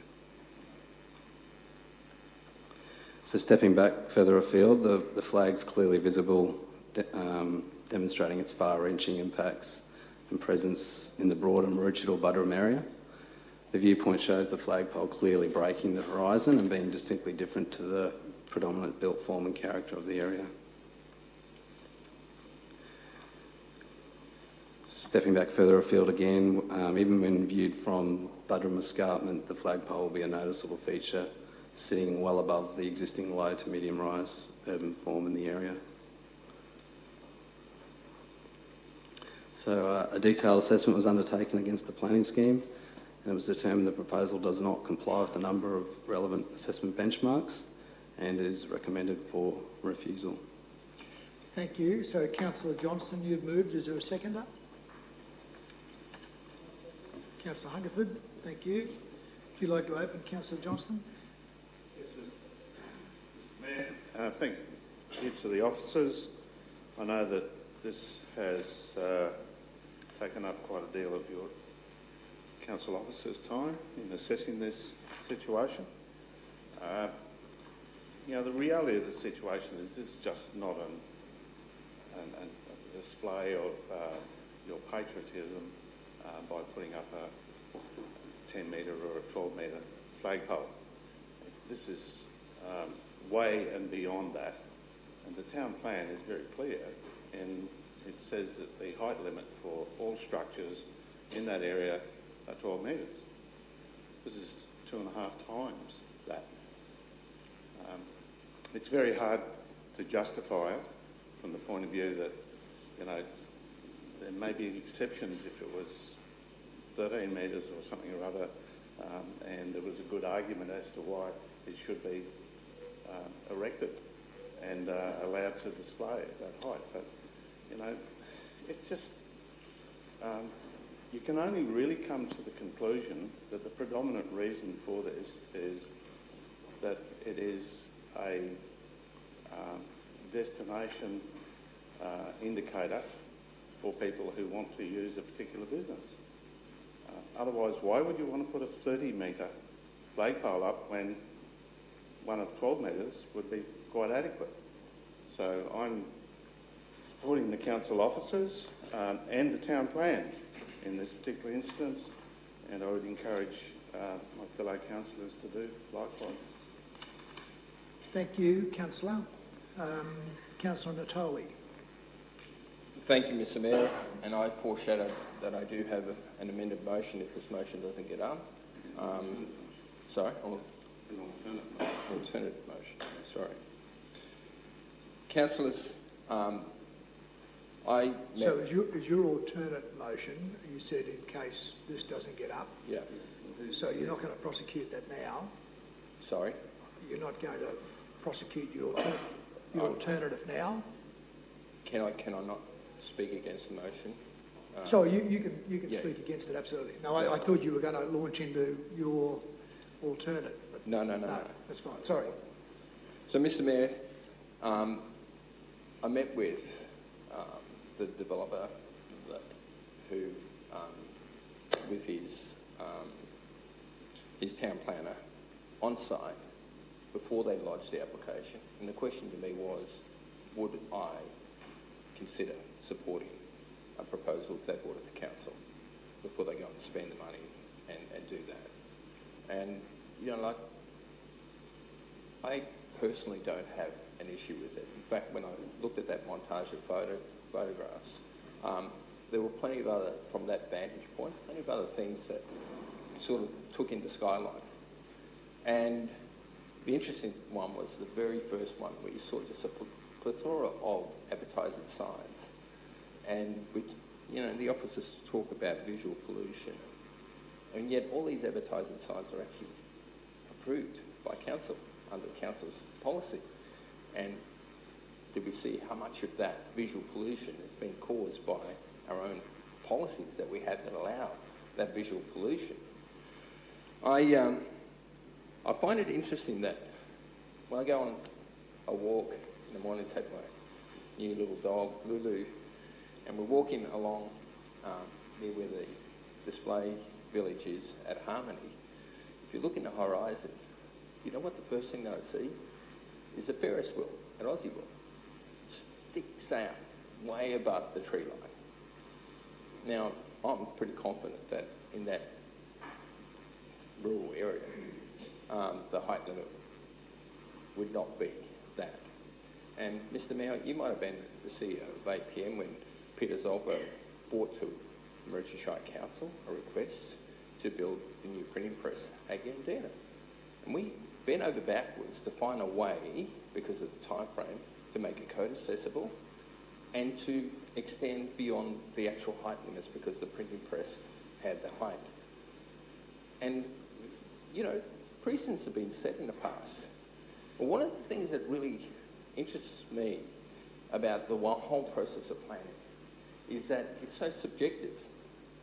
And in a lot of cases, what might seem inappropriate in allowing this 30-metre structure, which is, it's a pole, it's not a building. And the way that they've assessed it is based on the pole. Didn't want to talk about the flag, but when we deal with any structure, any building, we want to know what the use of that building is. And therefore this application should have looked at the whole thing. Now when I look at a flag, I don't look at the flagpole. Has anyone had a look at Cotton Tree, the crane that, and below the crane is the Australian flag that sits on top, is the way it should be, and the Aboriginal flag underneath. You know, what do I see? Do I see this massive structure? No. I see the flag. And the other day I was driving my son to cricket and driving along into Coolum, and there's a resident with a flag sitting right in front. Why have they got a flag there? It's a residential property. Do they try and make a statement about what? And then we arrived at the cricket grounds, and there's this massive telecommunication tower, way above the tree line. And that's the contradictions that we have. So, you know, like, I often see people flying the flag, and to me, this is around whether there is any community benefit. When we make decisions about planning, we talk to ourselves and argue whether there is any community benefit. And I'll go into that a little bit later.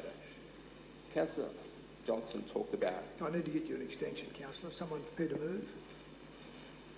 Councillor Cox, seconded. Councillor Babarowski. Those in favour? Thank you. So, Councillor Johnson talked about whether this flag is going to be used as a directional flag for the business. Of course it is.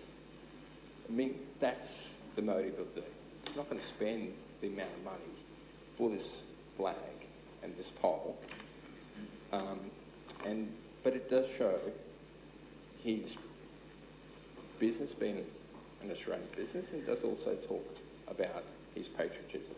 Been on the Sunshine Coast for a long period of time. From Anglo-Saxon family, unlike my family, that my mother immigrated from Sicily. And if you go into the Prime Minister's and Cabinet's website, you'll see that the flag can be used for commercial purposes, including advertising without formal permission. So the government doesn't have any problem. And if you talk about the Aboriginal flag, well, they sold the copyrights, $20,000, to a non-Indigenous business that has total control of the advertising using that flag on any clothing and apparel, anywhere. And so, you know, those flags have been commercialised. So let's not get caught up about the commercialisation of the flags. We talk about this flag. It is on the eastern side of the motorway. And I know Councillor Law has raised the issue about the signage on Peter Wise's land, which, as we know, are approved by Council. But one of those signs people find offensive, the no Sharia law. Well, one of the advantages here is that you may not even see that sign if you're looking at the flag. And for me, what does it do for the community?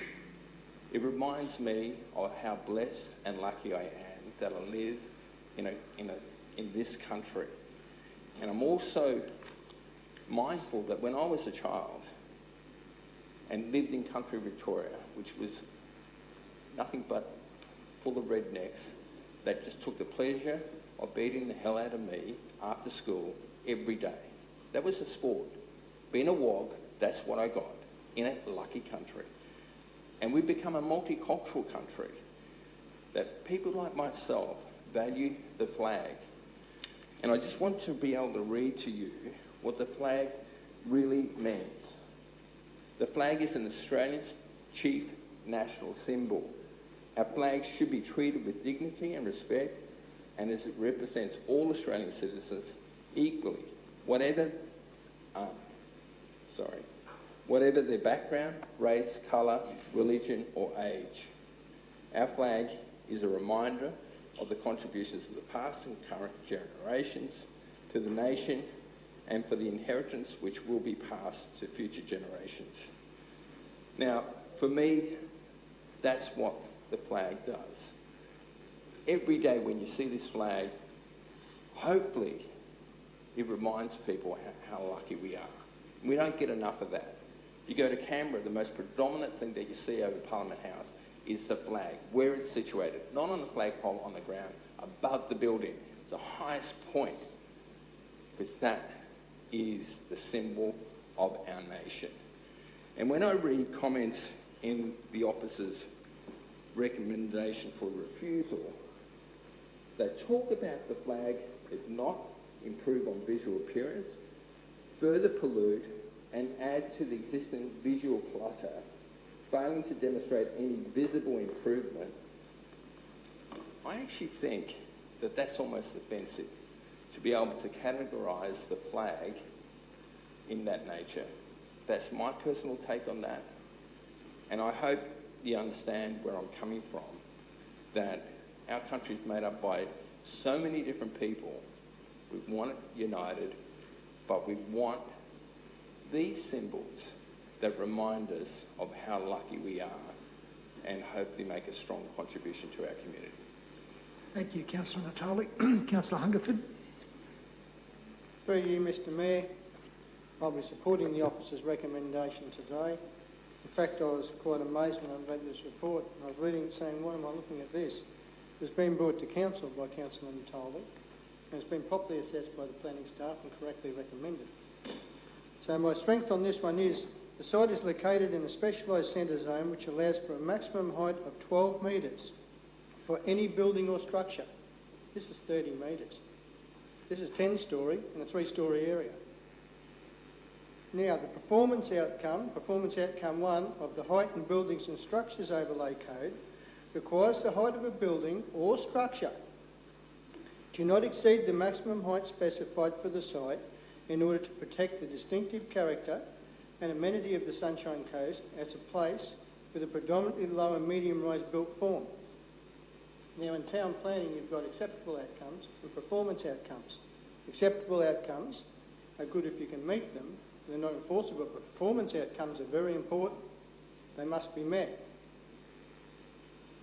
Now, I'll give you an example of where otherwise you create precedents that can be used in future planning applications because the council hasn't consistently applied town planning's principles. An example is 141 Jones Road, where council quite correctly refused that application and predominantly lost the planning and court case because of previous approvals at other sites not adhering to the town plan. Because of what other decisions made meant we couldn't adhere to our town planning. So the court could not uphold council because council had not been consistent. And the worst precedent you can ever create is political approvals against town planning advice are the worst you can create. We definitely do not want to do that. So the proposal also departs from the performance and overall outcomes of the Height of Buildings and Structure Overlay Code and the Maroochydore Plan Code. The proposal does not comply with, nor can it be conditioned to comply with, the requirements of the planning scheme. I thought that was pretty clear. There are no other relevant matters applicable to the application that justify approving the proposal. The proposal fundamentally departs from the planning scheme and does not provide sufficient justification nor relevant matters to justify approval despite the non-compliances with the scheme. The planners have done a correct job and given a correct recommendation there.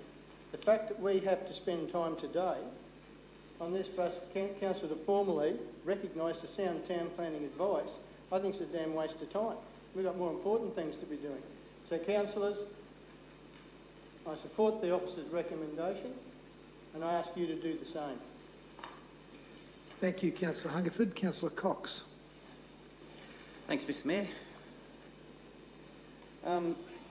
First of all, I just want to thank the officers for their report. I really found the montages and the comparative modelling that you've provided quite useful to sort of get an understanding as to what actually is going to be visual from those various different aspects. And one thing I wanted to touch on though was when I was reading through the report and having a look at the fact that there were no submissions. The Sunshine Coast seems to be quite adverse to anything over the town plan in terms of height. But yet, here we are, no submissions. So for me, that sort of flags the fact that we're talking about an Australian flag on a flagpole. I look at this as potentially the community being okay with it. I know certainly when I've read it, and obviously last week I asked a question which was how many other applications for overheight flagpoles have we received since our 2014 planning scheme came in? And I was informed that this is the first. So we're not going to be flooded, in my opinion, I don't think we're going to get flooded with flagpole applications over height. And we've just heard about precedent. Once again, I'm not too sure that I can relate this particular matter to a shopping centre in Budrum under a precedent clause. Obviously the zoning is in the specialised centre and we've heard that it's not going to be used for an advertisement sort of device, an advertising device under its classification because we're talking about an Australian flag. And I'd really have to wonder if we'd even be here discussing this if the application was going to be made on behalf of a school or a government building or even the RSL. I really sort of question whether or not we would actually be here discussing this under those circumstances.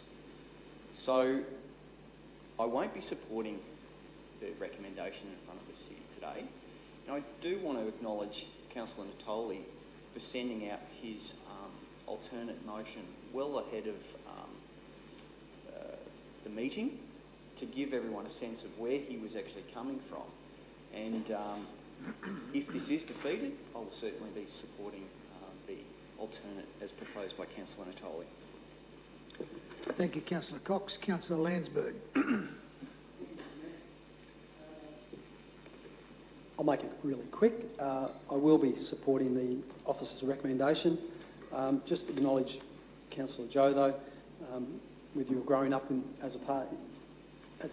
marrying into a Maltese family, I know exactly where you're coming from, and stories from Nicky's dad reflected on how hard you had to fight for your respect in the Australian community, so I commend that.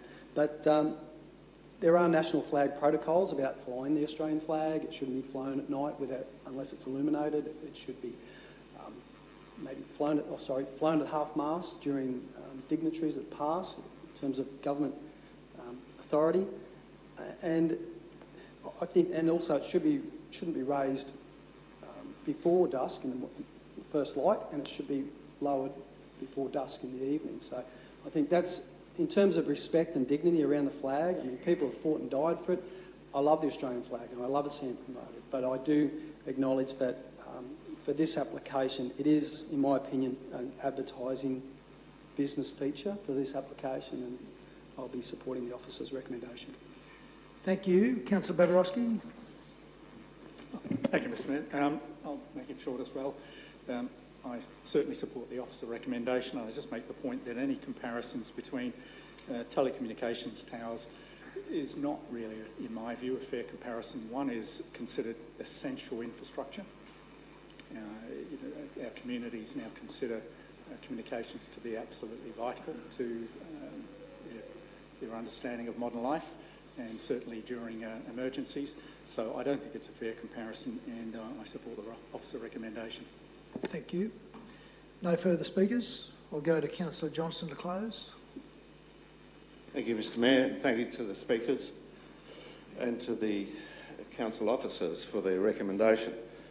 I think there's been a few red herrings floated around here today.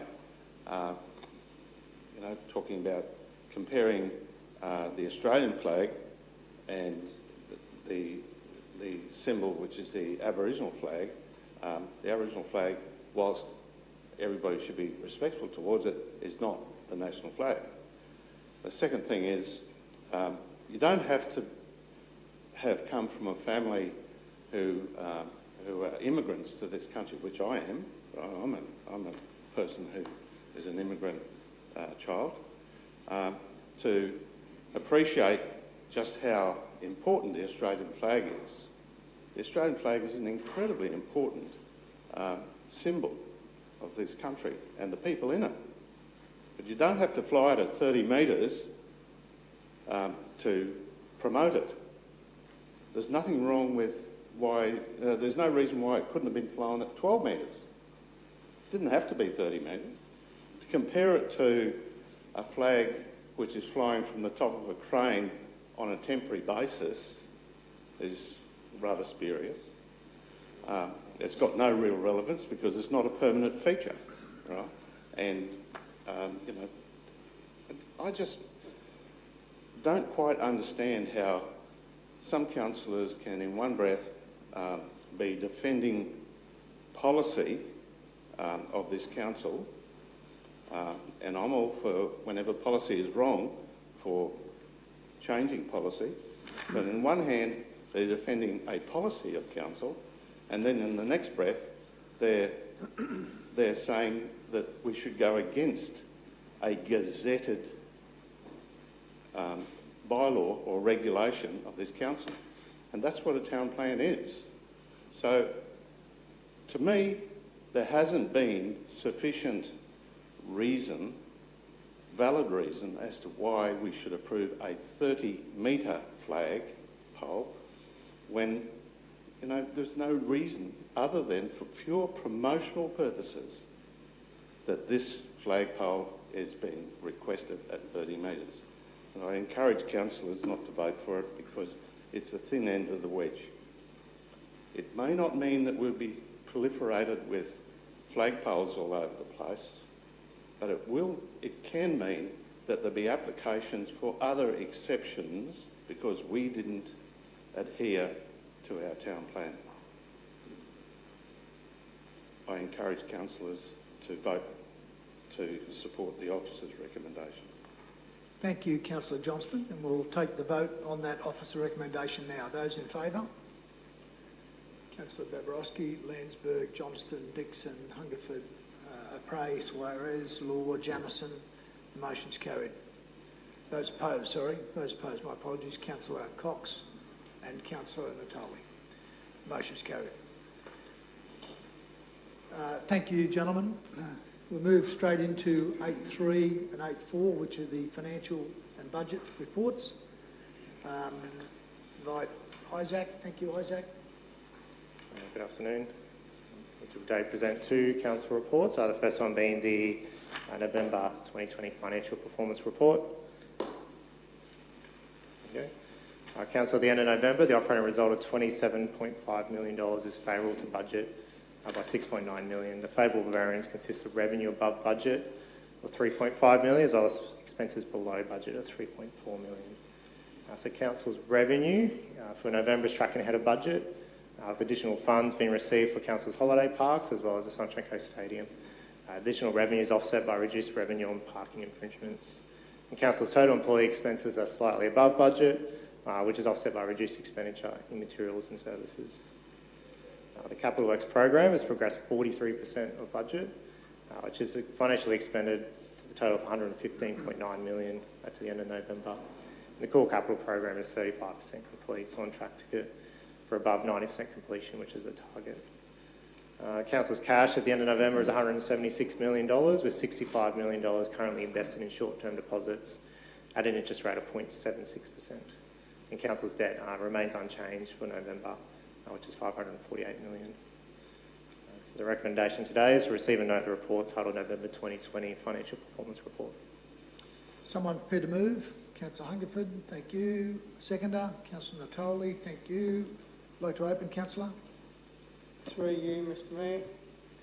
Points I'd like to point out, because we're going into budget deliberation, and as you know, we've run into significant headwinds with COVID and the hits to our budget. The points I'd like to point out is we've started out with a very thin operating result that we projected of $4.3 million. Budget forecast is $2.7 million, with the forecasted budget at the end of the year of only $2.4, so we're running into headwind there. Remember last year we had a small $1.5 million deficit.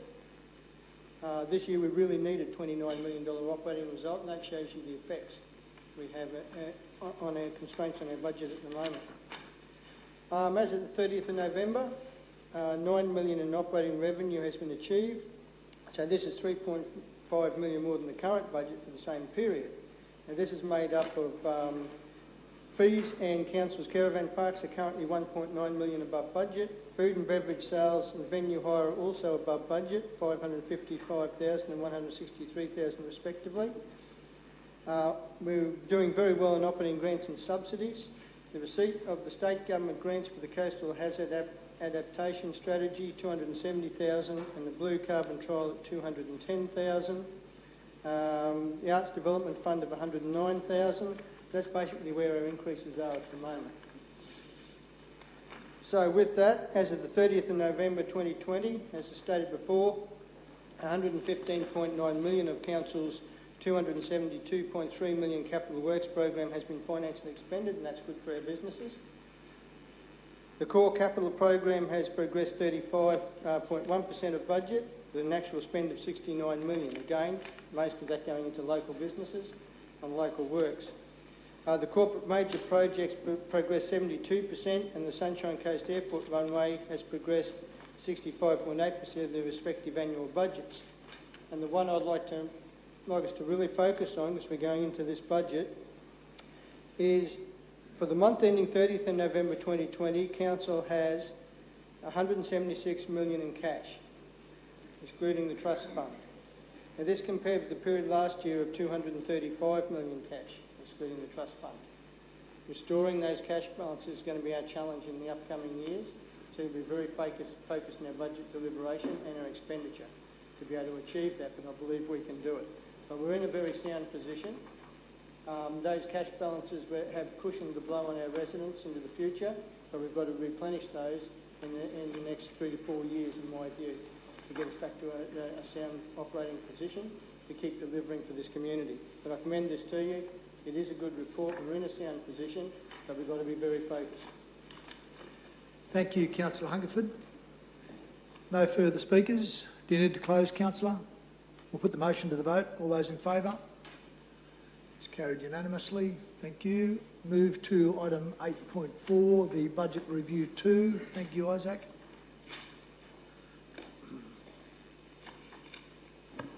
So Councillors, item 8.4 is Budget Review 2, 2020-21. Just a reminder of the principles that we run in terms of our budget review and original budget adoption. That's to endorse during the budget development process of this financial year. That's service levels set by Council and aligned to the adopted corporate plan, maintaining of cash levels, maintaining or decreasing debt levels, and achieving an operating result to fund debt redemptions and capital expenditure. So Councillors, this In terms of a summary of the financials that are moving around, in terms of operating result, we are reducing the operating result by 241,000. That's an increase of 2.6 million for revenue and an additional expenditure of 2.8 million. We are receiving additional capital revenues, that's through further grants, $5.7 million. And then the total capital program is increasing by 15 million, 14.9 million. That brings our cash down by a total of $8 million at an estimated closing balance of 184.7 for the financial year. So in terms of significant adjustments, there was an increase in additional revenue for Sunshine Coast Holiday Parks of 1.4 million. They are returning back to the pre-COVID usage rates, providing additional revenue. There's additional legal expenses for Council's planning and appeals process. Additional grading crew for unsealed roads, $287,000.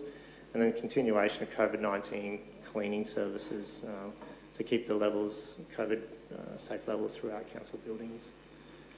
The Capital Works program, we are receiving additional grants of $5.7 million. We are drawing down on restricted cash for transport corridor projects and land acquisitions. So that's the developer contributions, 8.1 million.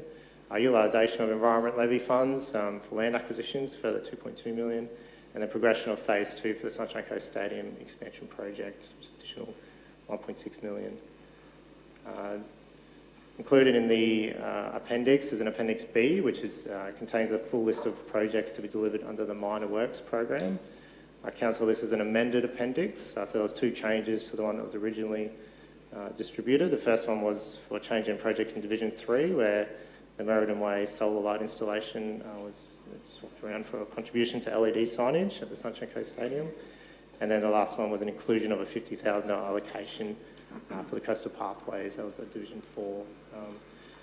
Lastly, councillors, there is included in Appendix A is a revised debt policy, which looks to include an allowable amount for potential refinancing of council's debt, but that will make its way into council's debt application, and any decision on that will come to council as a council report before that is progressed. So, and the resolution is contained as everything required under the Local Government Act.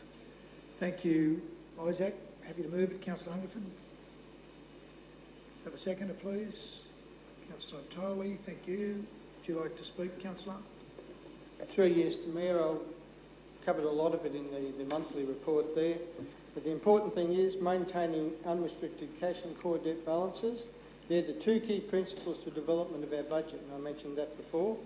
So as a result of this budget review, we'll decrease the 2021 operating result by 241,000 to 2.5 million. Capital revenues have increased by 5.7 million, that's mainly from grants and subsidies, from 130 million to 136, so that increases our capital expenditure. But it's not our capital budget, it's extra works that have come in. Expenditure under the capital program will increase by 14.9 million, from 272 to 287 million. So that's a very hot position for us, especially on the capital works front, and we do welcome those grants and subsidies, and if there's any more going, we should grab every one we can, because that certainly helps our community and our bottom line in the budget. Thank you, Councillor. Any other speakers? Councillor Natoli. Just an observation. On page 16 of 26, councillors haven't been aware, I suppose Councillor Maria made the point today about the impact on our core budgets in terms of the regional shaping projects. The Maroochydore City Centre, even though we have abrogated most of the responsibilities to a development partner, there's still, over the next 9 years, from year 2022 to 2030, $151,018,000 that we have to commit to the city centre. So just be mindful that, you know, that project alone, when we talked today about, you know, one car park in Mooloolaba, just understand how impactful that is in regards to the overall project and what we're trying to deliver, and I'm not against what we wanted to do, but I just put it in the context of the debate that we had today and how it impacts on our ratepayers. Thank you. Just because it's got loan borrowings in there doesn't necessarily mean it's going to impact on the ratepayers, does it? Because if some of it's for car parks and things like that, it'll be serviced by user fees. Would that be correct? Yes. Thank you. No further speakers. Do you want to close, councillor? Not necessary. We'll put the motion to the vote. All those in favour? That's carried unanimously. Thank you. Thank you, Isaac. Councillors, that brings us to item 8.5. No.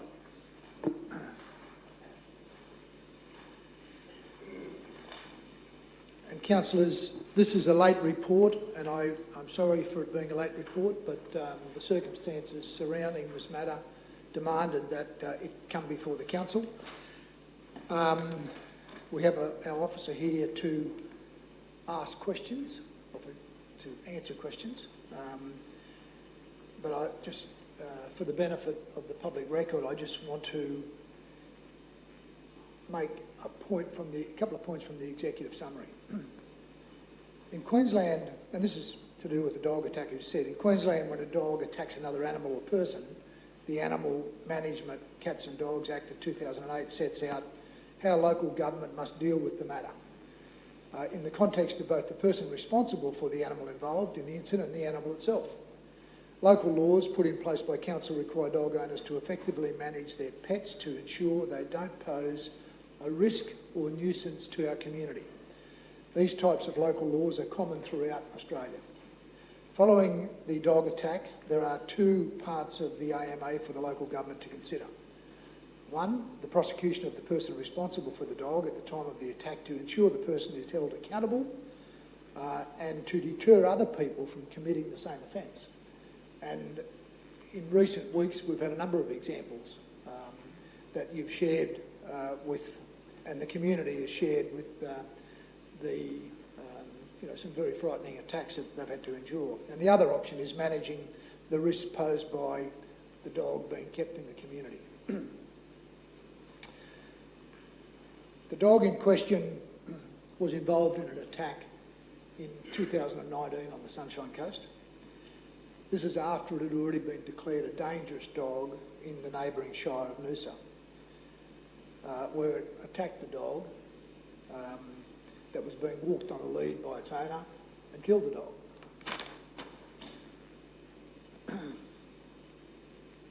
Thereafter, there was a further attack and the dog, after considerable consultation with the owner, was seized. Once the order,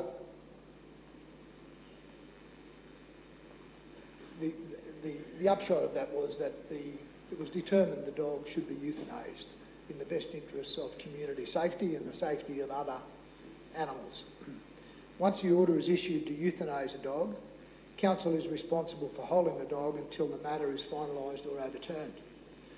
The decision to euthanase a dog is a serious one, and we all accept that. We appreciate the importance of pets with people, but remember at this point, the animal in question has killed one dog and savaged two others.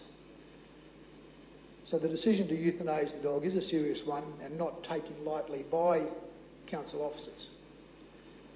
Through an extended review process, which resulted in council accruing costs of almost $67,000, council ensured the owner was afforded every avenue of review and appeal of this decision, including delaying council action to allow more time for the owner to initiate a review process.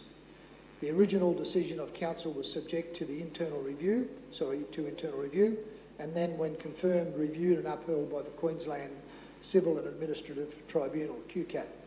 The QCAT decision was subsequently reviewed and upheld by the QCAT Appeal Tribunal.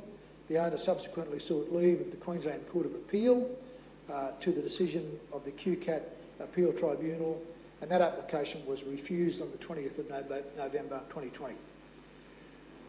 The dog in question was euthanased by a qualified veterinarian on the 26th of November, and his passing was respectful, peaceful and calm. This report that is provided to councillors was requested by me because I believe our community would be alarmed that almost $67,000 was spent on boarding the animal, vet fees, legal costs, QCAT preparation and officer attendance during various visits and the like. That's, you'll all agree, I'm sure, a large sum of money that could well have been used on a whole range of other uses. So that's the reason why the report has been brought to council. Clearly, there has been a lot of accusations made about the process that council has undertaken, but I think this report clearly demonstrates that council has done everything it could, and I was, as I said, keen for our community to appreciate how difficult these matters are, for people who have dogs, that they understand the responsibilities and the care that's required, the breed of dog and what it might require is very, very important, but also the very difficult job that our officers have to do. And the people who work for us in animal management love animals. That's why they do the job they do. So it's very distressing for them when they need to take this action and euthanase a dog. But ultimately, pet owners have to accept the responsibility that goes with managing a dog or any other animal for that matter. So our officer is here today to answer any questions you might have further to what's in the report or what I've said. So I'll hand over. I'll get a second first, sorry. Thank you, Councillor Johnston. Do you have any questions? Councillor Cox. Yeah, sure. Can I just also, just pardon me 1 second.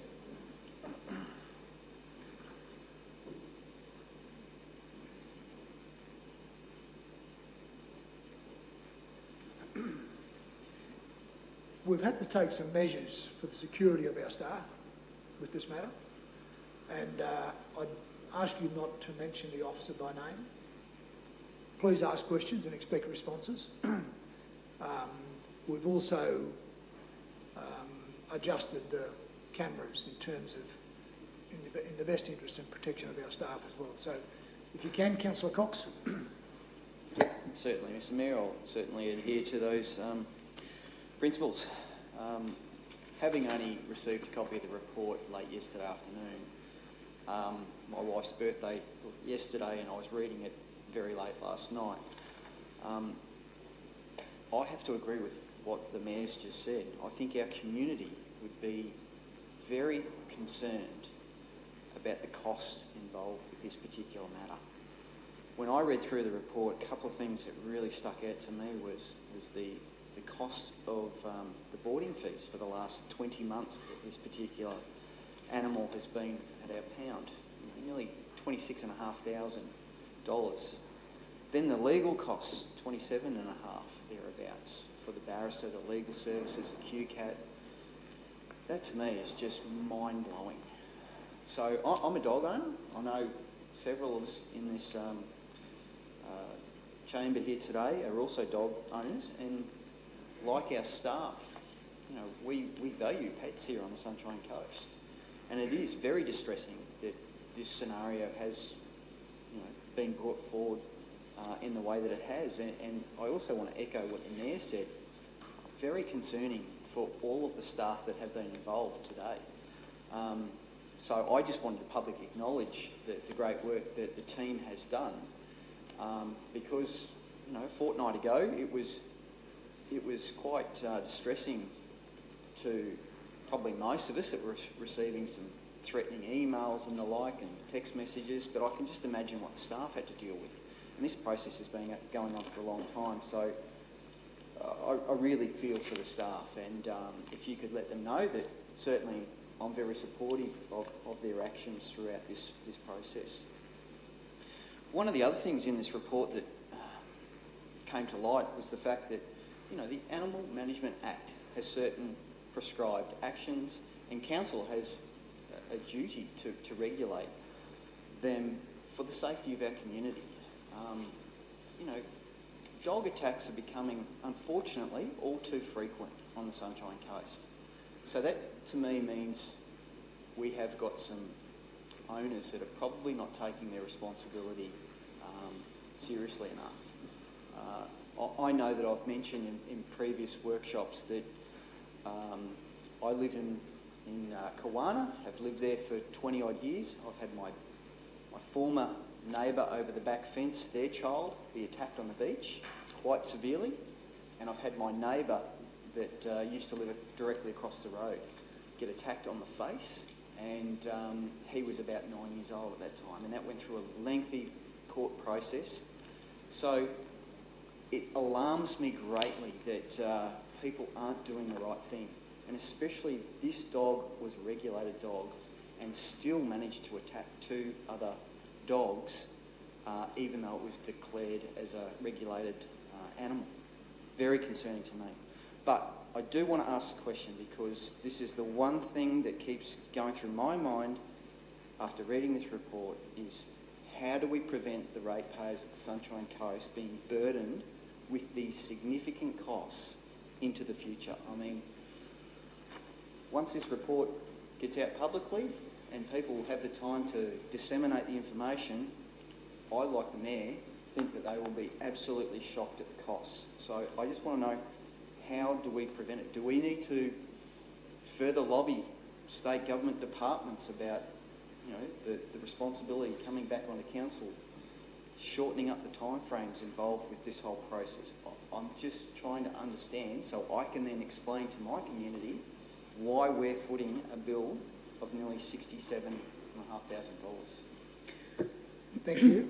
Through the Chair, the Animal Management Act has a provision for us to create a restricted cash account from dog registration fees, and the purpose of that restricted cash is to implement the principles of responsible pet ownership, particularly in relation to dogs. So the costs associated with these fees will actually come out of dog registration first and foremost, and only then, if there's nothing left over, will it come from the general ratepayer. Second to that, you'll see from the timeline outlined in the report that there are some significant delays when you take matters to QCAT, and this is for a number of reasons, one being that they have a lot of ground that they cover. They obviously cover a really broad range of issues, and this is a difficult one to get on the agenda at times when they have more critical items. So it is something that we are speaking to our other South East Queensland local governments about writing to QCAT and seeking a fast tracking of these type of situations, because we don't believe it's reasonable to hold a dog for an 18-month period while a decision's made. Thank you. You have a further question? Thanks very much for that response. It's good to know that we are going to be advocating in that space. But in saying that, with the restricted sort of cash that's involved with the dog registration, I was of the understanding that that money was used for those educational purposes, and we all have pop-up sessions in our local divisions where we educate the owners on their responsibilities. So footing this bill will mean that we'll be able to not conduct as many education sessions. Am I correct in that assumption? Through you, Mr Mayor, that is correct. It obviously does take funds away from other educational activities. So as you would all be aware, we have activities such as education pop-ups in the community, school programs where we talk to preschool, kindergarten and school-aged children about bite prevention and responsible pet ownership to really foster that culture of responsible pet ownership. So these types of matters do take away from that, those opportunities. Thank you. Councillor Dixon. Obviously, I won't mention staff members' names. However, I just wanted to credit the Sunshine Coast Council staff for the way that they've handled themselves. I was on the phone almost daily.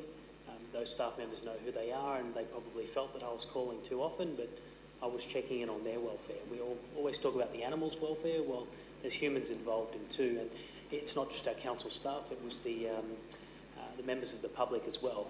A lot of emotion. I guess following on from Councillor Cox's points, I think there's a lot more work we can do in this space around how we manage these incidences into the future. I certainly don't support us being vindictive in any means in terms of following up to seek those costs. I think we take some lessons from this scenario and we see what we can do into the future to make sure this doesn't happen again. But I'll make the point in support of our staff, and we need to do this because if there's one complaint I get more than anything, and I know that I've been very liberal on my my stance on verge parking, and I've probably got a very soft view in terms of, I think, council certainly over-regulates and whatnot. And I won't get into that, but I need to back this stuff up because dog attacks, I'm seeing it all the time. I get emails, phone calls. I'm tagged almost weekly or fortnightly on Facebook about a dog attack that's happened somewhere. And I can tell you right now that the large majority of ratepayers actually think that council doesn't do enough in the regulated dog space. They feel that we should be out on every corner catching people and these offences as they happen. So to the staff, you have my support, and I think the residents of the Sunshine Coast actually hoping that we can do a little bit more in this space and take safety as seriously as we can, just through the education and the enforcement. And Mr Mayor, it's important for our staff to know that they have got the support of councillors and they actually mean it when they say it. Thank you, Councillor Dixon. Councillor Hungerford. Through you, Mr Mayor. Council is required under the Animal Management Act to protect the community from damage or injury, or risk of damage or injury from particular types of dogs called regulated dogs, and ensure the dogs are not a risk to the community health or safety, and controlled and kept in a way consistent with community expectation and rights of individuals. My belief is every resident on the Sunshine Coast not only has the right to be safe, but to feel safe when they're getting around. So I'm going to take my aim here, after the emails and the texts that we received, and I'm sure the staff received them as well, personal abuse and being liars and corrupt and all the rest of it. 2 QCAT hearings and a Supreme Court hearing, all agreed that we'd done everything above board. I'm just putting to the people out there that saw that false information in social media to read this and get the facts, rather than the nonsense that was out there, and the council was portrayed very poorly. But that was very false and defamatory of staff and councillors. And I think that's a sad fact of social media. And I'd like to see the Commonwealth Government start to bring laws in and people are held accountable for what they put on social media, especially when they're misrepresenting the facts and defaming people, because it is really out of control and it needs to be hauled in. But I too thank the staff for their work in this area. I know it's very stressful, especially when they are going through these hearings and court cases and being attacked externally publicly. We get it all the time. I never get to like it or used to it, but it's a fact of life. But for the staff, I really feel for them because they were targeted also personally. Thank you, Councillor Hungerford. Councillor Johnston. Thank you, Mr Mayor and councillors. Indeed, a sad occurrence when you have anybody's dog has to be put down or anybody's pet has to be put down. This was extensively reviewed internally. QCAT, in their decision, is an 11-page decision with 84 clauses, so it wasn't some fly-by-night decision. And then eventually, when it went to the Queensland Civil and Administration Tribunal, there was a 6, which was the challenge in relation to whether it was a legal decision, whether the decisions were properly made, all those sort of things. Once again, it was a 6-page decision with 37 clauses, and an order was finally issued for confirming the necessity to euthanise this unfortunate animal. I'd like to ask the CEO when we receive a final order from the Court of Appeal, the Supreme Court of Queensland, telling us that we must euthanise a dog, what is the consequence if we don't proceed to do that?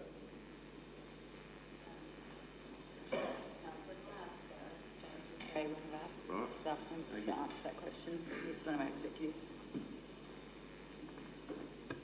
Thank you. Through you, Mr. Mayor. Councillors, once we've received a final verdict from the court, I think we're under legal obligation to follow that line. There could be significant implications both legally and both from a reputational point of view for council in not following a verdict or a final outcome from a court, particularly a court in the jurisdiction of the Supreme Court at the state level, of which there is effectively only one higher level of court, jurisdiction of court, being the federal, the high courts. So that there would be significant implications for us there. Thank you, James. I appreciate your confirmation of what I thought was the situation.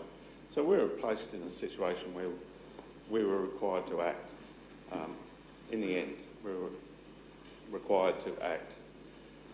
And I just like people who think that we acted hastily or without due process and all those sort of things, to think about the fact that this wasn't just our decision, it was the decision of various authorities and legal processes.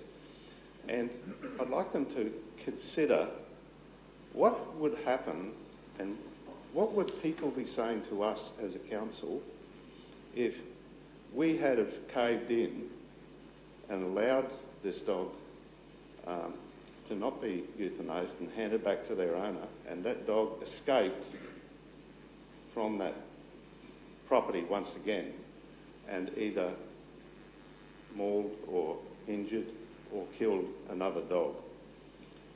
I'm pretty sure that the community wouldn't forgive us.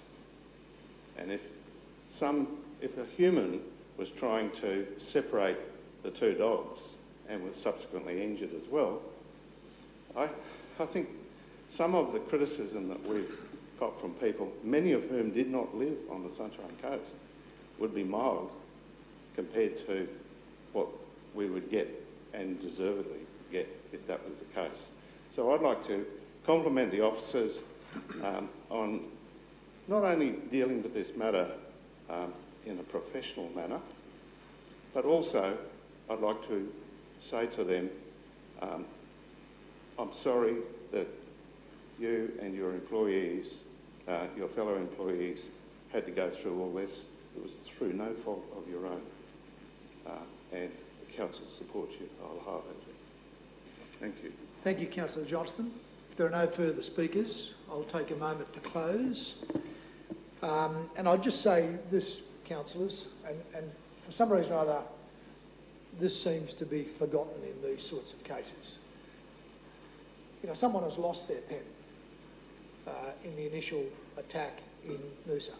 The animal was killed. Those owners have a right to justice. And in the instance as it occurred, the Noosa Council declared the dog a dangerous dog. And the owner, when they moved into our Sunshine Coast local government area, advised council that they had such a dog, but it offended twice more. Now, the dogs weren't killed, but that still would have been a traumatic experience for the owners of those dogs. And they deserve justice. If our staff don't do their job correctly and we put people at further risk when we know the animal has a reputation for attacking other dogs, then, as Councillor Johnston has said, you know, we haven't done our job. You know, people love their pets and particularly love their dogs. I think sometimes people should think a little more carefully about what sort of dog suits their capacity and their environment, such that, you know, it isn't put under any unnecessary pressures that may do the wrong things. And I think that's always a bit of a challenge. But again, our staff, as I said, in animal management are there because they love working with animals. not for the purpose of euthanizing animals. But when that is necessary, and clearly the court decisions here reinforce the necessity for that, then our staff have no alternative. And I want to also, on behalf of our community, respectfully acknowledge and empathise with them in the challenges that's brought upon them, because it has been an interesting period with some interesting references and character assessments being cast all around. But it's unfortunate, and I just think if there's a $67,000 lesson that everybody can learn from around responsible pet ownership, and the fact that there are people in our community who are frightened of dogs, and it may well be because they've been attacked or they've just got a fear, and dog owners shouldn't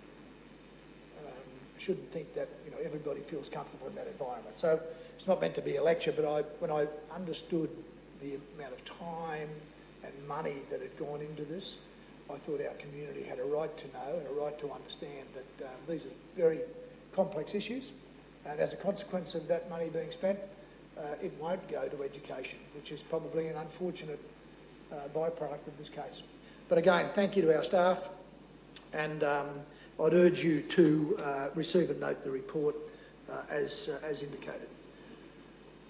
On that note, I'll ask for the motion to be put to the vote. All those in favour? That's carried unanimously. Thank you, councillors. Thank you to our staff. Okay, that brings us up to notices of motion, and there are none. Well done. Petitions, there are none. Sorry, there is one. My apologies. Councillor Landsberg has a new fence for William Street at Shelley Beach. Lodge this to be received by the CEO for further action. Thank you. The fence at 71 on behalf of 71 signatures for a fence that was erected at the end of William Street at Shelley Beach. There's signatures against it, sorry. Yep. Okay, so moved. Can we have a seconder for receipt of that, please? Councillor Rick, thank you. And all those in favour of receipt? That's carried unanimously. Thank you, councillors. Councillors, that brings us to our final item, and in a moment I'll outline and we'll vote on whether we go into confidential session to deal with that. But before I do, I want to just make sure that councillors have the opportunity to declare any personal interest in relation to the final item to be discussed, and if necessary to raise that with us now. No? Good. Okay, well, for everyone's benefit, councillors, we've one report on the agenda today that the Chief Executive Officer has recommended be considered in closed session. This recommendation has been made on the basis that the information contained in the report to be considered is confidential, as its public disclosure would potentially impact adversely on the finalisation of a current commercial negotiation process and Council's ability to secure the land parcels at the price that represents the best value for ratepayers of the region who contribute to the Environmental Levy Land Acquisition Program. The report also contains a recommendation to release details relating to the site location and price of the acquisition once the negotiations and acquisitions have been finalised and the transfer of property titles has been registered with the Titles Registry. Council will need to resolve its decision on this matter in that part of the council meeting which is viewable by the public. So, councillors, can I please have someone move that we close the meeting to discuss agenda item 11.1? Ted, thank you. And a seconder? Councillor Babarowski, thank you. All those in favour of moving into confidential session? That's carried unanimously. I will.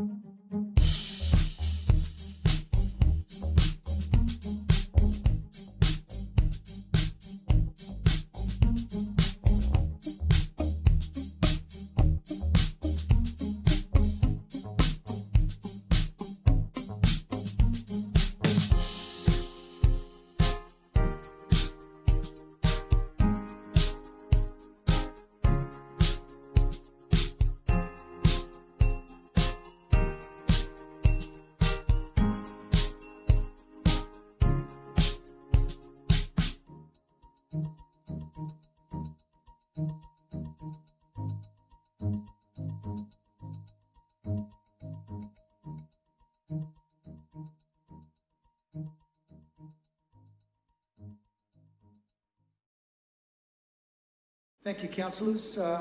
We'll finalise our vote now on item 11.1 in open session.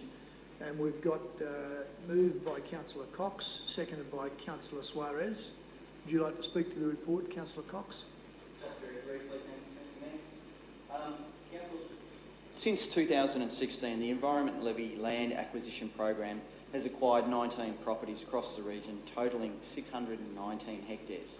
Of that, approximately 2/3 was for the purpose of retained native habitat, and about 1/3 were mostly cleared, but were strategic in allowing council to create new habitat and vegetation in line with our long-term objectives. So, councillors, I look forward to being able to announce this acquisition, if it's endorsed here today, announce that to the community once the deal has been finalised, and I look forward to your support as well. Thank you, Councillor Cox. Any other speakers? No? You don't need to close, councillor. We'll put the motion to the vote. All those in favour? That's carried unanimously. Thank you, councillors. Councillors, that brings us to the end of our December agenda. And I just wanted to take an opportunity to wish our community all the very best for Christmas, which is just around the corner, a couple of weeks away, and indeed for a very prosperous time in 2021. Clearly we don't know just exactly what that holds, just as we didn't know this time last year that we were on the verge of a pandemic that would have a profound impact on community. But as I look at all the things in front of us, and the best advice that seems to be going around is that, you know, we are well placed. We're seeing vaccines in the UK in particular, and other areas that sound as though they're going to be very successful. So I want to just thank our community. I want to thank them for the very genuine way in which they adhered to all of the health advice that we received, and the role that council played in communicating that to them, such that we kept everybody on the Sunshine Coast safe. I think that's been a great outcome. I'd also like to thank our executive staff and our staff generally across the organisation, both internally and externally, contractors and others that work with us, and wish them and their families all a very happy, safe and holy Christmas and a prosperous new year.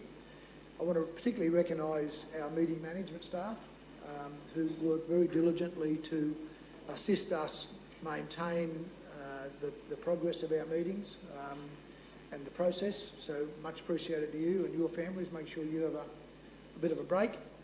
And finally, to councillors and to your families and loved ones, my very best wishes to you all for Christmas. I'm sure some of you will be going off on some leave over the Christmas New Year period.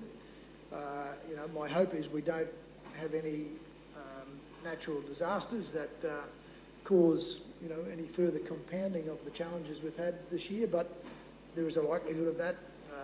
The La Nina we've been expecting is now sort of anticipated in early January. The rain might be very welcome, but we just hope it doesn't do any damage or cause any great consternation to our community. I really do believe that I want to thank you all very sincerely for the progress that we've made as a council, as an example to our community around leadership and the things that we've achieved and delivered for them. Today's been a good example, a mixed bag of material to deal with, but at the end of it, we're all still on our feet, and we've made decisions that will hopefully be for the betterment of our community into the future. So I really want to thank you all for your contribution. I think the progress we've made since April has really been outstanding, and that augurs well for the balance of the term over the next 3 years. So on those few words, I'll close the meeting officially at 2:56 and wish you all a safe trip home. Thank you.